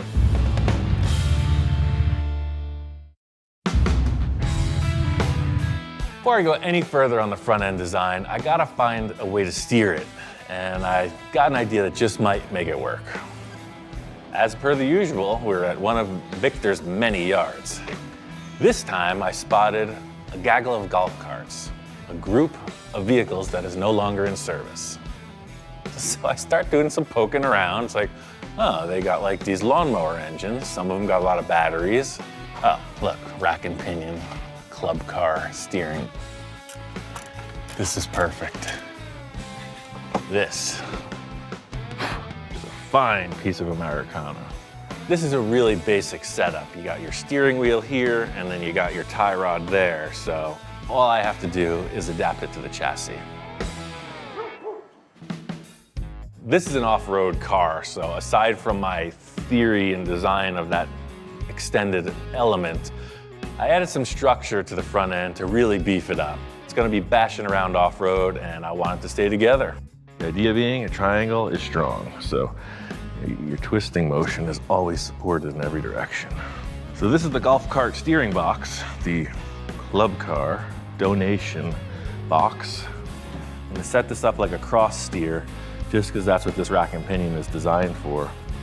My mission today is to get this thing steering by a steering wheel and on 4 tires. This was one of the things I was looking forward to at this project. I mean, who has this kind of weird contraption welded to the front of their Volkswagen? Like everything in this car, there's nowhere to mount this box. I just made a quick plate with the bolt pattern. I'm gonna stick it on there and then weld something to it. Making mutants is all my business. I'm used to this kind of stuff, so merging a Volkswagen steering shaft with a golf cart steering box and a Model A suspension, no problemo. Cut, weld, assemble. Steering box is now part of the car. What do you think? Still skeptical? I'm making progress, whether you like it or not. This is the steering column and the wheel off the Sterling. So you can see it's got that old school, funky vibe. And this is gonna have to get put in here somehow. My goal with this entire project is it's a found object art piece. That truly is how these old school buggies were made. You know, I've been doing research, all these magazines and everything. Before there were kit cars, people actually made vehicles for the sand by hand. You got steering. You know, the wheel's way up, out of shape, but I'll be able to tailor this height-wise and distance from the seat back once I get some seats. I really want to put this on the ground. Test of this design is what happens when the wheels travel. There's going to be some feedback into the steering wheel for sure. I just don't know how much until I test it.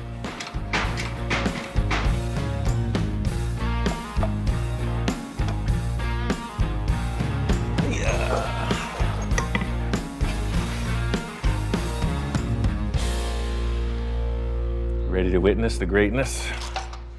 Check it out. Look at that. Smooth. So not only do you have the up and down bounce, but without the bounce, you have this swivel. That's a lot of suspension travel. This is what I've been waiting to see. You know, I wanted to get these 4 wheels on the ground and see how it operates, so it is a small victory. So the idea here, I mean, you see guys with Jeeps doing this all the time. So you got articulation in the suspension, but the 2 back tires are still planted flat. You know, even at that angle, it steers well, and that's the whole thing. You're cruising on a dune, your rear's not losing traction. This is exactly what I was hoping to achieve. That's the big satisfaction about this career I've chosen. It's taking all these mixed up ideas and getting to build them and try them out. And sometimes you actually succeed. It's pretty awesome. Yes, we need seats. I understand that's next. Starting to look the part. You know, there's a few other things I need for sure. I think it's time to get back on the hunt.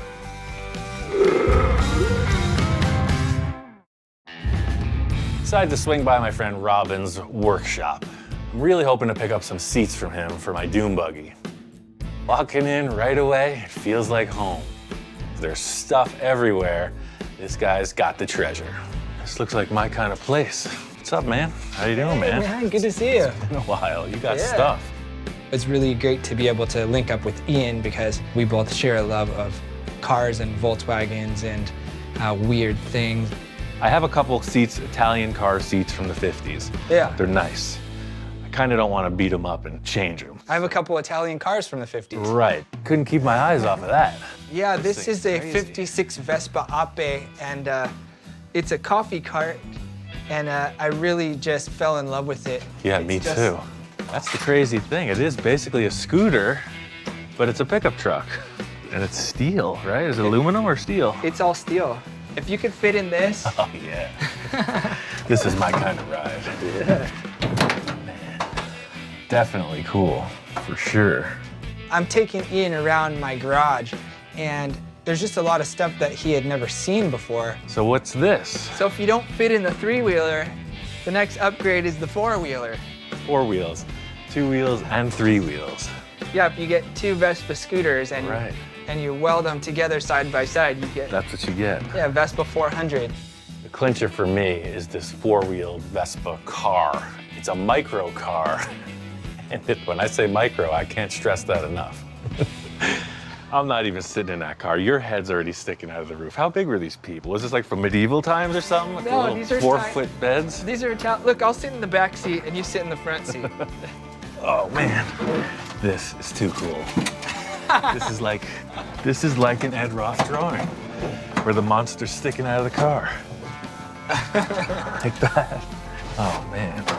It's like a go-kart that he's put a Volkswagen engine in. So just like I'm building this mutant hot rod Volkswagen, he's built a mutant micro car with a Volkswagen engine. Yeah, I had to stick some boat seats in here because I couldn't find any seats that would work. Oh, I see. So I'm hoping to get something Yeah. that's just a little bit more authentic. You're in the same predicament I'm in. I was working on a project with Hot Rod Bob and Tom Flores, and Bob had these seats. And he's like, oh, you're building a dune buggy, I'll never use these things, just take them. Oh, yeah. As soon as he brought them over and stuck them inside, they fit perfectly. They were just made for that car. I couldn't believe it. I love it. I really needed those seats for my tiny Italian car I was building. So I was like, maybe we can figure something out in a trade. Robin's up in the rafters. There's dust coming out of every corner. I don't know what he's doing up there. Whoa. Yeah, I pulled these out of my junior high math class. These are actual Herman Miller chairs. He's saying these are Herman Miller chairs, school chairs or something. I guess they were a mass-produced item, and now today they're collectible. Dude, these are perfect. I'm looking at these things like, this is perfect. They're very light, they're fiberglass, they've got the 60s flavor. Yeah, these I think are right for me. We just got to come to some kind of arrangement, because if they're worth a fortune. Well, I just saw a pair like this go on eBay for $1,200. That would make my car worth at least $1,300. These are awesome. Are you happy with this trade? Yes, this works for me. I need those seats, and he needs them seats, and now everybody's sitting pretty. Unbelievable. I mean, this is like the best possible case scenario for my project, and hopefully for his project. I'd say mission accomplished. These seats are a good step-off point to get the rear section of this buggy in action.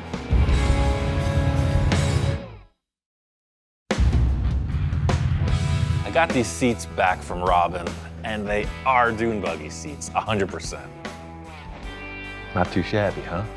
It's the weirdest thing, just like with Robin's car, the seats look one way, but then when we're in her car, it's the opposite. And this has the opposite effect. It makes this car look much bigger than it did. But the question is, do I fit?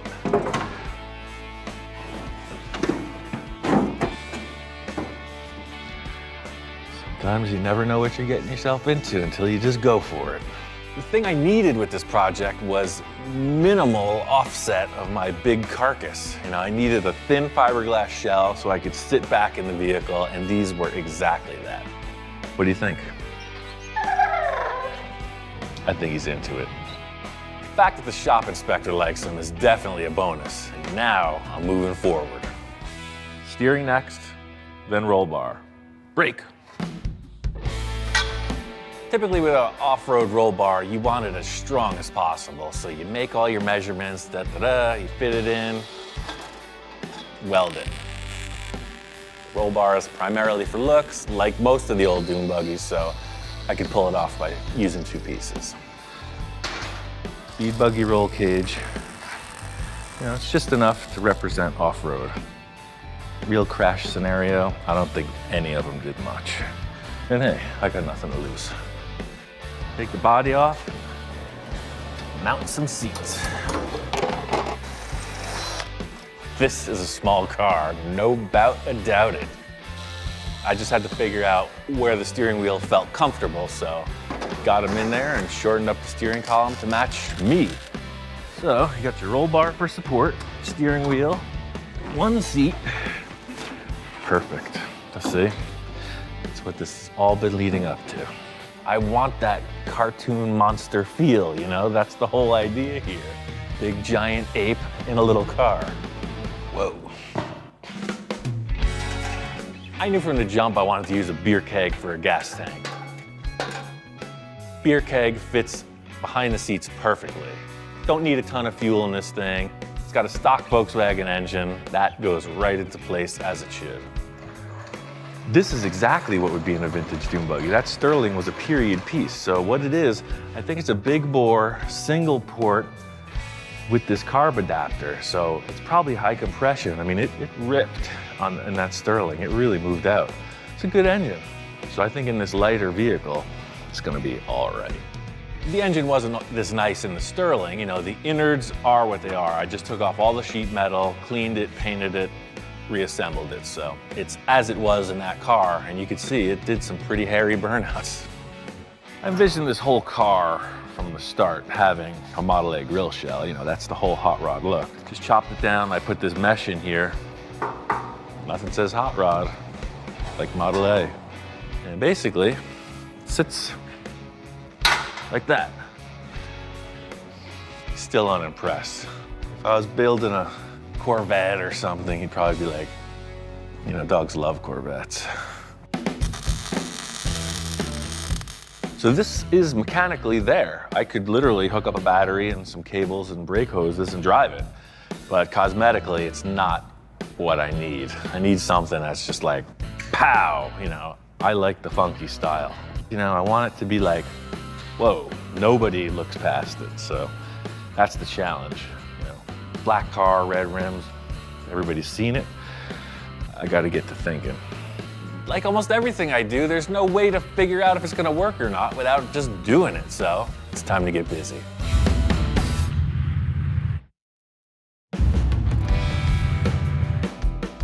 Fleshing this thing out, getting some paint in place, I decided white was just a really clean look. Color says everything about a vehicle. You know, this is a good time, fun toy. It's not like a scary looking mean machine. You could really give the vehicle different flavor with a different color. I want that light reflectivity of a white base coat, something that really is blinding in the sunlight. In addition to some of this stuff. I called Little Daddy Roth. He's hooked me up with a lot of metal flake for different projects. And he has this new stuff called Snowblind White. White dune buggy, white metal flake. What could improve on that? Some of this. This is glow in the dark, top secret. Something about the late 60s, early 70s, you know, you had this like monster-fed cartoon monster stuff. I remember like glow-in-the-dark model kits were a huge thing. I want the car to reflect that time period. So, you know, I'm thinking, I have not seen a glow-in-the-dark dune buggy. This might be the next big thing. Every time I've used metal flake with auto paint, I just mix up about a half a cup, and then I pour the stuff in there. How much do I put in? I don't know. I'm gonna dump a lot in there. Oh man, that's fantastic. And I'm gonna put a lot of this in. Because this hopefully will change the color to more of this eerie glow yellow tone. Do I need that much glow? I don't know. I don't want to have not enough. Like almost everything I do, there's no way to figure out if it's gonna work or not without just doing it. So I'm gonna paint up a couple parts and test it out.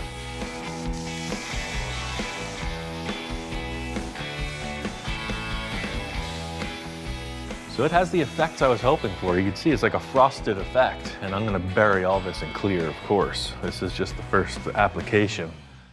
The thing I wasn't sure of, but I'm very excited about, is the glow green. It's still white, but it has like this greenish aura coming off of it. My theory from the start was that it looks pretty mellow during the day, but at night, it's party time. The only way to test it is put that rim in the darkroom and see if it worked. One thing I know is when I turn the lights off, that bottle of stuff glowed. But once you mix it with paint and put it on something, I just don't know if that is going to still happen. So this is the test. This is what it looks like in the daytime. And that's what it looks like at night. That is totally cool. It's a glowing Model A rim. It's exactly what I had hoped for. It's like a ghost ship going over the sand dunes. That's what this whole design is, you know? It's just one crazy idea after the other, you know? It's not a performance car, it's a party machine. This is better than I expected. Instead of doing a test plate, I just sprayed the whole chassis and rims. So it's kind of a gamble, but it paid off. It's a glow-in-the-dark Dune Buggy. Getting this accomplished glow-in-the-dark effect is gonna kick this paint job off. This one's a hit. You just gotta top it with that bodywork. It's time to get to it. Just like the chassis, I put a white base coat on this body. Primary reason for this white base coat is anything can go over it. I want kind of a classic pinstriped look, so it's not too technical, it's just a lot of layout. One thing I know is that dog is just here to be the critic, you know? I gotta prove it the whole way through, apparently, on this, not even small victories thus far. As crazy as the car is in its fabrication, I want like a classy vintage look. If you look at the early Model Ts, they would have this pinstripe deal around the body edges and the door, and I'm just trying to reflect on that. Pinstriper came in, he would probably follow certain lines on the body. Like you see these embossed areas around the doors, around the top of the body. Pinstriper would try to highlight all those. So I'm just gonna start by surrounding them with a tape line and see what it offers. It's not like I'm making the paint glow in the dark or anything like that. It's just a very conservative tape job. I want this to be a simple pinstripe design, but something about that really thin one line just wasn't holding the weight I wanted. I wanted to have kind of like a panel theme. There's like these boxes down the vehicle in different shapes. Basically everything that gets masked stays white. So we have white, fat, white, skinny. And then I think I might have to put another border inside or outside. It's kind of challenging in that when you're taping out something, you're taping out the negative of it. So dyslexia could interfere, especially if you're doing multiple sized lines, etc. So you can see what I'm painting is actually pretty small, but that's how much tape you have to do if you want that.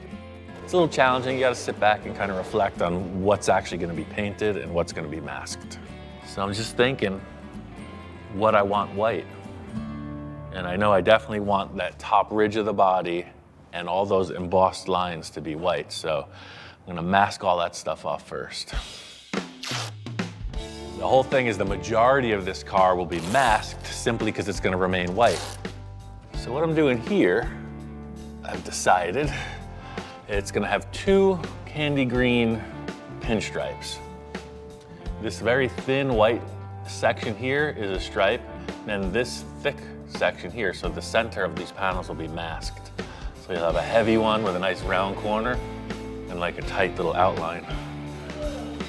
Probably would be easy enough to just pinstripe this line, but I'm not a pinstriper, that's why I'm taping the heck out of it. So as long as the tape looks okay to your critical eye, I'm gonna spray this thing. I'm just gonna mix up some of this candy green I got from Eastwood. So looking at the value of this green, it's very green. I don't know what it's gonna look like on white. Well, wait a second, yes I do. So that's very thick for paint, for spray, but it's gonna be somewhere like that. One thing I know is that Dune Buggies sparkle. I'm gonna use this Little Daddy Roth metal flake all over the car. The green's a nice color, but I think with a little action in it, it's gonna be even better. There it is. That's what I'm looking for. The thing about this is once you spray it, it's a lot of work to go backwards, you know? Especially putting a pigment over white, you'd have to sand the thing back and start over, so you don't know what it looks like until you pull off the masking paper.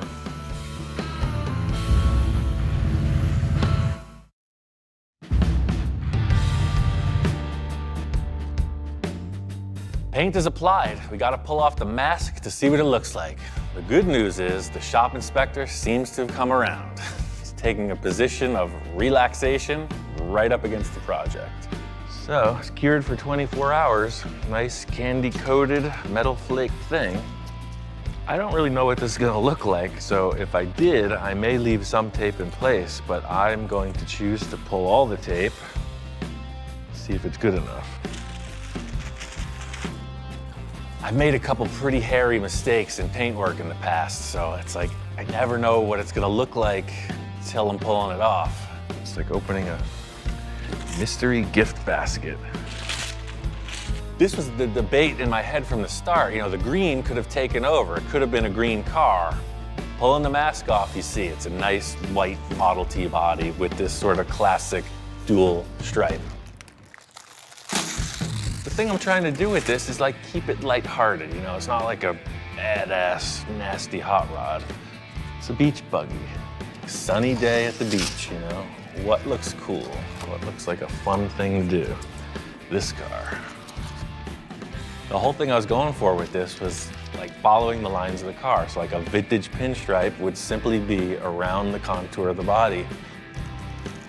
And that's what you get. Double line, one fat, one skinny. Surprise, surprise, pulling this tape off, it's happening. You like it? Stepping back and looking at it, I really like the way it came out. I think it just needs one more thing. Dune buggies sparkle. I had a Roadster pickup truck years ago. Tried some gold, didn't work out. Round two, here we go. Tried this gold thing before and it hasn't worked out in my favor, so, you know, hopefully time heals all wounds, you know, I'm a little more mature now. This time I might be able to pull it off.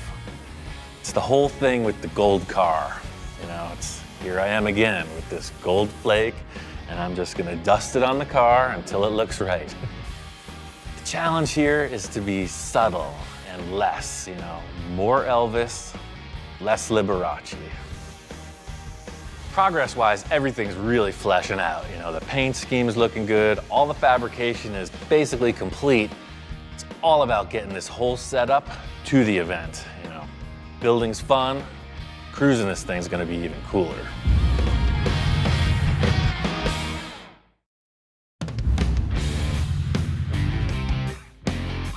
Well, we made it. The old school Dune buggy reunion is in effect.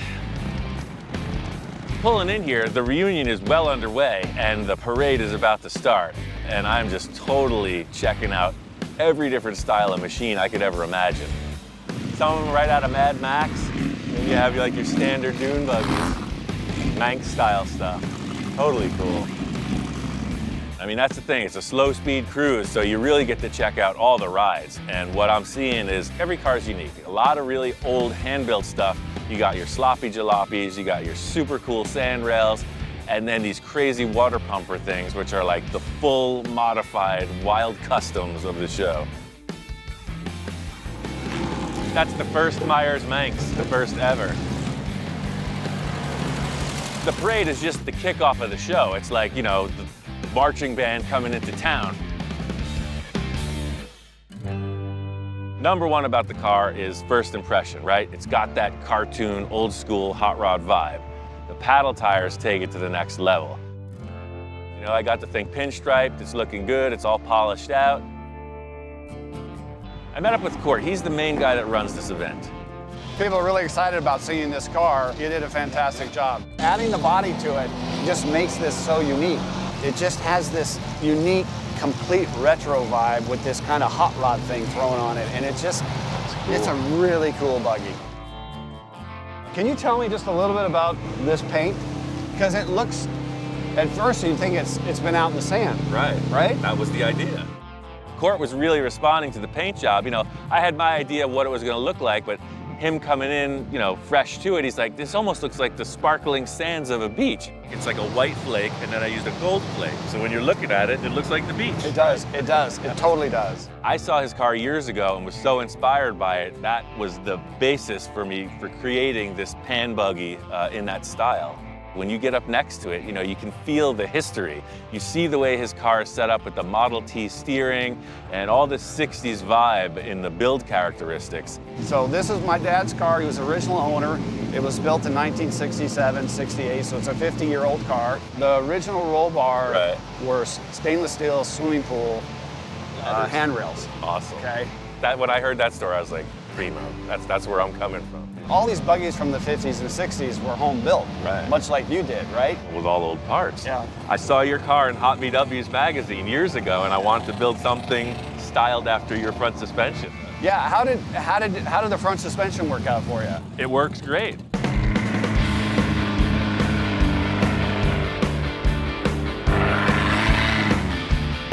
The thing about this suspension design in Quartz in my car is that it is specifically designed for these tight sand dunes.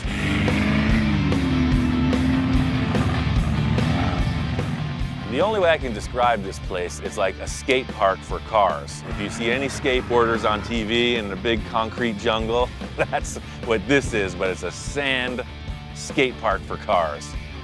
I've been to the sand dunes before with different cars, but I've never experienced the authentic old school buggy ride. You just sand in your teeth. I should have brought goggles. The car's ripping it though. It's a wild ride. I'm having a great time.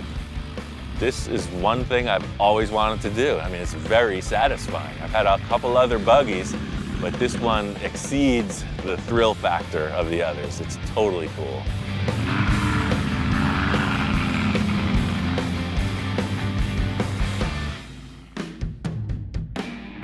Talking with Court, he starts telling me about the history of the event.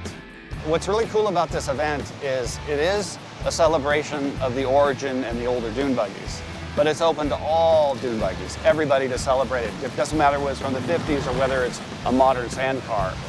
What draws people here is one, a connection to their past and their families, and they can bring their whole family. And of course, it's all kind of encapsulated around the buggy, but when you actually talk to people around here, it's about the connection to their friends and family. Yeah, to get outside, some antique vehicles, and camp out, the whole experience, it's like be something you don't see typically. It's a really unique location to be able to drive on the beach especially.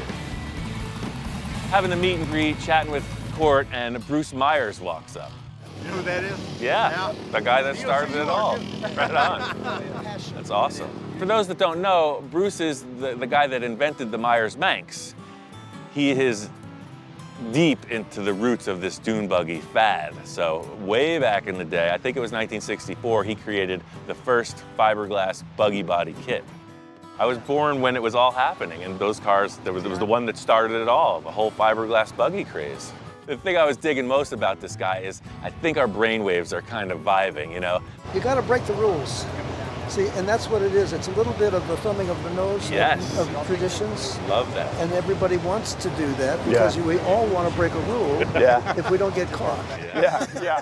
His statement about why he did this was that the car was all about being creative, you know, doing your own thing, not driving within the lines, you know, no conformity. This is a fun vehicle to get out of society and just be you. Did you create the top on this? Yeah, I built the top. Yeah. It's metal, is it? It's metal with vinyl stretched over it, yeah. It's just a little hoop frame, you can see it. To get in and out, you know, that's the look I seen on Quart's website, but to get in and out of the car, I just hinged it. So when you shut it, you just put a hitch pin right through there to keep it locked. Wow. When I trailer it on the freeway, I just take the roof right off. Okay. But for around here, 10 miles, it's like you just put it in the truck, you just take it and slide it off, like that. Yeah. While we're here also, one of the guys from Hot VW's magazine is here. And if you're in the Volkswagen world, you know that is the pinnacle of what's going on in the VW scene. And I've been trying to get in there since 1985. Since my first car, I've been submitting to Hot VW's magazine. And here I am, a wretched old man, and I build a mutant T-bucket Volkswagen, and finally, he wants to do a photo shoot. We can do the photo shooting for the magazine, so my name is Shin. My name's Ian. Yeah, we'll be here till tomorrow afternoon. Okay, good, very cool. Thanks. Paint job worked out great. The car does glow. I didn't want to drive it at night. It's still a little sketchy, so, you know, mission accomplished on that. It looks great in the daytime. It's got the metal flake, and at night, it's glowing in the dark.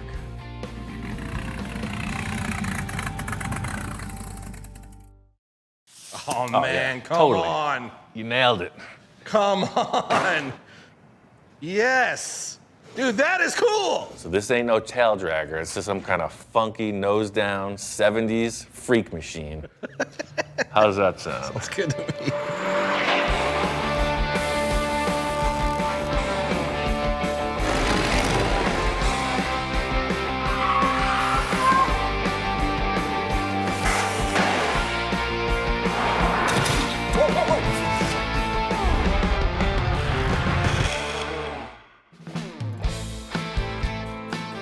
I'm bringing in my friend Johnny to collaborate on another project. Hey, howdy. What's up, man? Past projects Johnny and I have collaborated on are pure show car, you know, just these wild concept vehicles, and they came out awesome. One was called the Johnny 5, it's just a mutant front engine VW pickup, and another one called the Space Junkie. We're always trying to raise the bar, so it's set fairly high on the last collaboration. I was super excited when Ian called me up and said, hey man, come down to the coast, I got this cool thing we're gonna work on. My skill set, of course, is just drawing crazy hot rod cartoony cars on paper. Then I get to watch this master of metal building these wild creations that were in my head, and it ends up epic. Under that tarp could be this wild creation that's already been done. It's already this amazing killer custom car that we're gonna now take apart and recreate, or it could just be a pile of 2 or 3 parts, and I'm just ready to see what's under the tarp. My whole thing is get the artist in the house, no preconceptions. I like to bring the shock and awe factor. Okay. Yikes. It's a little funky, right? This is like a 1970s. It's called a Kellison Sandpiper. So it's a pickup truck dune buggy. It looks like this, but what it is isn't what it appears. We just have to one-up everything we've done so far. Johnny and I have been down this road before. You know, last time we started, it was like, whoa, this is incredible. You know, this time it's maybe not that much. As it sits now, it's not the eye-popping show car you read about, but I can envision it. This has got potential. There's something here. I tend to forget I need to get people warmed up to my ideas. You know, this roof comes off. That's why I called you here. Like, anything goes. You know, my other car, we cut it apart. I'm not married to any of this. Don't think about specifics of a bubble top or a dune buggy or whatever. So you're not necessarily married to the classic dune buggy thing? Okay. No, that's the thing. Full custom show car. My whole goal with this is like a nice, finished, high quality vehicle. I was telling Johnny, dune buggy isn't the key word here, it's show car. That's the end result. I did all the mechanical stuff, so it's basically a driving car as is if I put the engine in, and I stalled on it because I want to make something crazy. Okay. Something like no one's ever seen. It's not a dune buggy. Still keeping it rear engine, I'm assuming? It's going to be rear engine for sure. Anything goes back there. And as far as... The wheelbase is set. So in my head, you know, I'm thinking to myself, man, there's not much here. What could I even bring to this? You know, that kind of thing. So I'm really gonna have to push the limits of my abilities. My whole logic here is I'm trying to bring out the best in Johnny, you know, all of his creativity. If I showed him something again that was like a finished vehicle, we'd be running over old territory. Start with something completely, you know, straight in your face, nothing but potential, and just let him run with it. So is there any more parts that you have for it? Like, oh, if you're looking for something that has the feeling. Yeah, that would I help. have this. My friend Bob gave me this porthole. Okay. A porthole? Yeah. Anything else? I have a dune buggy and a porthole, and the greatest artist I could hope to work with. So, I mean, what more do you need?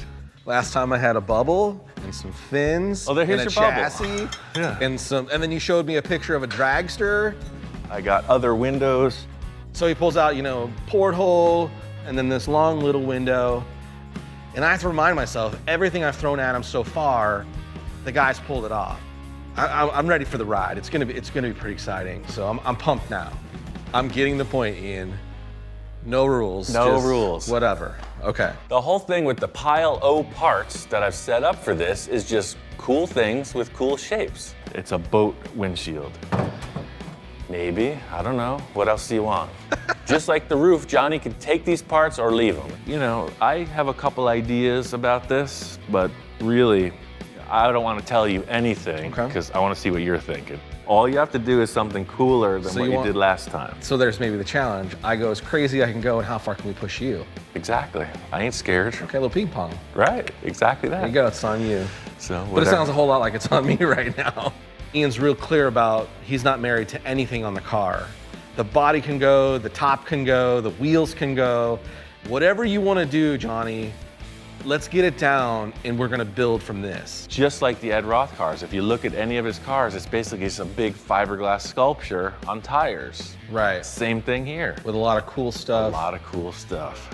One of my heroes in car building is, of course, Ed Roth. His vehicles were made primarily out of fiberglass. Even though they were vehicles, they were all sculptures in their own right, and I used that as kind of the beacon, or rather the excuse for what I do. Colors, graphics, yes. Stands, yes. Wheels. Yes, I need that. The advantage to fiberglass in this situation is we'll be able to set up a mock-up really quick. If we don't like it, it's quick and easy to modify. I'm ready to do this. Let's, I say, let me get my stuff out and throw down a couple drawings, and then we'll go from there. Johnny's talent is really taking all of this, potential that's in the ether, taking all the discussion and putting it on paper. The hard part is, usually I do like a bunch of warm-up drawings, but immediately I'm like kind of like on the spot, like, hey, let's get this going. Like, you gotta draw a car now. So that part sometimes can be a little challenging. And I just think, okay, just let go and just try to come up with something kind of crazy. Too tame. What I'm hoping to see is that surprise. He brings it. That's why he's back in the shack once again. I'm hoping to see a couple good ideas that I would have never thought of otherwise. You gotta remember, I'm West Coast, he's East Coast. Opposites attract, the peanut butter, chocolate dichotomy, two great tastes that taste great together.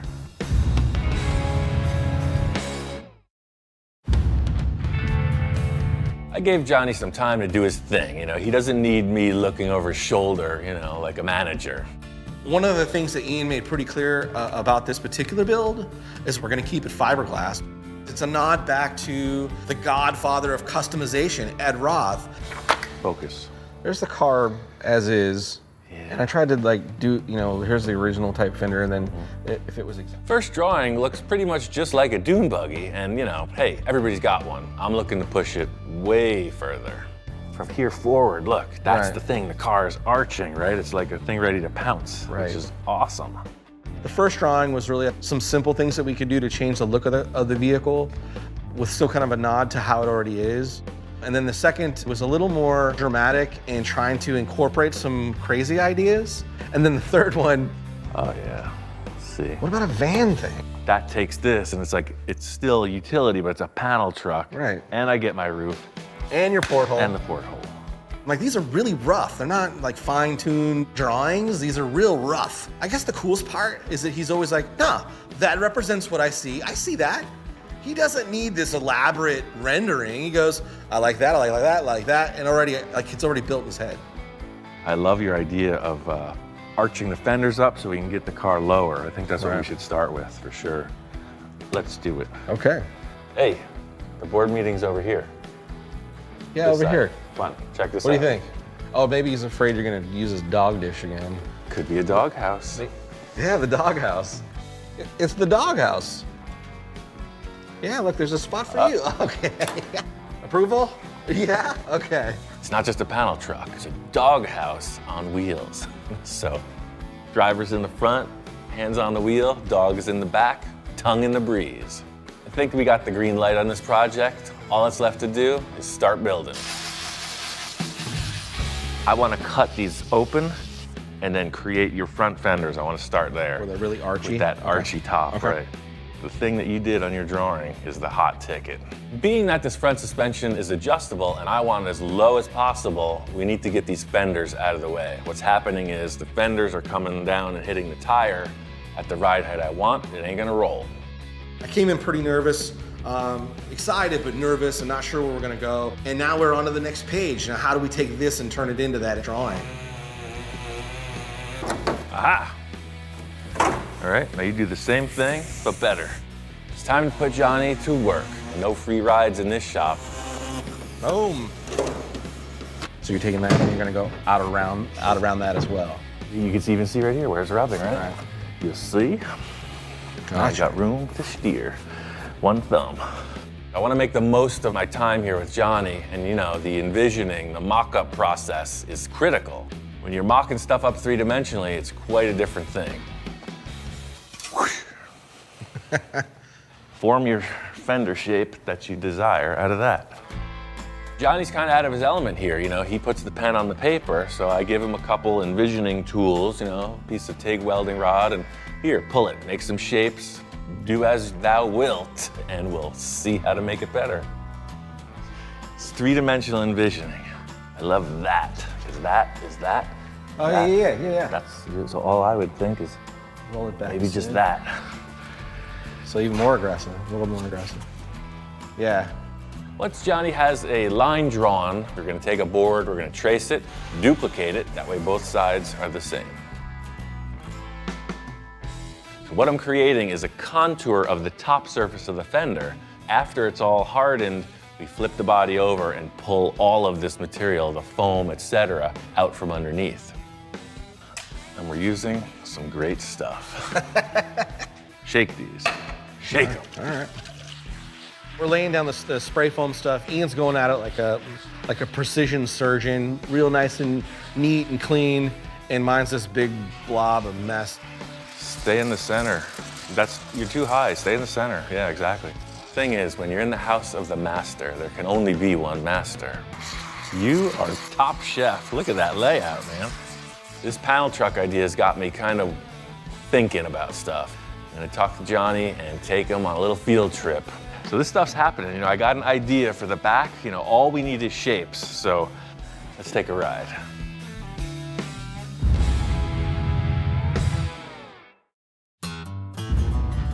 So this is my friend Bill's back 40. I've got a lot of treasure from this location. It's about time for the full custom field trip. Johnny's gonna love this. After a trek up the mountain, built for hiking, Ian goes, check out this ranchero with this camper shell on it. We're not here for the ranchero. We're here for this camper shell, which is kind of unique, you know? It's like a pickup truck shell, but it's for the smaller ranchero, and it's in worse condition than I thought. And I'm going, please tell me this isn't your thought of what we're gonna use. But I mean, in proportion to the Dune Buggy, it just might work. I mean, I think this would definitely be pushing your talents, man. You know what my friend Victor said? You take doo-doo and turn it into diamonds. There's a doo-doo start for you. But I agree with you. I've seen you do crazy stuff. I've seen you take worse. Bill and I have the same views on recycling. I always need a lot of parts. He always needs to get rid of a lot of junk.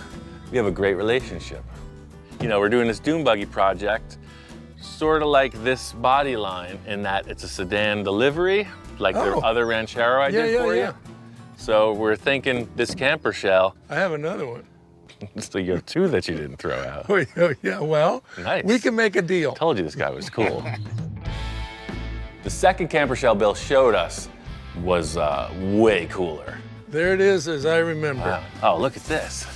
Totally cool. Here's that little... Oh, man. That's the roof, dude. Ian gets excited. And I'm like, what? Why are you excited? I'm not seeing it. That's the thing, this is exactly like your drawing, man. Look at the little flipper details. Yeah, for sure. All those embossments we were talking about having to make, like the foam on the fenders, they're already here, it's perfect. Yeah. This is another perfect piece of trash we're gonna make into a show car. It's gonna be awesome. Sold, sir. Regardless of Ian's plan of whatever the project is, Bill's just super pumped. It's gonna get out of here. Bill's got a lot of cars and he loves to talk about them to his guests. There's this one in particular that relates perfectly to our project. So this is a Falcon sedan delivery. Same vibe with the roof line as what we're doing with our project. So I walk up on this thing, oh man, it's sitting real nice and real low, but there was something definitely different about what it is or what it was. There's just something different about it. Yeah, no, this car is full custom. Yeah. I took it to him with a donor car and told him put the front end on, back end, we're all good, clip that all on. Well, when I was absent, Ian cut this car right down in half, right down the middle. We simply split the car in half lengthwise, widened it 8 inches, and put it on an entirely modern chassis. Even from the early days of Ian building vehicles, it was never about sticking to the rules. Yeah, I'll do whatever it takes. Split a car down the center? Yeah, that's what I gotta do to get it to fit. As you can see with that camper shell over there, it's the same vibe, you know? Basically, this style vehicle with the wild fiberglass fenders and everything else we got going on. I just can't wait to get back to the shop and show Johnny how this camper shell will transform into a panel wagon. I don't know, man. I mean, look at the roof from here. That's kind of your drawing, dude. So, I mean, it's wide, but we'll do it exactly like the Ranchero. Cut it right down the center. It's a little, it looks like it's gonna be a lot of work to cut that thing down though, right? I mean, that's a lot of pieces. So it's simple math, right? So we come in here real fast, right? I see your visor here. We're gonna cut this off, that's gone. This bottom part's gone. This is canted forward, it's sliced through the middle, it's narrowed. Simple, right? Yeah, that seems really easy to do. We know right away this thing is way too big, so time for emergency surgery. I'm gonna whack this thing into shape and mock it up on the car. And again, in Ian fashion, no hesitation, no pre-planning. He just grabs a saw. He didn't run a tape line. He just starts cutting. Check this out. And then suddenly, like the lines of the front of where he cut it and the back end start making sense. This might work. King of the road. I think this is the move, man. Yeah, I'm totally seeing it now. Yeah, hands on the wheel. Raked windshield, this cut back like that, that filled in. Plenty of room for the porthole. I think it's gonna work. I'm seeing it now. The mock-up process is starting to take shape. You know, it's looking better every second. 2 key elements have been addressed. All that's left to do is everything.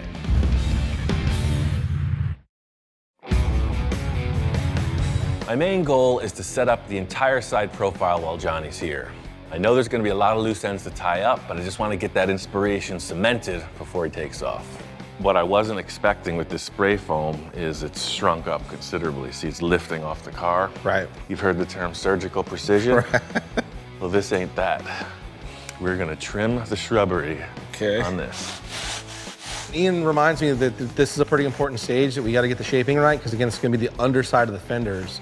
And I'm over there with a saw just hacking away on it, and cross my fingers I'm getting it right.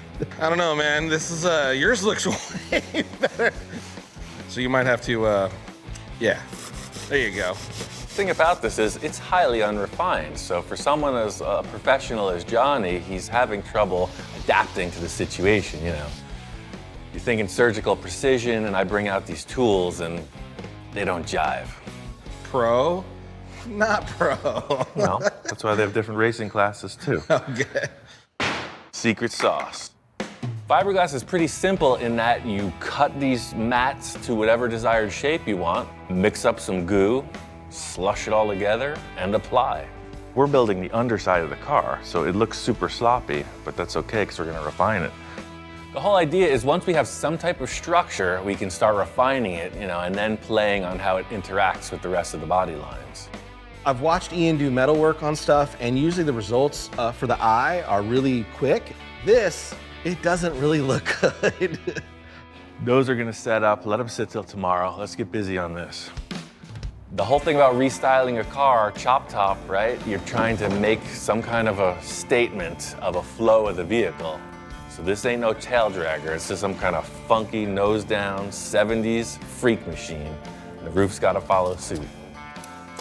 So Ian's like Dr. Frankenstein, and there's the monster, and I'm just Igor, just trying to not get in the doctor's way and be the best help I can be. Yes, master, whatever you want, master. How does that sound? Sounds good to me. The whole thing with this is just chop, cut, envision, you know? This is a really easy panel to set in place. It's the angle that counts. Chop, top, camper top. Super working. Dude, this is it. Who is that mystery man? You know, I show up to a car show and I'm like, hey, thanks, glad you like the paint job. Yeah, I'll be with you in 1 second. Yeah, no, well, my friend and I built it. I mean, you've never heard anybody say, Man, that car was so cool. Did you see how he entered and exited with such grace? I feel like this chop top look, we're on the right path. This is what the car needed. We gotta cut the back of that car off right now. I can't look at it. I can't stand to witness it one more second. It's gotta go. We'll totally see the look that way. Exactly, right.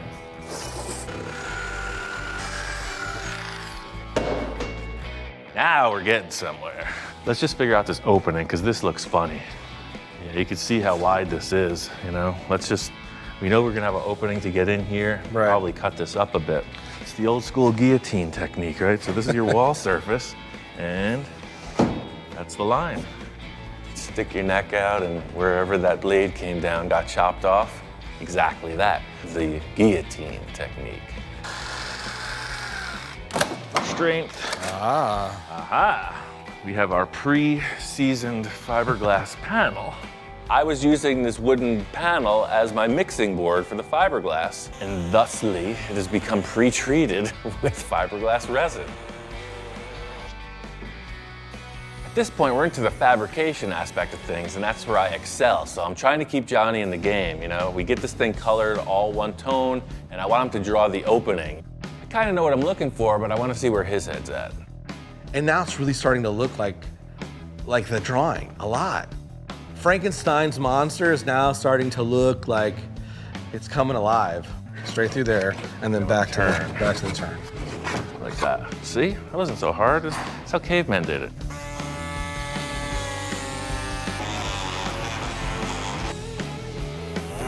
That's it. We were doing the same body line, right? Oh man, come on. You nailed it. Come on. Dude, that is cool. That's it, man. Look at that. That's totally cool. Right? Look, he's getting excited. Right? So we're standing back looking at the car, and the dog is just like a wild man. He rarely shows this much enthusiasm at such an early stage of the project. Love it. Chop top camper shell. Right? We are on the right track here. We just got to keep this inspiration flowing. Work on the next. Johnny and I have 1 day left before he's got to hit the road. We got to make the most of our time and get this mock-up nailed. I couldn't sleep last night, man. So I did a little homework. Let's see if the teacher approves. Uh-oh. Oh, yeah. Wow. Surprise to me, Johnny busts out another drawing, and this time he's gone for it. He's introduced a bunch of other elements. You know, the porthole I wanted is included. This is what I was hoping for the whole time. You know, this is Johnny in his element. Now that he's understanding the concept, he's able to take the proportions and just freak out on it. My whole thing in my head was I just kept looking at the camper shell that we got, and the way you sat it in there and the way it's just evolved, and from that into, you know, just to give it a more visual of like what it would look like finished. So the great thing about Ian's collaboration with me is he's always pushing me to do better than I thought I could do. This drawing for me really was one of those moments. The color, you know, whatever you decide to go with color-wise, and then it reminded me of the Johnny 5. And remember how much the yellow popped in the sun? For sure. Like those three colors together. Yeah. We're just in the concept phase. Right. I'll do all the freaking dirty work. That's what I needed. A good line to go off of. That is crazy cool, dude. Porthole and a sunroof. He's got some crazy moonroof, sunroof thing. This feature that shows an elongated window through the top of the roof. Oh man, that's so close. I wish we had this before we cut the top. We cut it a half-inch too much. It's in there kind of wonky. Yeah, it'll work for sure. We're gonna cut a hole in the car anyway, but it's worth doing whatever it takes. So do you gotta fill it in first, then put it in, or? No, we're cutting it right now. That's not gonna screw with the body line, we already? Nope. Whatever it takes to make this happen, that's what we're gonna do. When you have a good idea, you gotta act on it right away. You gotta feed on that energy and feel out if the concept's gonna work. You know, Ian being Ian, he just pulls a Sharpie out and lays a couple lines down and starts to hacking. This element will really help to define the rest of the roof line. Totally cool. Right? And I'll have to build that, but that's fine. Yeah, but that totally works, man. The porthole is a simple procedure. You know, just trace out your circle, cut it, and it screws right in. Pressure fit. Oh, look at the dimension once it's on the car. It's like a little moon. The one thing that'll set it off, like your drawing, is to modify that fender. Yeah. And we're off to the races. It's gotta be done now. Yeah, for sure. At this point, we're just trying to get all the lines in place, get something proportional. And one big sore spot is these rear fenders. Something's gotta change. All of your drawings, every one of them, they're showing this like up, down. It's a roller coaster, right? Right. Roller coasters ain't horizontal. Right. Not only do the fenders swoop up, they need to get widened and reshaped a bit. It's all about the look. Because your drawing is showing this surface here. Right. So let's just cut, because we love this thing. Right? I do love that thing. Let's just cut right through the flat and take this off.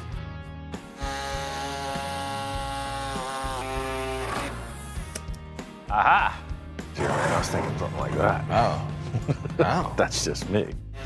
Now for the down drop, we can make it out of this and just wrap this in. We're not doing any welding on this project, man. We're not mastering of any metals. This has been arts and crafts project the whole time. The main positive aspect of working with fiberglass is you get the mock-up really raw, and then you're able to solidify it with this really flexible material. So you can see the mock-up comes fast. Yeah, man, the silhouette is totally there. I think the biggest part of my future car building revolves around collaborating with an artist. Johnny's a great collaborator simply because we have the same aesthetic. We have this love, this passion for those really far out show cars. There's a ton more work to do, so by the time you get back, you'll see there will be a whole other adventure happening. Right. And, we'll be on to the next. So I know I gotta hit the road, but I'm invested in this project. I plan to be in this thing from start to finish. Who knows what'll happen? Everything that we just did might go right out the window. Ian might come up with another idea. But all I know is at the end of the day, it's gonna be a badass machine. It's gonna look super cool, and I can't wait to get in it.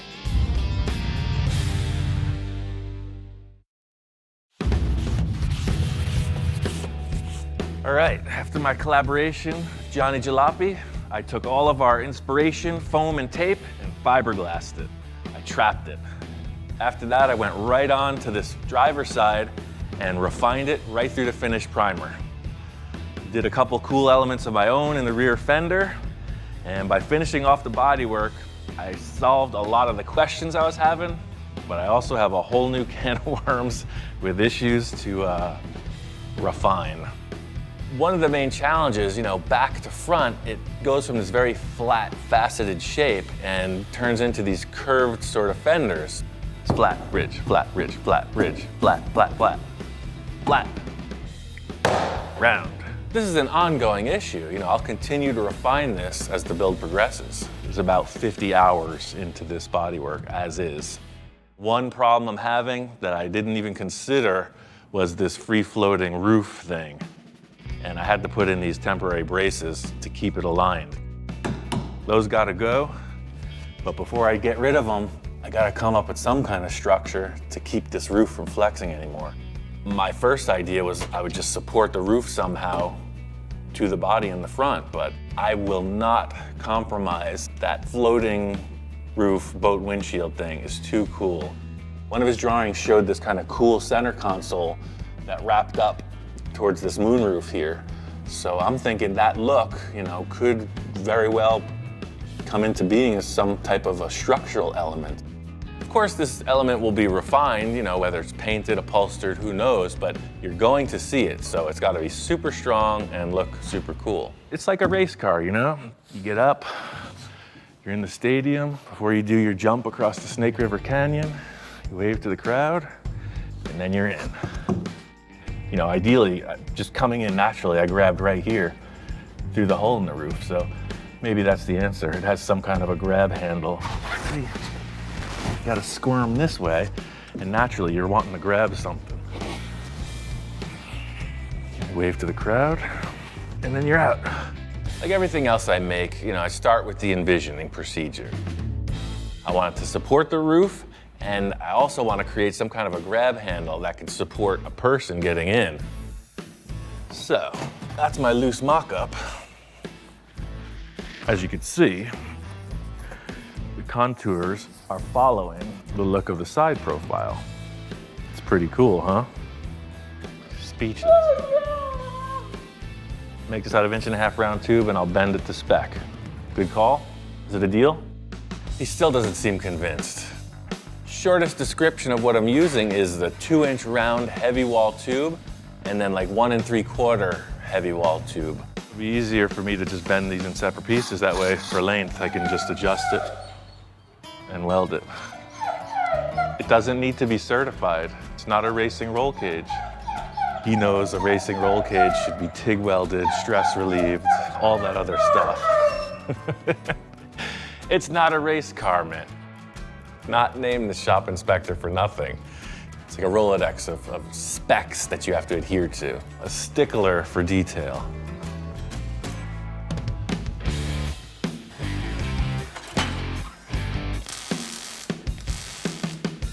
The issue I was having with this roof was it was going like this, left to right. So I think that this thing coming forward is gonna have a T-bar on it with 2 adjustable perches. Now that I see it in the car, this is the look I'm after. I need to set up a little extra support for some strength, and this thing will be installed. So you're gonna want the handle right there. The end game for the visual appearance of this is yet undetermined. Maybe it'll be like a center console that this element sprouts from. All I know is what I've accomplished has secured and centered that roof panel. So that's the story. I'm sticking to it. We got this crazy looking contraption that is both a roof reinforcement and a grab handle.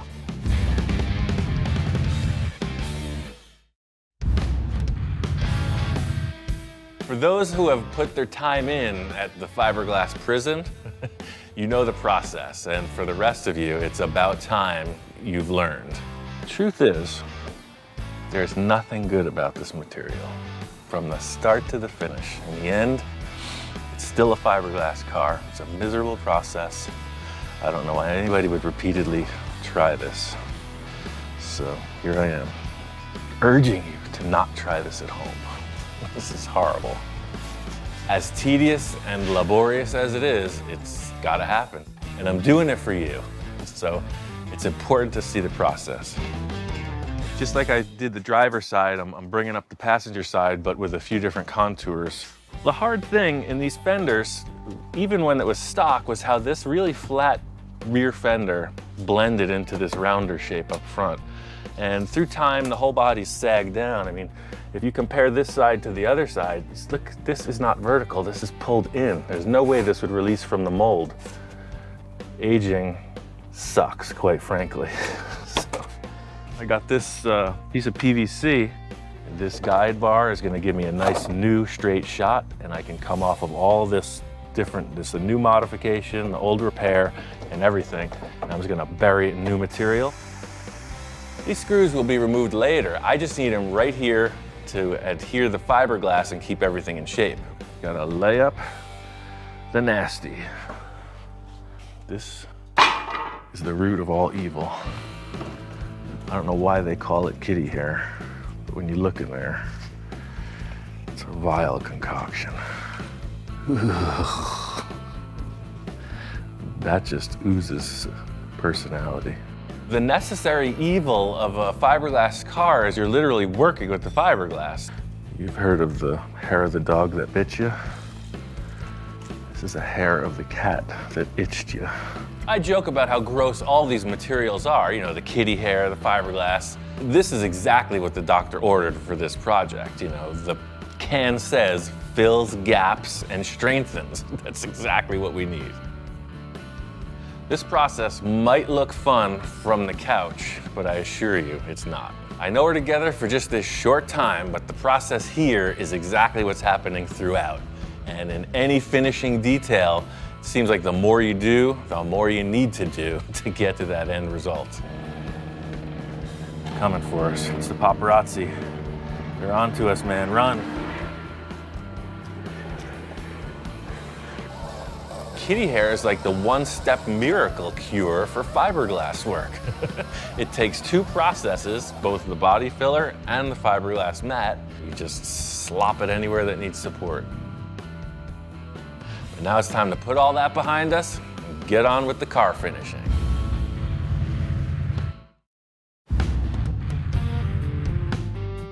Got through that fiberglass process, made a lot of progress. We are over the hill into the finished bodywork stage. Inside and out, I flipped the car upside down, body filled and Duraglassed and fiberglassed and undercoated and all that other fun stuff. So, you know, the repair I was doing on this rail, when you're getting in and out of the car, you're gonna be on this, so you know, I made it thick. It's all spray foamed up inside and it's really strong. I'm really excited and relieved and pleased with all the collaboration thus far leading up to this. First things first, you know, every car needs a bumper, so I'm gonna get to work on that. The whole concept on this front bumper is stealth. I just want a neat little lip, you know, something bumps up against it, it'll hit metal instead of the paint.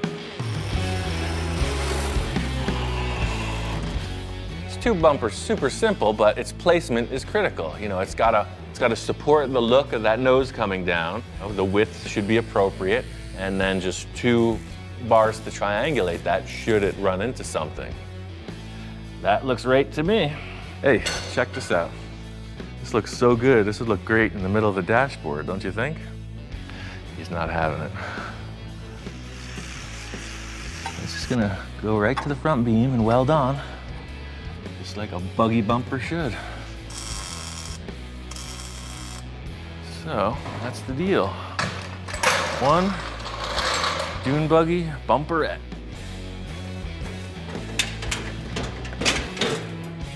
Very, very strong. That bumper's looking good. Now that we got that in place, it's time for the next and final step of the front view. I got these cool vintage KC units. They're off-road lights, but I'm gonna make them into headlights, you know, high-low beam. They go with that kind of groovy 70s thing, you know, you see them on choppers, you see them on trucks, you see them on dune buggies. They're all right.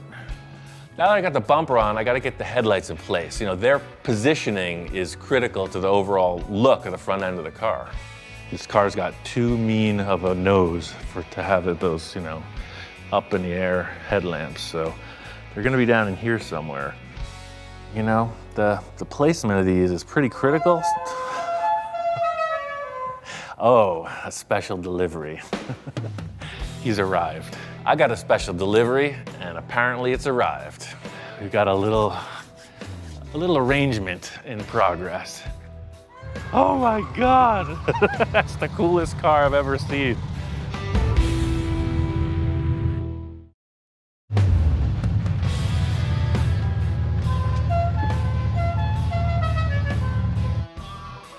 Holy Krakatoa. I knew that my friend Tom was on the way. I just really didn't expect him to show up with the rig he was driving. How's it going, man? Good, man. How are you? Good. Good to see you again. Good to see you. How's it going? Good. You said you were throwing it into your truck and coming by. What the heck is this? It's a 77 Super Bugger. You ain't kidding. Where do you even get one of these? Back in 77, you could buy them right off the showroom floor at Super Campers. Oh, man. It's too bad I was only 7 years old. This is unlike anything I've ever seen. This is possibly the coolest thing I've ever seen. What, how's the rear view? I mean, it's awesome. I think I've gone through maybe 70 cars in the last 5 years, and out of everything I've owned, no matter how crazy it is, this Super Bugger gets more attention and looks than anything I've ever owned. It's just ridiculous. I've just been outclassed. I might as well just quit. Everything I've ever done with VWs, it doesn't even compare to this. So how many of these things did they make? I heard they made about 200, but we've only been able to find a handful of them. I've seen the vintage trailers with this look, but yeah, this is incredible. I've been into cars most of my life. My dad owned an auto parts store, so I grew up in the scene, and I've just been into everything, you know, stuff with the history, 60s, 70s vibe. It's just a crazy time period where they're building stuff like Ian's doing. Just get in the camper. Stove, your sink, your fridge, your water. Oh, and an engine. So this looks expensive. A little bit. I put the word out that I was looking for engine options, you know, kind of anything goes, and he said, let me come down and show you what I'm thinking. That's a 2332. That's full big. flow, deep sump, balanced, Dick Landy blower, and then it's got the dual 44 side drafts on top. Yeah, and that's putting out over 200 horse. So this Volkswagen has 2 engines. I thought we were pulling it out of the back, but we're pulling it out of the middle. Anybody could pull up with just a motor in the back of their truck, but I figure we could fit the motor in this somehow, pull out the table, move the seats out, get it in there, get it down here, and just surprise them with it. I figure you'd appreciate seeing all this and yeah, get a kick out of it. Cool, let's go check out the Buggy. Yeah, come on in. Oh wow, dude, how cool is that? When I first saw the Buggy, it totally exceeded anything I was picturing or imagining. Well, it's actually way cooler than I thought it would ever look. If you see something you want, you know instantly, and that was instantly. And I'm excited to see that engine here. You know, they pop right in. I say let's mock it up. Bring that bugger in here. Yeah, let's get that in. I am really digging the Super Bugger. I don't know where his head's at. If he's willing to do some trading, we could probably come to terms. This thing is totally cool. Man, what does the guy got to do to get this off your hands? Oh, man. You look burdened by this, so I'm trying to help you out. I think I'm gonna need a Dune Buggy probably. Yeah, that could be arranged. I gotta let the inspector check this out. Oh, right on. Looks like I picked up a passenger. He's gotta do the thorough inspection, man. He's gotta put his nose on all of it. First things first, we gotta get this engine out of the rig and into the Dune Buggy. Wanted to make sure that didn't go anywhere. Yeah, I know. Wow. It's a little heavier with all this extra horsepower bolted to it. Aha! There we go. Look at that. Ta-da! This is like the king of mutants in the VW world. This is heavily modified, like it's full race. Every aspect of the engine has been modified for performance. Let her down. That is it. You can't figure this stuff out until you put it together, but the horns are pointing at the fenders. It's like it works. I gotta send this picture to Johnny. He's gonna lose his freaking gourd. Wave to Johnny. Perfect. It was cool to see him, because I know he doesn't usually show a lot of emotion, and to see him just totally blown away by the overall look with that motor in there, I knew that was just gonna get the fire lit up and that thing was gonna be finished right away. This project just got put in the slingshot and it's drawn and ready to fire. I know I'm gonna get this car one way or another, but we'll do some horse trading. It'll be beneficial for both of us, and I'll end up bringing it home. This engine was the missing link. You know, this is the thing, this is the impetus to get this car to the finish line. So I am just fired up. It's time to get freaking crazy on this.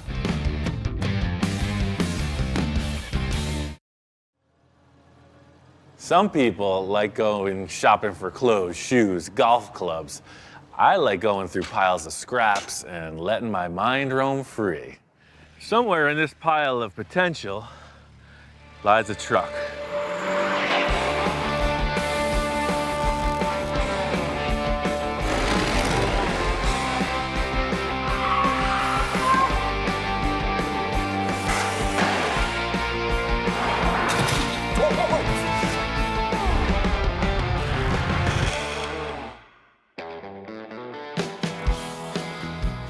You just can't shake some clients.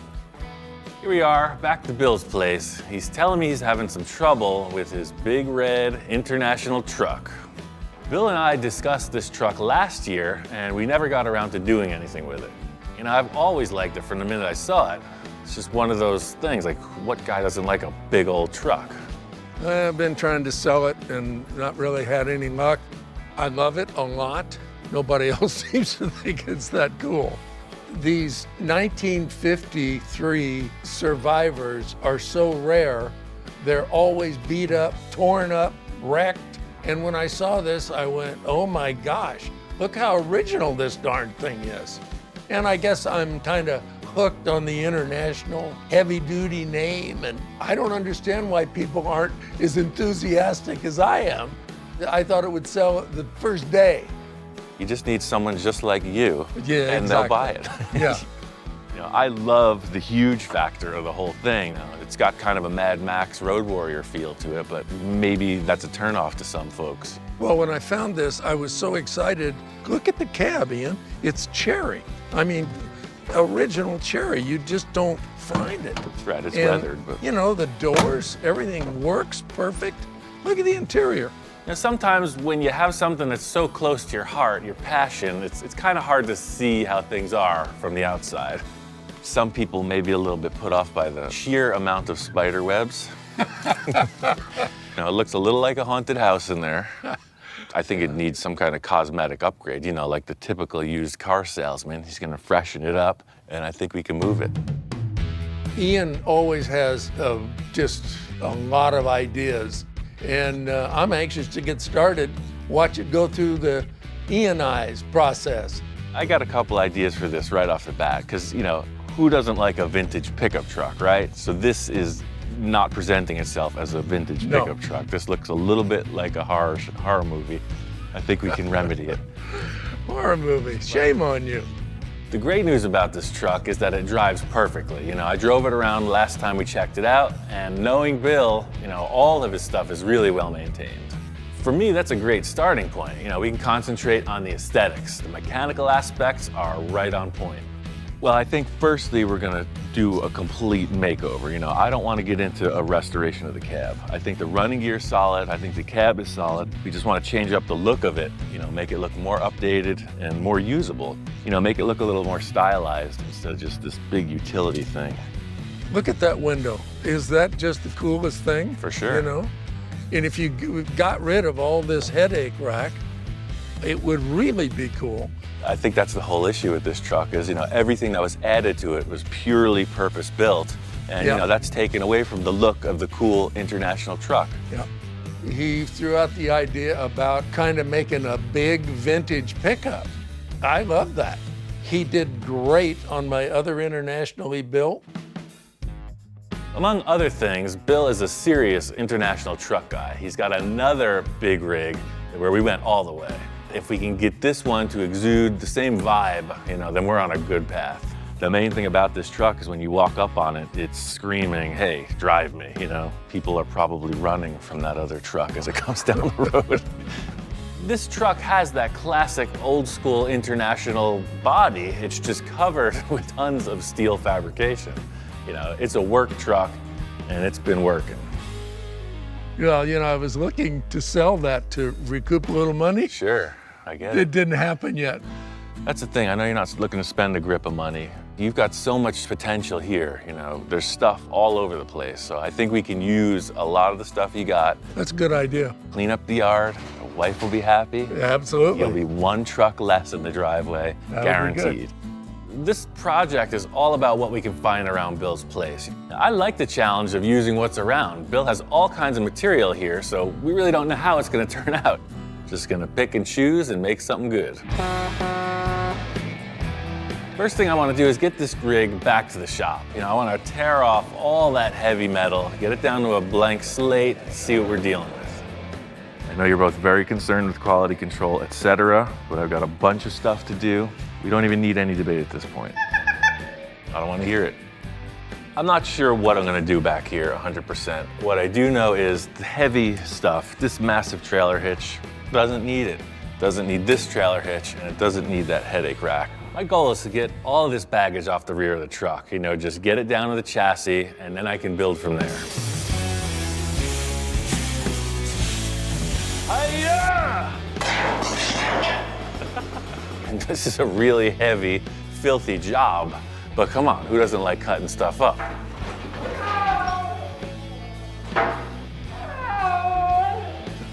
Change is tough. You know, these dogs love cars, and all they hear is destruction.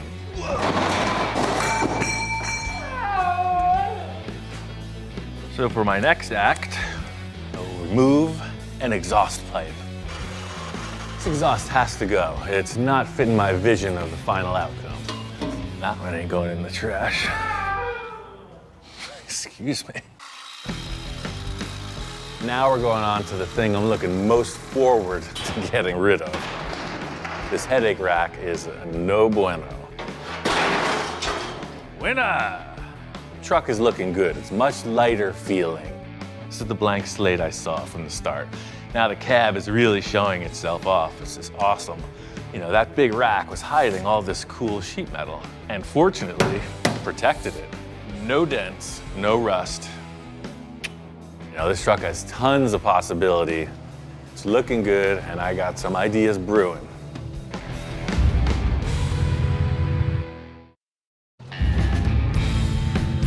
My vision for this project is to bring this vehicle into more of like a pickup truck realm than a big commercial truck. Now that the rear of the truck stripped down, I want to go up to Bill's and see what kind of material we can find. Well, nothing starts a good project like a good treasure hunt. When I collected all this stuff, you know, I thought, oh, well, I can use this for that, or pretty specific about it. Well, Ian, I mean, he's different. And I don't even ask him what he's gonna do. Don't wanna know what he's gonna do. Just wanna watch. Oh, you got bigger sheets under here. Nice little mouse nest, look at this. I know there's gonna be a large area in the bed of this truck that we're gonna have to fill in. So these big metal sheets are gonna be exactly what I need. Like a diamond in the rough. Nothing says truck like diamond plate, so I think it's a good start for, you know, sheathing materials. Let's see what else we can find. I know this rack here, and I know you got some stuff. Mainly what I'm interested in is these long lengths of tubing. Any project's gonna need some structure, so this is heavy truck stuff. If you're not married to them, I can use them. All this stuff is available. Wait a second, you got bed frames here. Got bed frames. I need a bed frame. I have a mattress and a box spring. You're in the right spot. I just bought a new place and I pretty much need everything. So Bill's got these 2 bed frames, so I'm in luck. You think it'll do a queen size? I think it's adjustable. Oh, yes, yeah. Oh, look at these steps. What are these from? Those are, I don't know what they're from. I know what they're for. Look at that. Yeah. You got a whole truck sitting here. It's just in pieces. Ian kind of looked around and he said, oh, you got this, you got that. You got almost enough for the build. I didn't think I had that much junk laying around here. What's that from? I don't remember. Typical. You know, we've just scratched the surface of Bill's treasure. You know, many a project has been fueled by the treasures of this wild land. Bill's upper 40 has got some stuff. Now this is where the magic happens. My wife calls this my junk pile. I call it my treasure pile. You know, Ian's right on board with me. Kind of like the kid in the proverbial candy store. You know, we're getting up here and I don't know where to look first. You know, is it behind that truck, behind the tree, on the rack, in the box? It's everywhere. I don't know what we're getting into. Oh, and look at these things. What are these tube frames? Shopping cart storage. Oh, of course, you got, okay, I get it right. They pull in here. Yep. But look at this length and the turn down, that's like a truck bed side, right? You know, Ian is a metal man and an artist, and he looks for shapes, but shopping cart corrals? These are good, they're straight. What else you got? I recognize these. These are 55 Oldsmobile doors. I wonder where they came from. Yeah, I have a recollection of that as well. You know, if there's anybody out there that is converting their 2-door into a 4-door, we've got the parts. I don't think anybody's gonna do that. What? But No, see, the 4-doors are in the new style now. Hey, if 4-door Oldsmobiles ever come back into fashion, this guy's sitting on a gold mine. So I remember this thing. This is the same year as what we're working on now, right? Yep. A little dinged right there, but at least it's a bumper. We could start with that if we need it. What's going on in here? You want an inline 6-cylinder with It's the rare factory 50 pine cone option. Look at that. In addition to the piles of stuff, Bill has a couple storage containers as well. Behind door number 1, I find these cool old cabinets. And the thing is, I'm not counting anything out yet. We're looking at all the potential. We are merely priming the palette of potential. So everything's going to the shop. Well, we've got quite an assortment of goodness, you know, between the metal, the diamond plate, shopping cart rack, 2 cabinets, we're on a roll. I'll get back to the lab and start configuring. I'm gonna be very excited to watch this project and see what he does. Mush, mush. He's a one of a kind. We got this.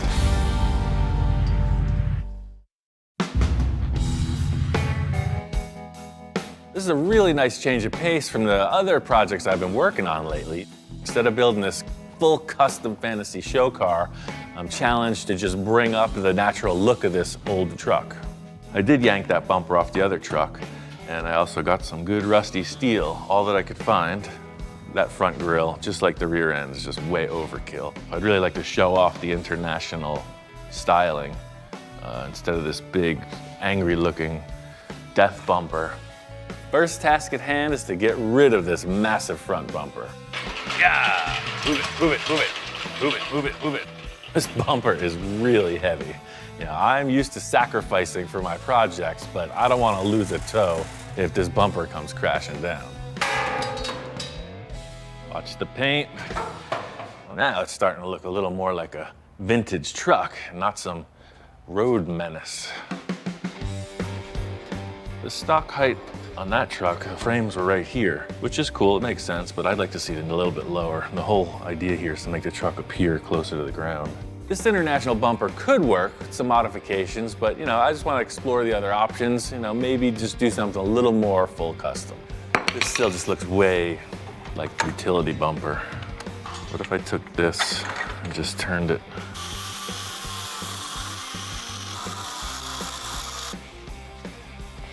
Yeah, that's cool. Brings it down a little, looks lightweight. It actually makes the fenders look really exaggerated now, which is something I wasn't expecting. So far, my assistants aren't impressed. You can't just slap a tube on the front of a truck and call it a bumper. I mean, come on, they should know by now. I'm not gonna just stop here.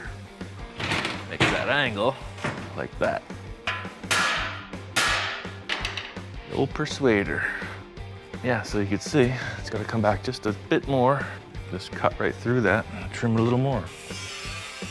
Not only do the bumper ends need to match the front of the truck, they need to match the other side of the bumper so that it's symmetrical. This is the process of trial and error. You just keep cutting and bending until the angle's right. It's looking good to me, sir. It's gonna be fine.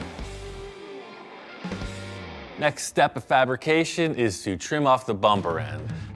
As strange as it seems, this random piece of bent aluminum is gonna be the gauge. I mean, I seriously just picked this up out of the corner. You need to be zen, in tune with the universe and beyond, to allow yourself to be open to this happy accident thing, Or sometimes maybe you just find a piece of bent molding in the corner and it seems to work. That's the angle of the dangle. You saw it, man. Don't act like it's a surprise.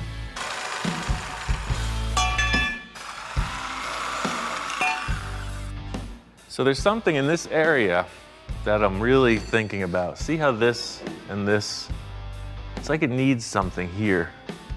Fortunately, Bill's place isn't too far from the shop. I want to take another look at his pipe rack and found some really good square stainless steel tube that I think I can make work. It's exactly what it needed. It's subtle, but it helps. Get the end caps on and it really finishes it off. For right now, it's conservative. You can see that's a clean bumper. I want this whole truck to come together as one piece, so for now, it's a work in progress. I got some other ideas that are really gonna help with the look of the front end.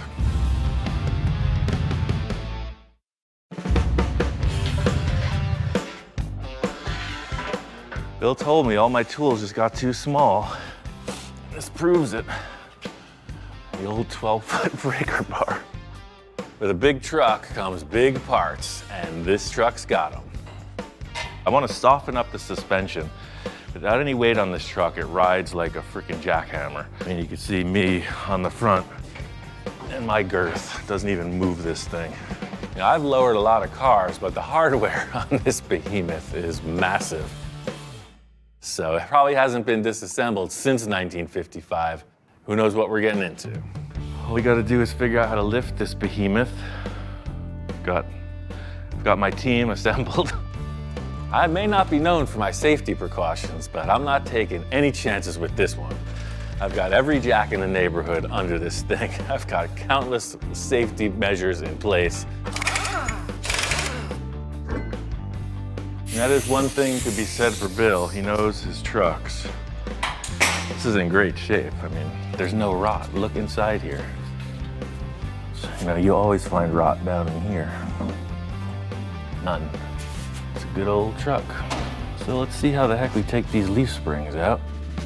First up is to remove the shackle bolts. It's just old and temperamental, like me. Once the shackles are removed, it's all about determining the right number of springs to remove. Once I reassemble it, there's only a trial and error, so if it's not right, I gotta do it all again. And just in case you gotta put it back together, front is front. And anytime you remove springs from the spring pack, you're going to have shackle bolts that are longer than you need. So the remedy to that is to just cook yourself up a set of full custom shackle spacers. So this is perfect, this square tube. That'll never crush. Stainless steel with that thick wall.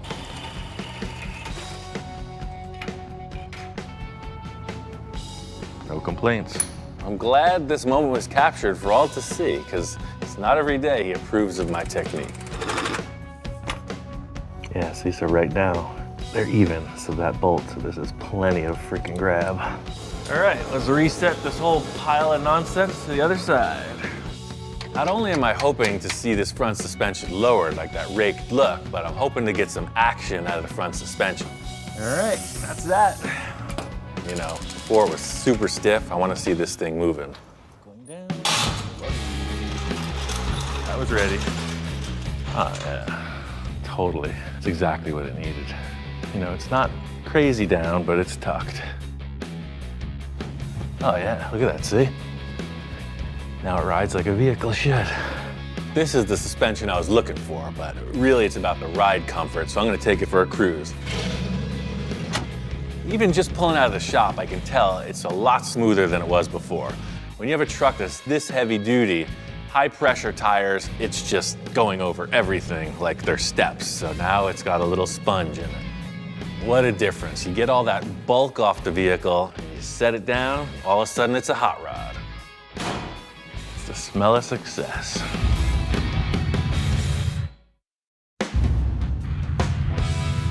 Front view of the truck is really improved, but I got one more idea that I think will step it up.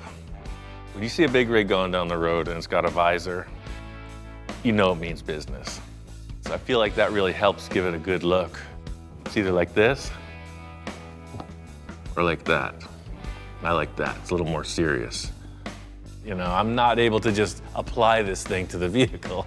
You gotta hump up there like you're riding an elephant. Good exercise. The primary factor in creating this visor is how the material will bend without any tooling. I want a nice formed shape, and that's why I'm using this soft but very rigid plastic as a template. That'll work. I have a sheet of aluminum that will be just the right call for this visor. This is a reasonably difficult shape to make simply because it's symmetrical. The different PVC sizes are helping me to try to form the shape I'm looking for. Just like the top corner of that cap, you see it's a dome, and it's going to require a dome shape to turn that corner.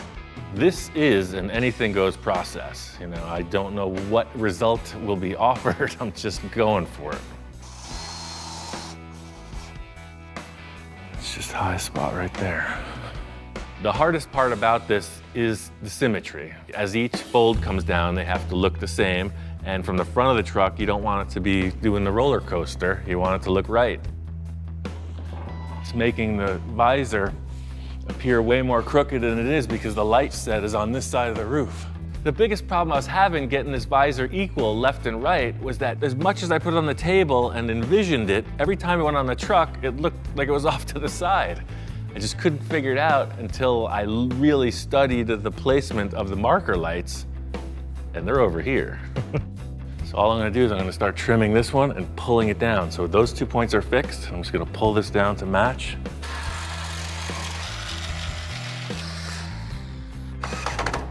So there you have it, one full custom visor. This is exactly what I was hoping to see. It took that big arched up window and makes it look a little more aggressive. This looks like it could just be a little more graceful in that this line will probably just come up like that. Maybe in the end I'll put a little center bracket on it, but right now, that's perfect. We got other things to deal with. Aha! So you have been working. Yeah, a couple revisions, nothing too major, but change it up a little bit. Wow. Surprise, surprise. I love the stance. It looks like you lowered it, how much? It's got to be 3 or 4 inches. I forgot. Yeah, because it was way above the tire. I love that old truck. Yeah. And you just made it better. Glad to see Bill react so positively. We literally had no discussion as to what I was going to do. This is like all your projects. You do them and then I want to keep them. The idea was to sell this. I'm hearing whisperings from Bill about maybe trying to hold on to this thing, you know. The big plan was to sell it, but now it looks so good, maybe he's buying. I don't know, maybe it's going to stay home. I got a present for you for this. Right on. It'll help the look of your stance. And let me show you. Cool. This is the kind of thing that really just explains this car or truck addiction perfectly. Oh, wow, these are cool. These are perfect. Yes, just a little bling. Good deal. You can't just stop halfway, right? And Bill's a man with a passion. He steps up every time and brings the good stuff. These are 22.5 rims, but the tires are a little smaller. They're for a motorhome, actually. I'm working on something for the back, but I'm not going to share that yet. Want to get them on there? Yeah, for sure. Mostly what this does is just puts a more modern look. And the truck's lowered, those big truck wheels, they just look stuffed in there. So it goes from like this weird pudgy cartoon look to more like a performance vehicle. Totally cool. Changes it dramatically. Yeah. Beautiful. Well, I sure love what you've done so far. I'm anxious to see what you do for the back. Much like the front, I don't know what I'm gonna do. Front's looking good. The rear is up next. I got an old shopping cart corral, some rusty old metal. What could possibly go wrong?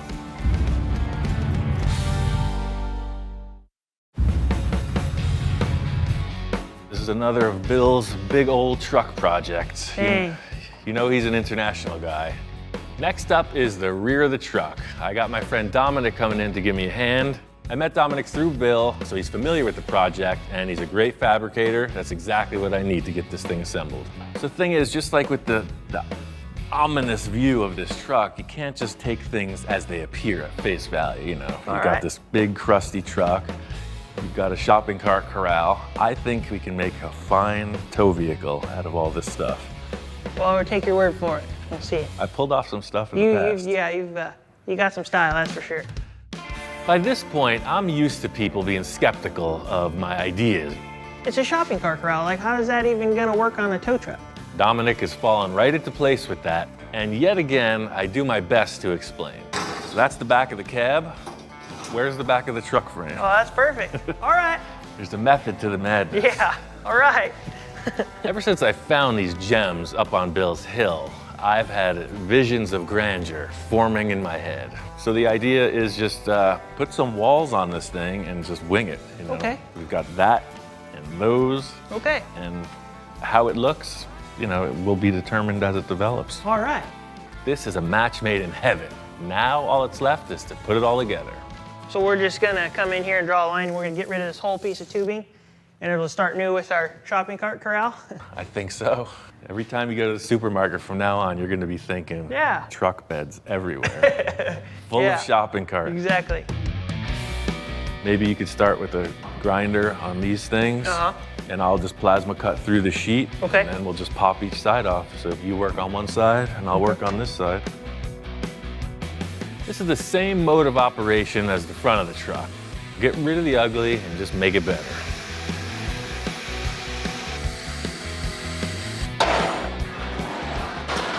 Beyond the time-saving aspect of using these corrals, you know, I think the finish of them actually is appropriate for this rustic look. Does that work for you? It works. I could see Dominic has turned the corner on this project. You know, he's 100% on board with this concept, but of course, the #1 naysayer is always close by. He's never seen anything like this. Look at that. He's just like, what did I just see? Because it's a pickup truck, we're gonna have bed sides. I got this rusty steel plate, and we're gonna trace it to fit, plasma cut it, and weld it on. As much as I like working alone, to get the thing finished, you need extra help. It doesn't mean I got a casting call. Very selective, only the elite. This round really looks good with the roundness of the truck. But then we'll take that square tube and we'll make that an element for all the trimmings, right from the front to the back. Same as the front bumper. Yeah, I think we'll just cover that. See, the cool factor of this concept is it's not just flat, you know, it's dimensional. So you're seeing this round tube and backed up is a flat wall. So it really looks dimensional, as well as the color contrast. As crusty as it is, it's got a cool look. It's not looking like a cart corral anymore, is it? No. This is like a freaking work truck. There's still a few loose ends in this rear section, but we've made a ton of progress in establishing the cool look of this bed. It's gonna turn into the perfect hot rod working man's farm truck. So this old switcheroo with the shopping cart corral, you ain't seen nothing yet. All right. I'm going to Bill's tomorrow. We got a whole new pile of junk coming in.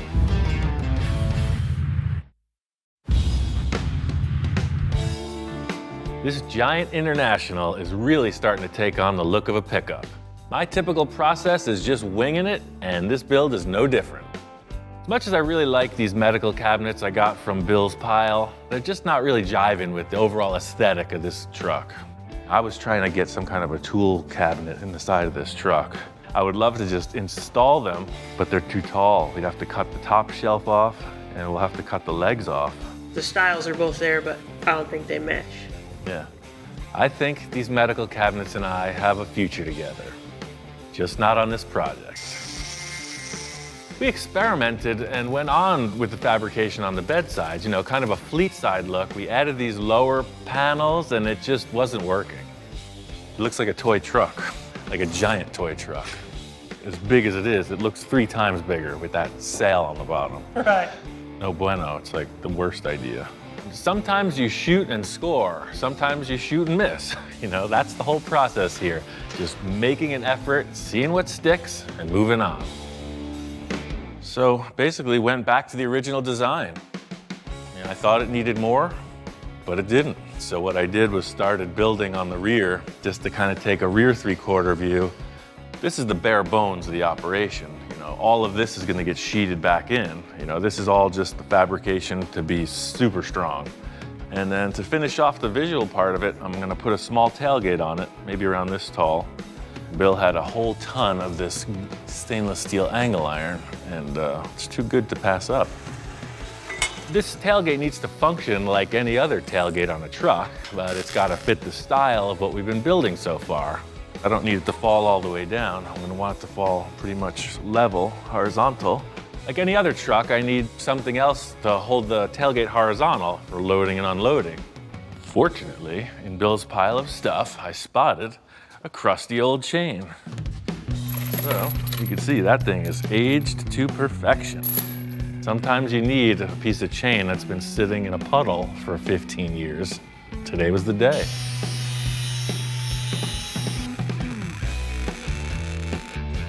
It's a trip. It's got a funky beat, and I can really bug out to it.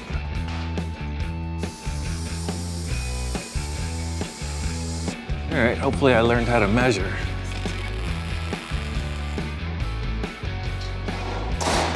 Man, that is one burly tailgate. It's just like every other old farm truck. You put one more piece of chain right there. Tailgate looks good. The last fabrication detail on the rear of this is to just sheath in this area below it where the license plate's gonna go. So weird how this works. That just did exactly what that side panel did yesterday. You're on a roll, you're trucking through it. I don't like it. Right from the start, I was thinking that this was just gonna have a plate covering it so you wouldn't see the rear suspension, and as soon as it was in place, all the plans changed. I don't know, maybe it's just me, but you got this kind of, you know, very mechanical structure. You're seeing the mechanical stuff, and then you come in there with this, and there it is. It's just a big slab wall. It's hard to describe how one little piece can change, you know, this entire rear look of the vehicle, but just in looking at it, it makes a perfect example. I can be, what's the word? Impulsive. I can be impulsive. Come back and this whole thing's cut apart just because the license plate doesn't look right. The theme here is clearly less is more. You know, I tore all that heavy metal off the truck trying to make this massive thing look a little bit lighter duty. Truck looks better, by the lack of extra stuff. All right, so next course of action is to get this cab looking a little bit better. Nothing wrong with Christmas, but the red and green kind of keeps it pigeonholed. This vinyl sticker, it worked well for its previous life, so I will bring out my laser gun and I'm gonna laser them right off. Wow, if this is what the truck looked like when he put the stickers on, that's pretty wild. Now that I'm pulling these stickers off, I never really paid any mind to it, but there is a painted sign under here. There's a texture of brushstrokes. I see an S. This is like an excavation project. We found the owner. We found Ray Dennison. If he was around today, I'd like to have a little talk with him about what this truck's been through. That way he knew when he came out of the bar at night which truck was his. It's like, I think there is some advantage to having a logo on the side of like a working truck. I'm just not sure that this one is right for the truck specifically. This green stripe is not helping the truck in any way. I think bringing it back to just one color is the ticket. The whole plan here is minimalist, so I sanded off this green stripe and in doing so, hit bare metal. I'm just gonna take some spray cans and lay it on there. Hopefully the color works. Truck's really coming together. Every little thing helps. I got one more idea that I think is really gonna cement it.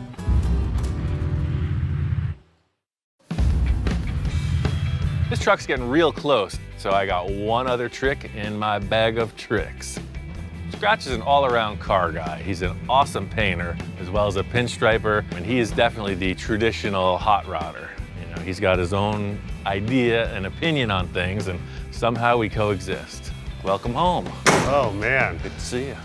This thing is great. A little hot rod-ish. A little bit. But it's still a work truck. Scratch is big into vintage, period correct stuff, so this project is right up his alley. Did you hear that? Yeah, that's what I'm saying. That's so it. nice. Yeah. My idea for this was, you know, I like some kind of sign on the door. I love the script. Where does orange truck come from? Was it like an orange grove in Florida or something? So every time I would go somewhere, people would just walk up to me, hey, is that your orange truck outside? It's like so a I'm like, car. I just wrote orange truck on the side of it so everybody would know that that's orange truck. Perfect. Aren't you glad I drove it today? Yeah. I mean, yours is orange. What about like old red? It's like old red or old red. I like old, like with the little L and the apostrophe, yeah. And you know, I was thinking, I love this edge striping that you did on yours. Yeah. You know, I definitely want that. Because before with the big grill, you didn't see this at all. So it's like, I love those little whiskers coming off. Okay. There's all these like really nice accent lines here and here that should just be like highlighted a little bit. We have that belt line up there and stuff like this. And like you said, the whiskers here and here. And also something that like, you know, would be like a classy work truck. So you show up and you look respectable. It's not like all rockabilly'd out or anything. Yeah, yeah. It doesn't need to look like nonsense. It needs to look like a work truck. My favorite thing is to work with other artists because if you try to instruct them, you're not going to get the maximum potential. So you got to let them roll their dice, do whatever they like, and then, you know, kind of take it in. Do whatever you want. I got a couple errands to run. Could take all day. So I'm looking forward to what you do. Like I say, no demands, do your thing. You don't want to talk about the... Nope. Okay. I want to be surprised. Artist freedom. Yes. I'm looking forward to see how this pans out. So right now I'm just kind of like brainstorming and then jotting down my ideas. I remember my uncles walking around with like a match in their mouth all the time. Maybe do the old and then the little mark to the side could be a match. I kind of like that, like a little blue tip match with some fire coming off of it. With this, I'm trying to make it look old. If I would have painted that solid, 30 years from now, it would have faded like that. It's so good to work with Ian because he just trusts me and I can just do whatever I want. The first time I met Ian, I interviewed for a job to work for him. We kind of always stayed in touch. We were around the corner from each other. So when he needed pinstriping work, I was there to help. A little maroon drop shadow here, so I wanted it to be darker than the body. It needed that pop, you know? Oh wow, yeah, that looks way better. So I'm just gonna do little accents around these edges here. Von Dutch is the modern day pinstriper, that he basically invented that. Somebody had messed up a gas tank and they wanted him to just kind of like outline it and like hide all the scratches. He just became more and more known for doing that, and that's where pinstriping kind of came from. Oh no. So they're coming to inspect my work. You wanna take a look at it? What do you think? Yeah, you like it? You like it. It looks like both of you like it. Do you love Uncle Scratchy or what? Oh, that's a yes. Wow, they seem excited also. Exactly what it needed, just like it could have been that way. All of a sudden, it's a special truck. It had no identity, but now it's Old Red. Groovy, man. Yeah. I think Bill's gonna be real charged up. This little bit of paint work was exactly what it needed. I got a few more loose ends to wrap up, but I can't wait to get this thing over to Bill's and show him Old Red.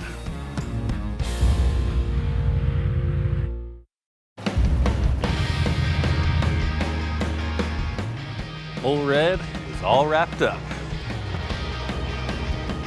This project's a bit different than my other ones simply because I didn't know what I had to do here. It would be way easy to go off the rails like I typically do, but fortunately I was able to keep it in check. I drove it over here to Bill's, and there's one thing that Bill loves, it's old international trucks. Wow, Ian, you've arrived. Got a little change, looking a little different than it did last time. Woo! You're another miracle. Old Red, at your service. You know, I saw Ian rolling in with that thing, and my first reaction was, now that's cool. The bumper, oh my gosh. The little sun visor, the tailgate, he redid the whole back of the truck, and the stance, he lowered the front. I mean, all of it was like, that's it, Ian, you did it. My buddy Scratch, he put this signage on the door. There was signage before that was under that original sticker. I love the signage on the side, Old Red. Yes, it's old, and yes, it's red. And then there's a little pinstriping. I love the subtle pinstripe. Yeah, that was Scratch's idea. You know, he was talking about wanting to keep it weathered like the rest of the thing. Yep. So that changes the whole truck, man. I mean, the stance and these freaking massive rear tires. One surprise that Bill brought over was these back rims. They are massive. I love the aluminum rims, but then when you brought in those big super singles in the back, it's like race car stuff. I mean, looking at it in the shop, you don't even get the vibe until it's outside. It looks like a big pickup truck. Yeah. The thing is, I saw this truck in a completely different light than what was presented. As soon as I saw it, I'm like, love it. I got plans already. You know, with a very limited budget and short time frame, a couple key choices really transformed the rig. You know, the first day when I was just taking stuff, I didn't know if I was going to end up with like a lot of aluminum features on this or whatever, but you know, literally you see everything came off of the hill and it just kind of melded together. Those shopping cart holders or whatever you call them, I thought when you were taking those, I thought, what in the world is he going to do with those? I made some comments about the shopping cart corrals, but they are absolutely perfect on there. Just a great, great job. I know you're looking to get out the door and sell it, so. That was the plan. Like all your projects you do, I always fall in love with them. I think I'm gonna keep it for a while and cruise it. Why wouldn't I cruise it around? Look at it. I'm excited. Now, I'm gonna bring my wife down and see if she's excited. I know, that was the kid. That was part of the deal from the start. But all we did was move the stuff from the top of the hill back down to the bottom. Yeah.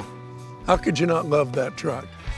You gotta drive this thing. It's the same truck, but it's way cooler. It actually has suspension now, so. Well, I need some firewood. You wanna go with me and we'll pick it up? Yeah. You got time? Yeah, I got all day. That's what I Okay. do. Let's I hang do it. around. I know how these old dudes work. My dad's no different. It's like, oh yeah, while you're here, I got some work to do, some more work. Why don't you help me out with this task now? Got a little Getty up. Old Red is rehabbed, refitted with some new shoes and ready to cruise. You know, I always take something away from a project, and this is something that keeps repeating itself. Wheel and tire combination and the stance of the vehicle, sell it right away. You could see this project didn't even get sold. It got sold right back to its owner just on first impression, and that counts. Roll the credits. So this project was pretty conservative all in all, but I've got something lined up that should satisfy my appetite for the outrageous. If you know me, you know where I'm headed. The next project's gotta be wild.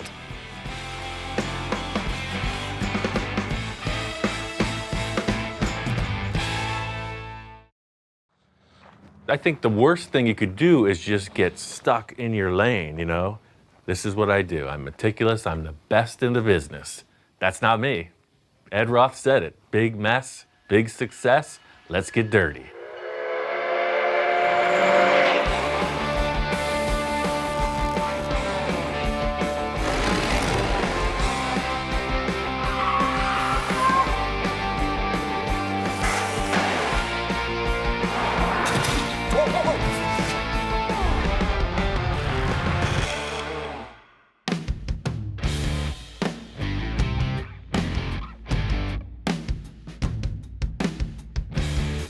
My friend Ken, he's a car guy. I've known him from way back, and he called me about this new project.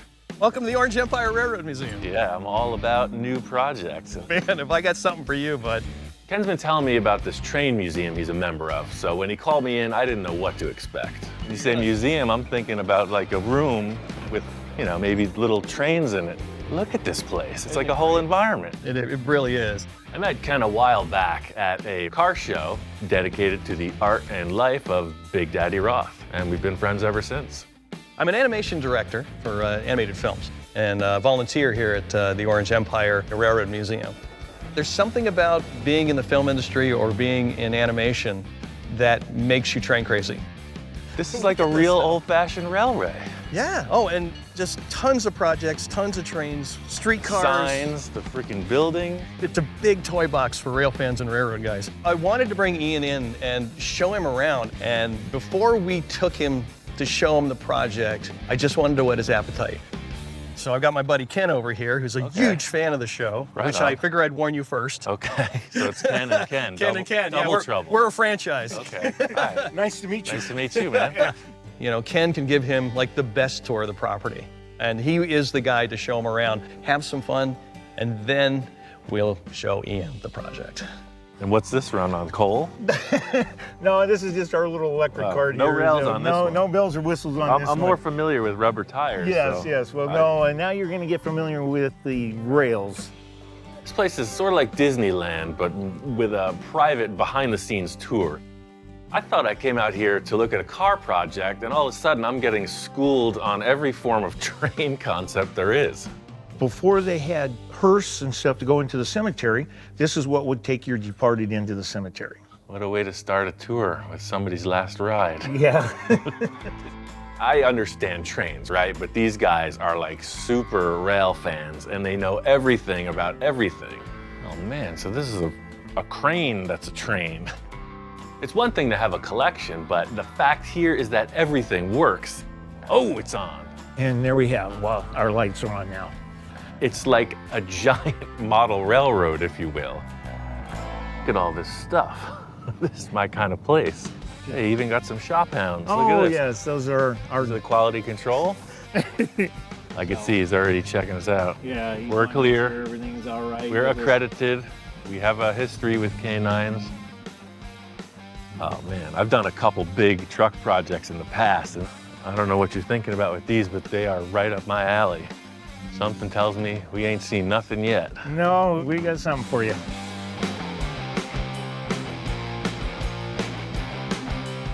This is our other project, the 508 from San Diego. 1937. No wonder they want to make America great again. What do I have to do to this one? Chop the top? You want to lower it a little? Oh man, look at this thing. Whoa, this is super old. It's crazy cool. What do you think of that? Unreal, it's like a giant toy train. Yeah. Well, this is like the Ward Kimball collection. Ward was one of the 9 old men at Disney. He was like one of the great animators and directors they had over there when they first started. He also got Disney into trains back in the 30s, and that's why there are trains at Disneyland, and we have examples of that here. This Chloe is actually a full custom garage type build. He did to this what you do to cars. These guys are fanatics, and they definitely want to immerse me in the entire rail experience. But this isn't really the reason we brought you here, bud. I need you, so come on with me. Finally, all the suspense has led up to this. What do you think? That's right up my alley. I mean, I don't know if you heard about it, but this is what I do. Yeah. This is the iconic classic Ford pickup truck, model AA, the bigger truck. And why it's in a train museum is beyond me. Looking to get out of the train business and into the hot rod truck business. Yeah, well, Perfect. I finally had a car project in the barn. It doesn't look like a complete truck from this vantage point. Well, it was a complete truck when we rolled it in here. It had everything. I mean, it's all here in pieces. We just came to a point where we needed Ian. I mean, it's not too far gone for sure. I work with much rougher things. This is right in my reign, man. It's totally Yeah, but cool. the thing is, dude, Yeah. we want to make this a train. We want to make this a rail truck. We want to put it on the tracks. Hey, I think it could happen. I mean, it's not a hot rod, like 4 wheels and out you go. This is such a one-off and such a weirdie. And I'm like, nobody can do this but Ian. So what's the gimmick? You need like another train wheels. Train wheels We gotta put on the pickup truck. Yeah. Like the little engine that could? I think I can. This isn't a restoration by any means. No. This is needs gonna to look need- like it sat out in the Nevada desert for the past 90 years. You pretty much want a rail car that acts like a flatbed truck. Absolutely. I don't have to worry about Ian because I know here's the welder, here's the grinder, I'm gonna go make cartoons, bye. Right? That concept is awesome. I mean, I love the idea. I just don't know how the heck I'm gonna do it. I'm not worried. There's actually a picture somewhere that we're gonna dig up. We're on the hunt. Okay. But that'll be pretty much your only template. Okay, it's a first, that's all I'm saying. I'm gung-ho. I could, shoot from the hip. But, You need a challenge. You can't keep these hot rods and hopping around, And if you're worried, the exit's right there. Right. Easy answer, man. Okay. Now I get it. I'm called in because the impossible needs to be made possible. All aboard for the full custom train build. We'll see how this pans out.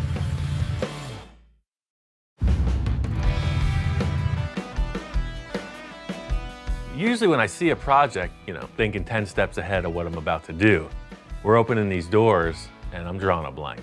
Good morning, Grizzly Flats, huh? If we can get this thing out of the way, then we'll have plenty of room to get in and get the bed off. I don't know if we can, but you can.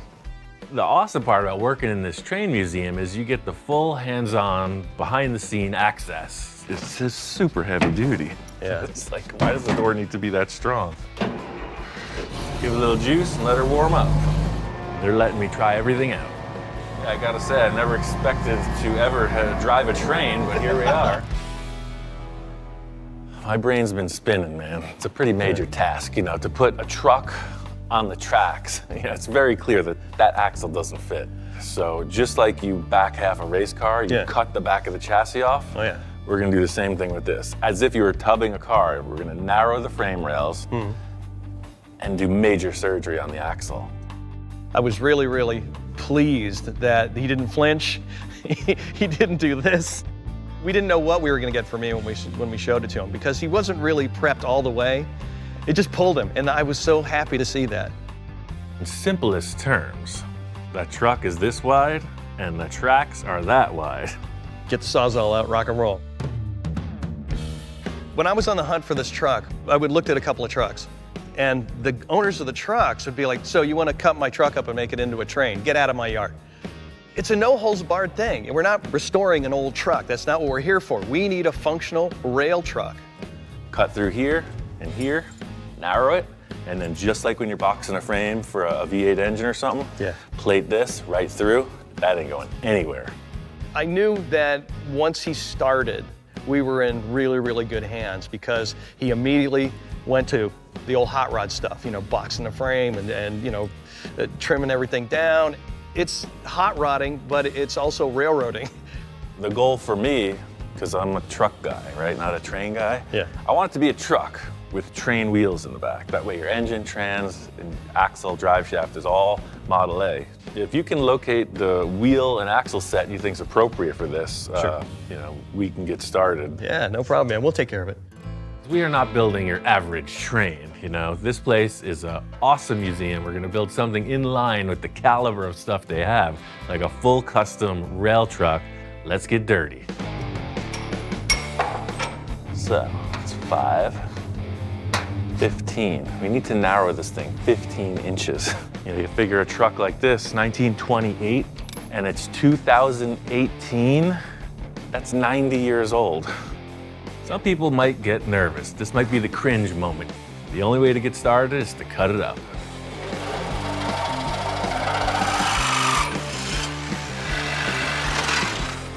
We don't have a chassis jig, so I'm gonna set up something that's as square and frame-worthy as possible. This frame jig would never be adequate for a race car or even a street car, but it doesn't need to steer, it's on rails, so it's gonna work. The main challenge here is just keeping the thing square and attaching it as it was where it wasn't. It's exactly what it was, it's just narrower. This was the easy part. The challenge is still on the horizon.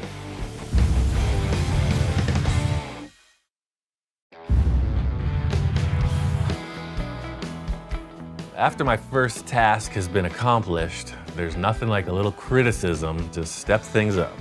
Check this out. A little different than the typical hot rod project. It looks like a truck, but it's actually a train. This is interesting. I'm not hearing a word of opposition. I guess they're okay with it. Speak of the devil, here he is. You just got here, come on. Yeah, well, that's How what cool I'm is saying. this? We're gonna bust this right out. Beautiful, man. Little nip and really, tuck. really slick. This is from the State Railroad Museum. There's the truck, buddy. Is that cool? That is freaking cool. And you've Whoa, already done look at that. That's nuts. You've already done this. I mean, you've already brought it in. I knew Ken had a real strong concept of where he was going with this project, but I was kind of in the dark. This photograph illustrates perfectly what his concept is. They did what they could with what they had on site. This is a great merging of our railroad knowledge and Ian's hot rod knowledge and, you know, his fabrication knowledge. Sort of what we're recreating, it's a truck from the last days. There are things we have to do, you know, with the motor that we have. This is the actual motor out of the truck. The driveline's the same, nothing's gonna change. It's just that, you know, that's the train guys, you know, that's us. We're just gonna see. I mean, that's a lot of tonnage to move. As far as Ian goes and the project, if you can make the photo for us or anything close, we're good, we're golden. We're not even gonna paint this thing. I want it to be a rolling tetanus shot. If you want to look like that, we can do it for sure. That's what we want. Right. And the good thing is, I found a wheel set out in our yard. Awesome. So if you We're want ready to to come go. out, then we'll get it over here and we can mock it up. Look like train wheels, Yeah, for sure. yeah, they're freight car wheels. What we'll do is we'll do what the railroad does. We'll put it on the turntable. What the heck do you got going on here? That's like a giant freaking bridge. Yeah, and you're gonna push it. You know, from the full tour of this place, the behind the scenes, to driving the train, you know, Ken's like, no, we're not going to just put the wheels over there. You're gonna see how the turntable works, and we're gonna direct it down the lane and then back into the shop as the train would roll. Totally cool. Yeah. Oh, look. Look at this, dude. Ta-da. Oh, yeah. That looks like the photo. It's a truck on train wheels.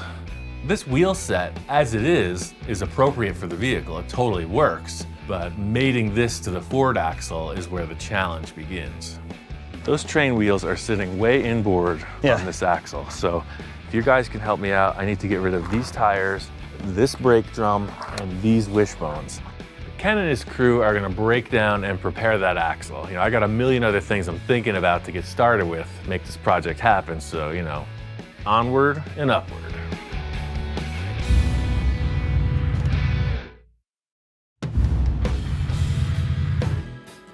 I came in pitching them every idea in the heavens about how radical a train truck we could make. I was like, yeah, you know, massive rear tires, all raked down, super slick, you know, maybe like flames on it, who knows? And, you know, as we're walking out the door, everybody smiles and Ken's giving me the pat on the back. Yeah, Ian, just make sure it looks like the picture. Look at what they're doing here. This stuff is like world-class, high-end history. They want this rail truck, a work vehicle, to go in with their collection. The thing is, you know, the client always gets what they want, so I have to embrace the challenge of making their dreams reality. What we are doing here is a strict, period-correct piece. I'm pretty honored that they have faith in me as a fabricator to pull that off. This is straight up home-built hot rod stuff, you know. Joe the blacksmith was like, hey, let's put that pickup truck on the tracks. Everybody's having a cocktail in the evening. They're like, well, it's got 4 flat tires, let's do it. We're gonna face the same gauge issue with the front axle. You know, it has to be narrowed, but before we get into that mechanical aspect, I wanna create the visual statement of the rest of the front of the truck. This fender situation, as much as I love the look of it, it's just not what this project calls for. Glad I brought my pickup truck, because I think these might be coming to my shop. Just like any other project, you know, this thing has a deadline. The museum is having an event, it's Christmas season. They want to include this rig in their Christmas lineup. Time is of the essence. Silver Surfer. It's time for a little parts gathering. I'm looking for a few things. I'm looking for some rods, looking for some angle, I'm looking for some plate. Not only does the stuff have to fit the look, you know, it has to function. It has to feel like it's old and crusty. I mean, it takes a trained eye to really spot what you need. So you got angle iron, flat bar, heavy duty, but that's what we need. We need one of these in here, like a 1/2 inch thick. You know, Ken told me if it's too big to carry, duh, he could just send the forklift over, and I'll grab some of the smaller stock. This is like shoe shopping, you know? What style looks the best, what style fits. This is exactly what's on the drawing. This matches the turnbuckles, this diameter. Driving around this place, I mean, there's potential everywhere. You know, there's a lot of train parts, but there's a lot of other awesome sauce. Oh man, this thing is toast. Got totally burned up. You know, I've done a hot rod fire truck, and this would be an awesome contender. Come on, look at the cool factor. Should have brought the hellhounds. There's talk that there's an 11-foot witch that guards the property. But if you navigate just right, you'll find the leaf springs you're looking for. Next stop, the Enchanted Forest. Take a lot of courage. Those woods can get dark. We'll have to move fast. Run. Let's get the heck out of here. I think we can outrun her. You can feel those eyes looking right through you. You got nothing on us. We're fast. Power of the electric vehicle. This is a dangerous job, you know, in more ways than one. There's 2 leaf springs right there. Oh, this is exactly what we need. See that? They got eyelets on both ends. We got the rods for the front cow catcher. We got leaf springs. Got some angle iron, we got a line on the plate, and we evaded a giant witch. I'd call that a successful outing. You're gonna trip out when you see this. I ordered some really heavy steel plate from the museum guys. You know, they have a forklift and a torch. I sent them my measurements, and it's already here. I measured the outside as wide as those running boards, so once it's on the truck, I got stuff I can work with. Yes. Now we're getting somewhere. Ta-da! For the last part of this adventure, you see this going right in here like that. So this is just the base. You know, this plate, as heavy and complex as it was, is just the start of the whole look of the front end. Right now, it's starting to look like that picture.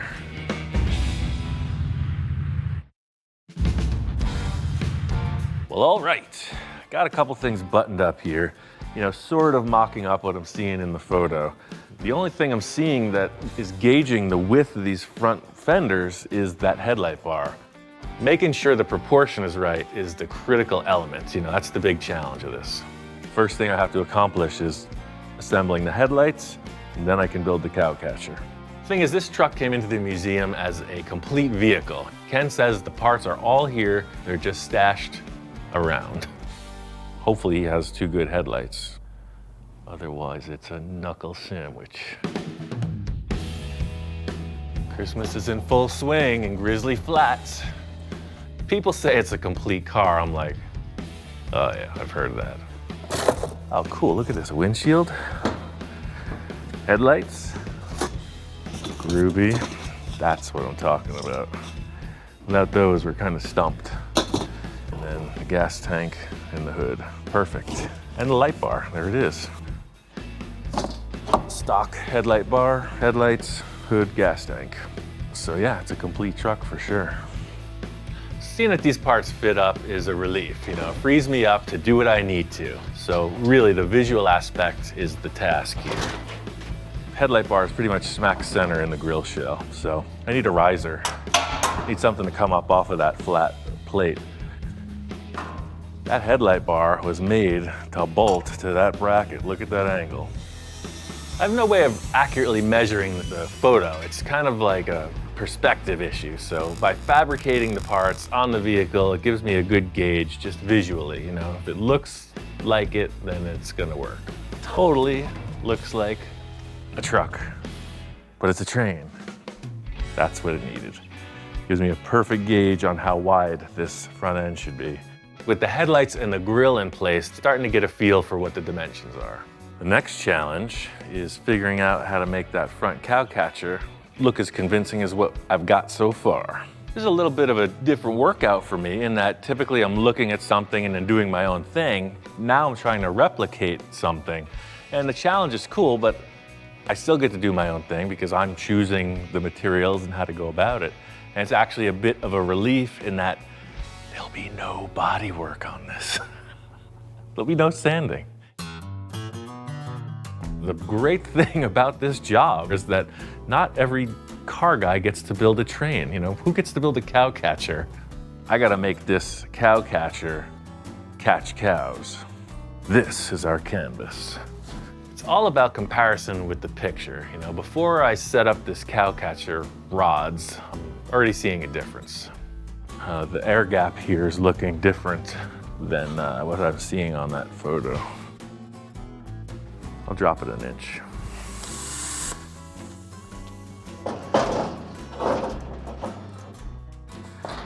That is ready for a collision. Now we gotta figure out the layout of these large rods and then bend them.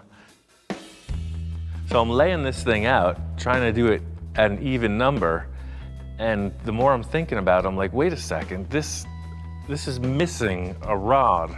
Look, there's no rod here. This one is clearly at the end of the angle, and there's nothing there. The truck in the photo is missing a rod, one of the vertical uprights. It's not there. I'm building it like the drawing, but just because the photo shows some damage, you know, missing pieces, doesn't necessarily I'm gonna build it as bad off as that vehicle was. That's one. I don't want it to look damaged. Something don't look right. Yeah, the whole character of this truck is this front cow catcher. It's way out of proportion.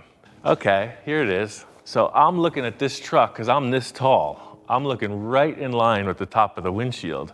This viewpoint is looking at the truck like this.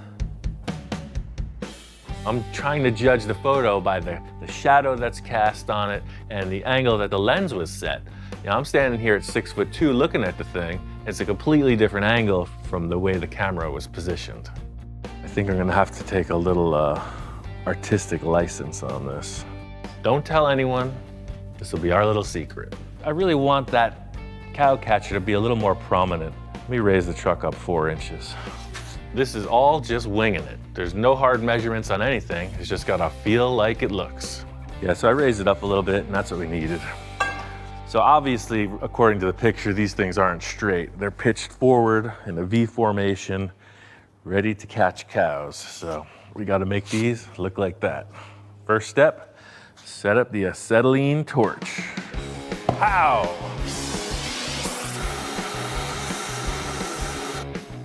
Nice hot stick. Put it right there. and give it a bend. This is old school metalwork, you know? It takes fire to bend metal. That's what I'm talking about. Full custom blacksmith. This cow catcher's really taking shape, you know? It may be the best cow catcher I've ever made. I got one more idea that'll really sell it.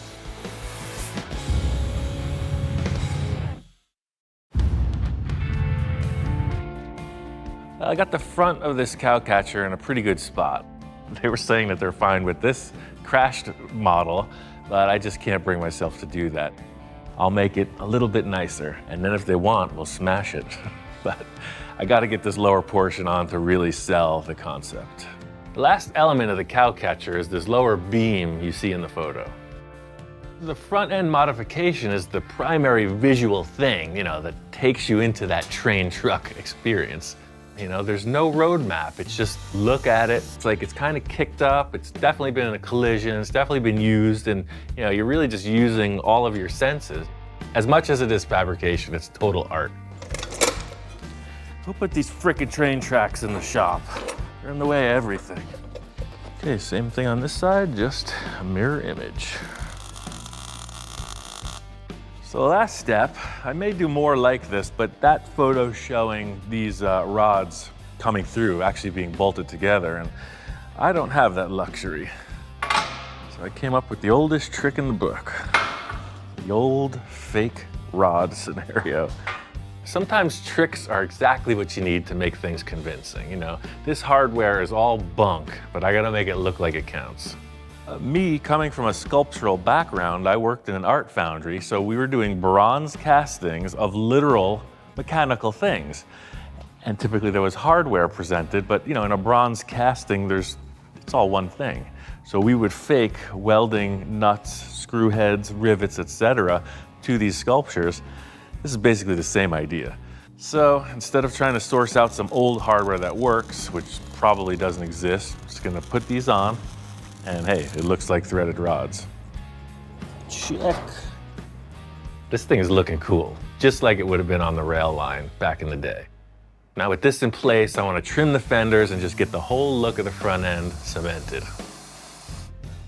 And you can see from the start, you know, I started with that massive plate and just tailored it to fit the dimensions of the real truck.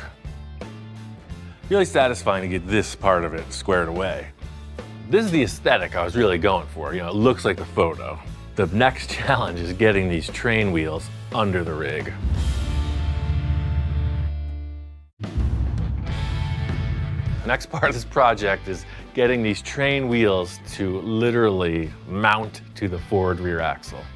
This is gonna be a pretty big issue. I moved the body over to the side. I got a couple ideas on how to get these two pieces to mate up. There's train parts all over the place. So I'm cruising around the little buggy they gave me and I come upon this other wheel set. In the past, what someone's done is taken this truck rim and welded it to the train wheel, which is great. That's a step in the right direction. The downside is this bolt pattern doesn't match the forward at all. These don't just bolt on, but I have a plan. So this rim is actually perfectly smooth, but you see these bolts, which is good, and then there's a collar that extends back to the actual train wheel. My plan is to simply make a wheel adapter spacer using the Model AA truck rim and these already modified train wheels. This isn't just a pile of stuff here. This is the jig. You know, this is science. So I've come up with a blueprint, set the train wheels up with these parallel bars and the axle in there, and you can clearly see that the truck axle is way wider. We need to be at this distance, and that gives me my dimensions. Science. I think we should go over to the machine shop and do something scientific. Plan is to get out of this building and into a better one, a little more appropriate for what we're about to do. Like everything else that's huge around here, they have a giant machine shop with everything we'll need to do this. Based on my calculations, I had the fellas gather up some of this big tubing. This is 10-inch diameter tube. This is gonna be our offset for the wheel adapter. But one thing I know is the center of this rim is in the wrong place. I gotta take it out. And this is our dimension. Unique, like me. That could be said, that's a great statement about this place. We're all here because we're not all there.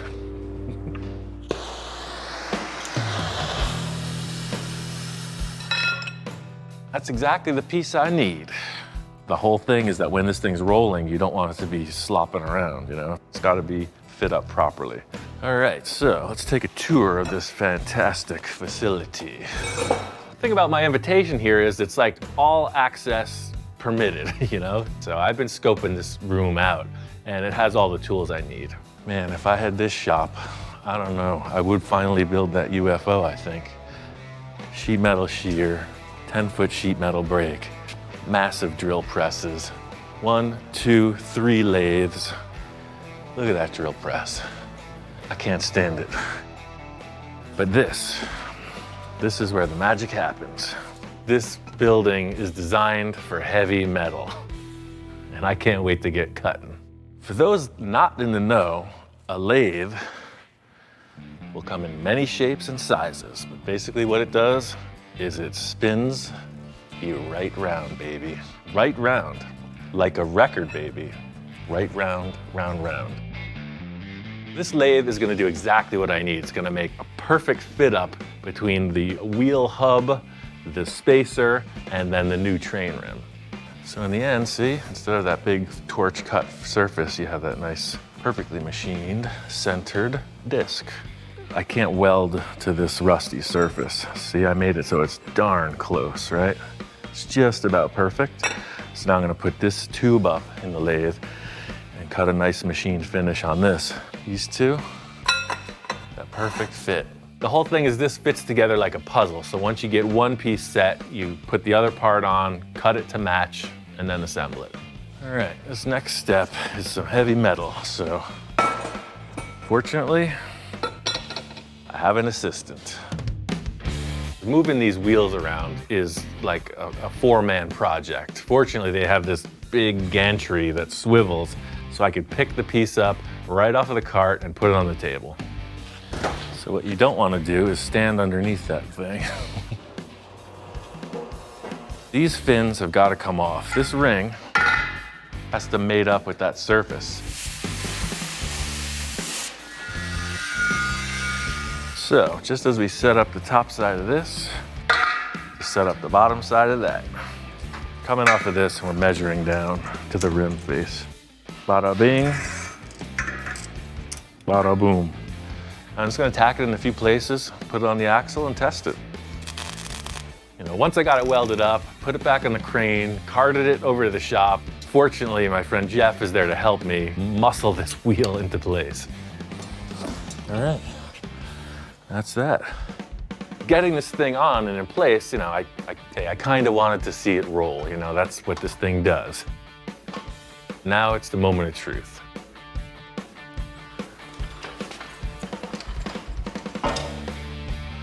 Like butter. This is a big part of the build, you know, I've been sweating this from the onset. This was the uncharted territory, and here it is, a sigh of relief. It won't be fully true and tested until we go down the rails, but this is the first step in solving the problem of the vehicle not having any wheels. So that's a good thing. We got 2 wheels, 2 more to go. I'm gonna do the same thing to the wheel on the other side, but we really have to figure out this front axle, you know? That's a whole different style. The train has not left the station.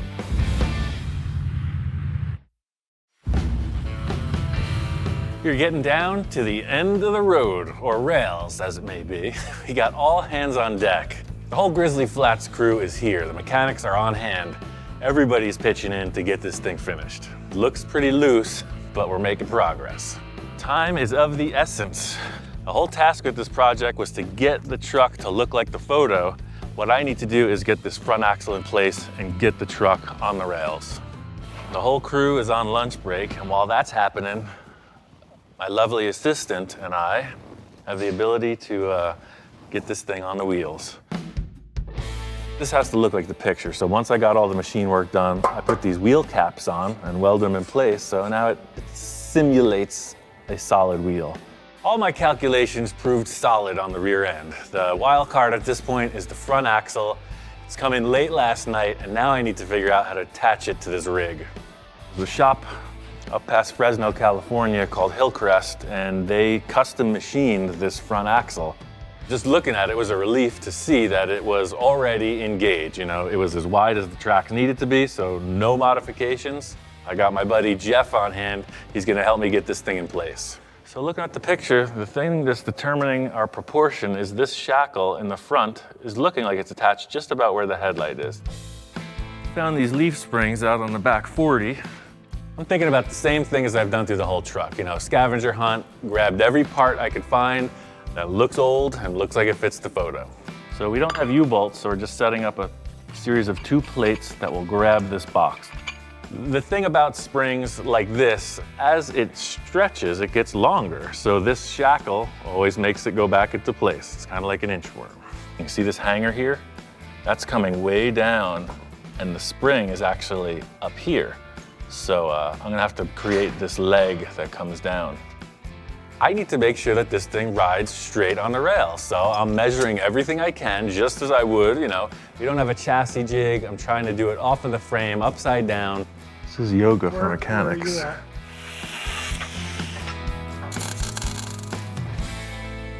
I gotta say, that's pretty well hung.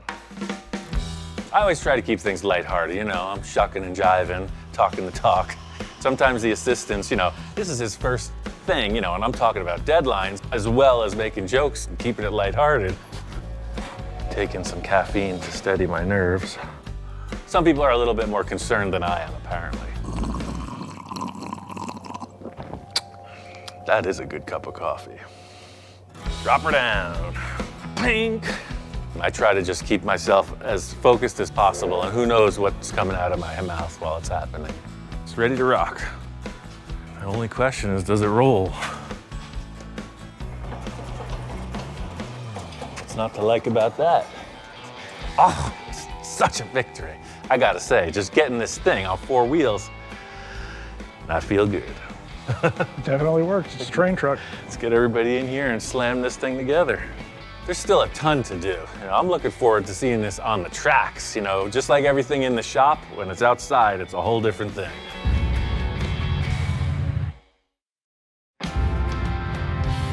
We got this train truck thing out the doors, and it's looking good.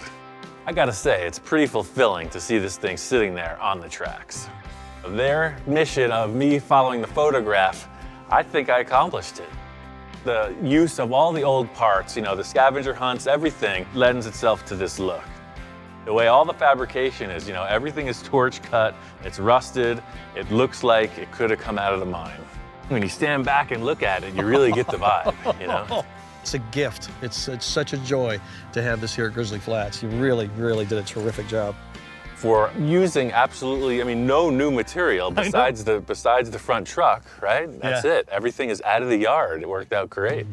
The last hours of this were just details. I found a bunch of scrap wood, made the bed look like the photo, a couple other things in the front suspension. I loved that dump bed so much, so I retained that exactly as it was, but it's all custom. It's all narrowed out, C-notched, and super strong. You hot rodded it. Exactly, Yeah, 100%. Oh man, that is so cool. So basically the back of the truck now is hot rod technology and railroad technology together. He's made this fusion, which is amazing. I'm super proud of it, man. It's nothing I expected walking in the door. The main thing for Ian was to come in and get him to do the fab work and match the photo, and he did it exactly. And it's wonderful. Just the look on the crew's face. They've been crushing that motor and transmission and everything. There's been working a lot of hours and everything else, you know, and you know, it just, The motor's completely rebuilt, transmission's rebuilt, everything's all set. We had a faulty head gasket. And when you're running with Ian, it just takes one thing and you start to drop back. You know, working with any antique thing, there's a million things that can go wrong. So they had an issue with the head gasket last night. We're gonna have our test run with the assistance of old Smokeless. I'm getting in that thing. This is an antique vehicle, so it's got all the clunks and screeches and everything. We are on the rails. Pretty interesting. It's a very tactile experience. There's no steering, no brakes, no throttle. You're just cruising.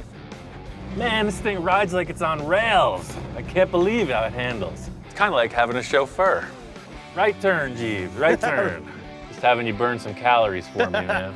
I did all the work this week. Somebody fix me a beverage. All's well in the world, you know. Did a couple of revolutions on the turnstile, and it's time to go back to the shack. Will there be anything else, Mr. Michelle? Take me home, Jeeves. Country road. Hold still, don't go anywhere. My takeaway from this is steam engines. I am in love with them. Now, you walk into the museum, so you see people dressed in their uniforms, and they're really being the part of the whole train thing, and now you understand why. It is like super rich in history, and that's what the passion is. I think he's got the bug now.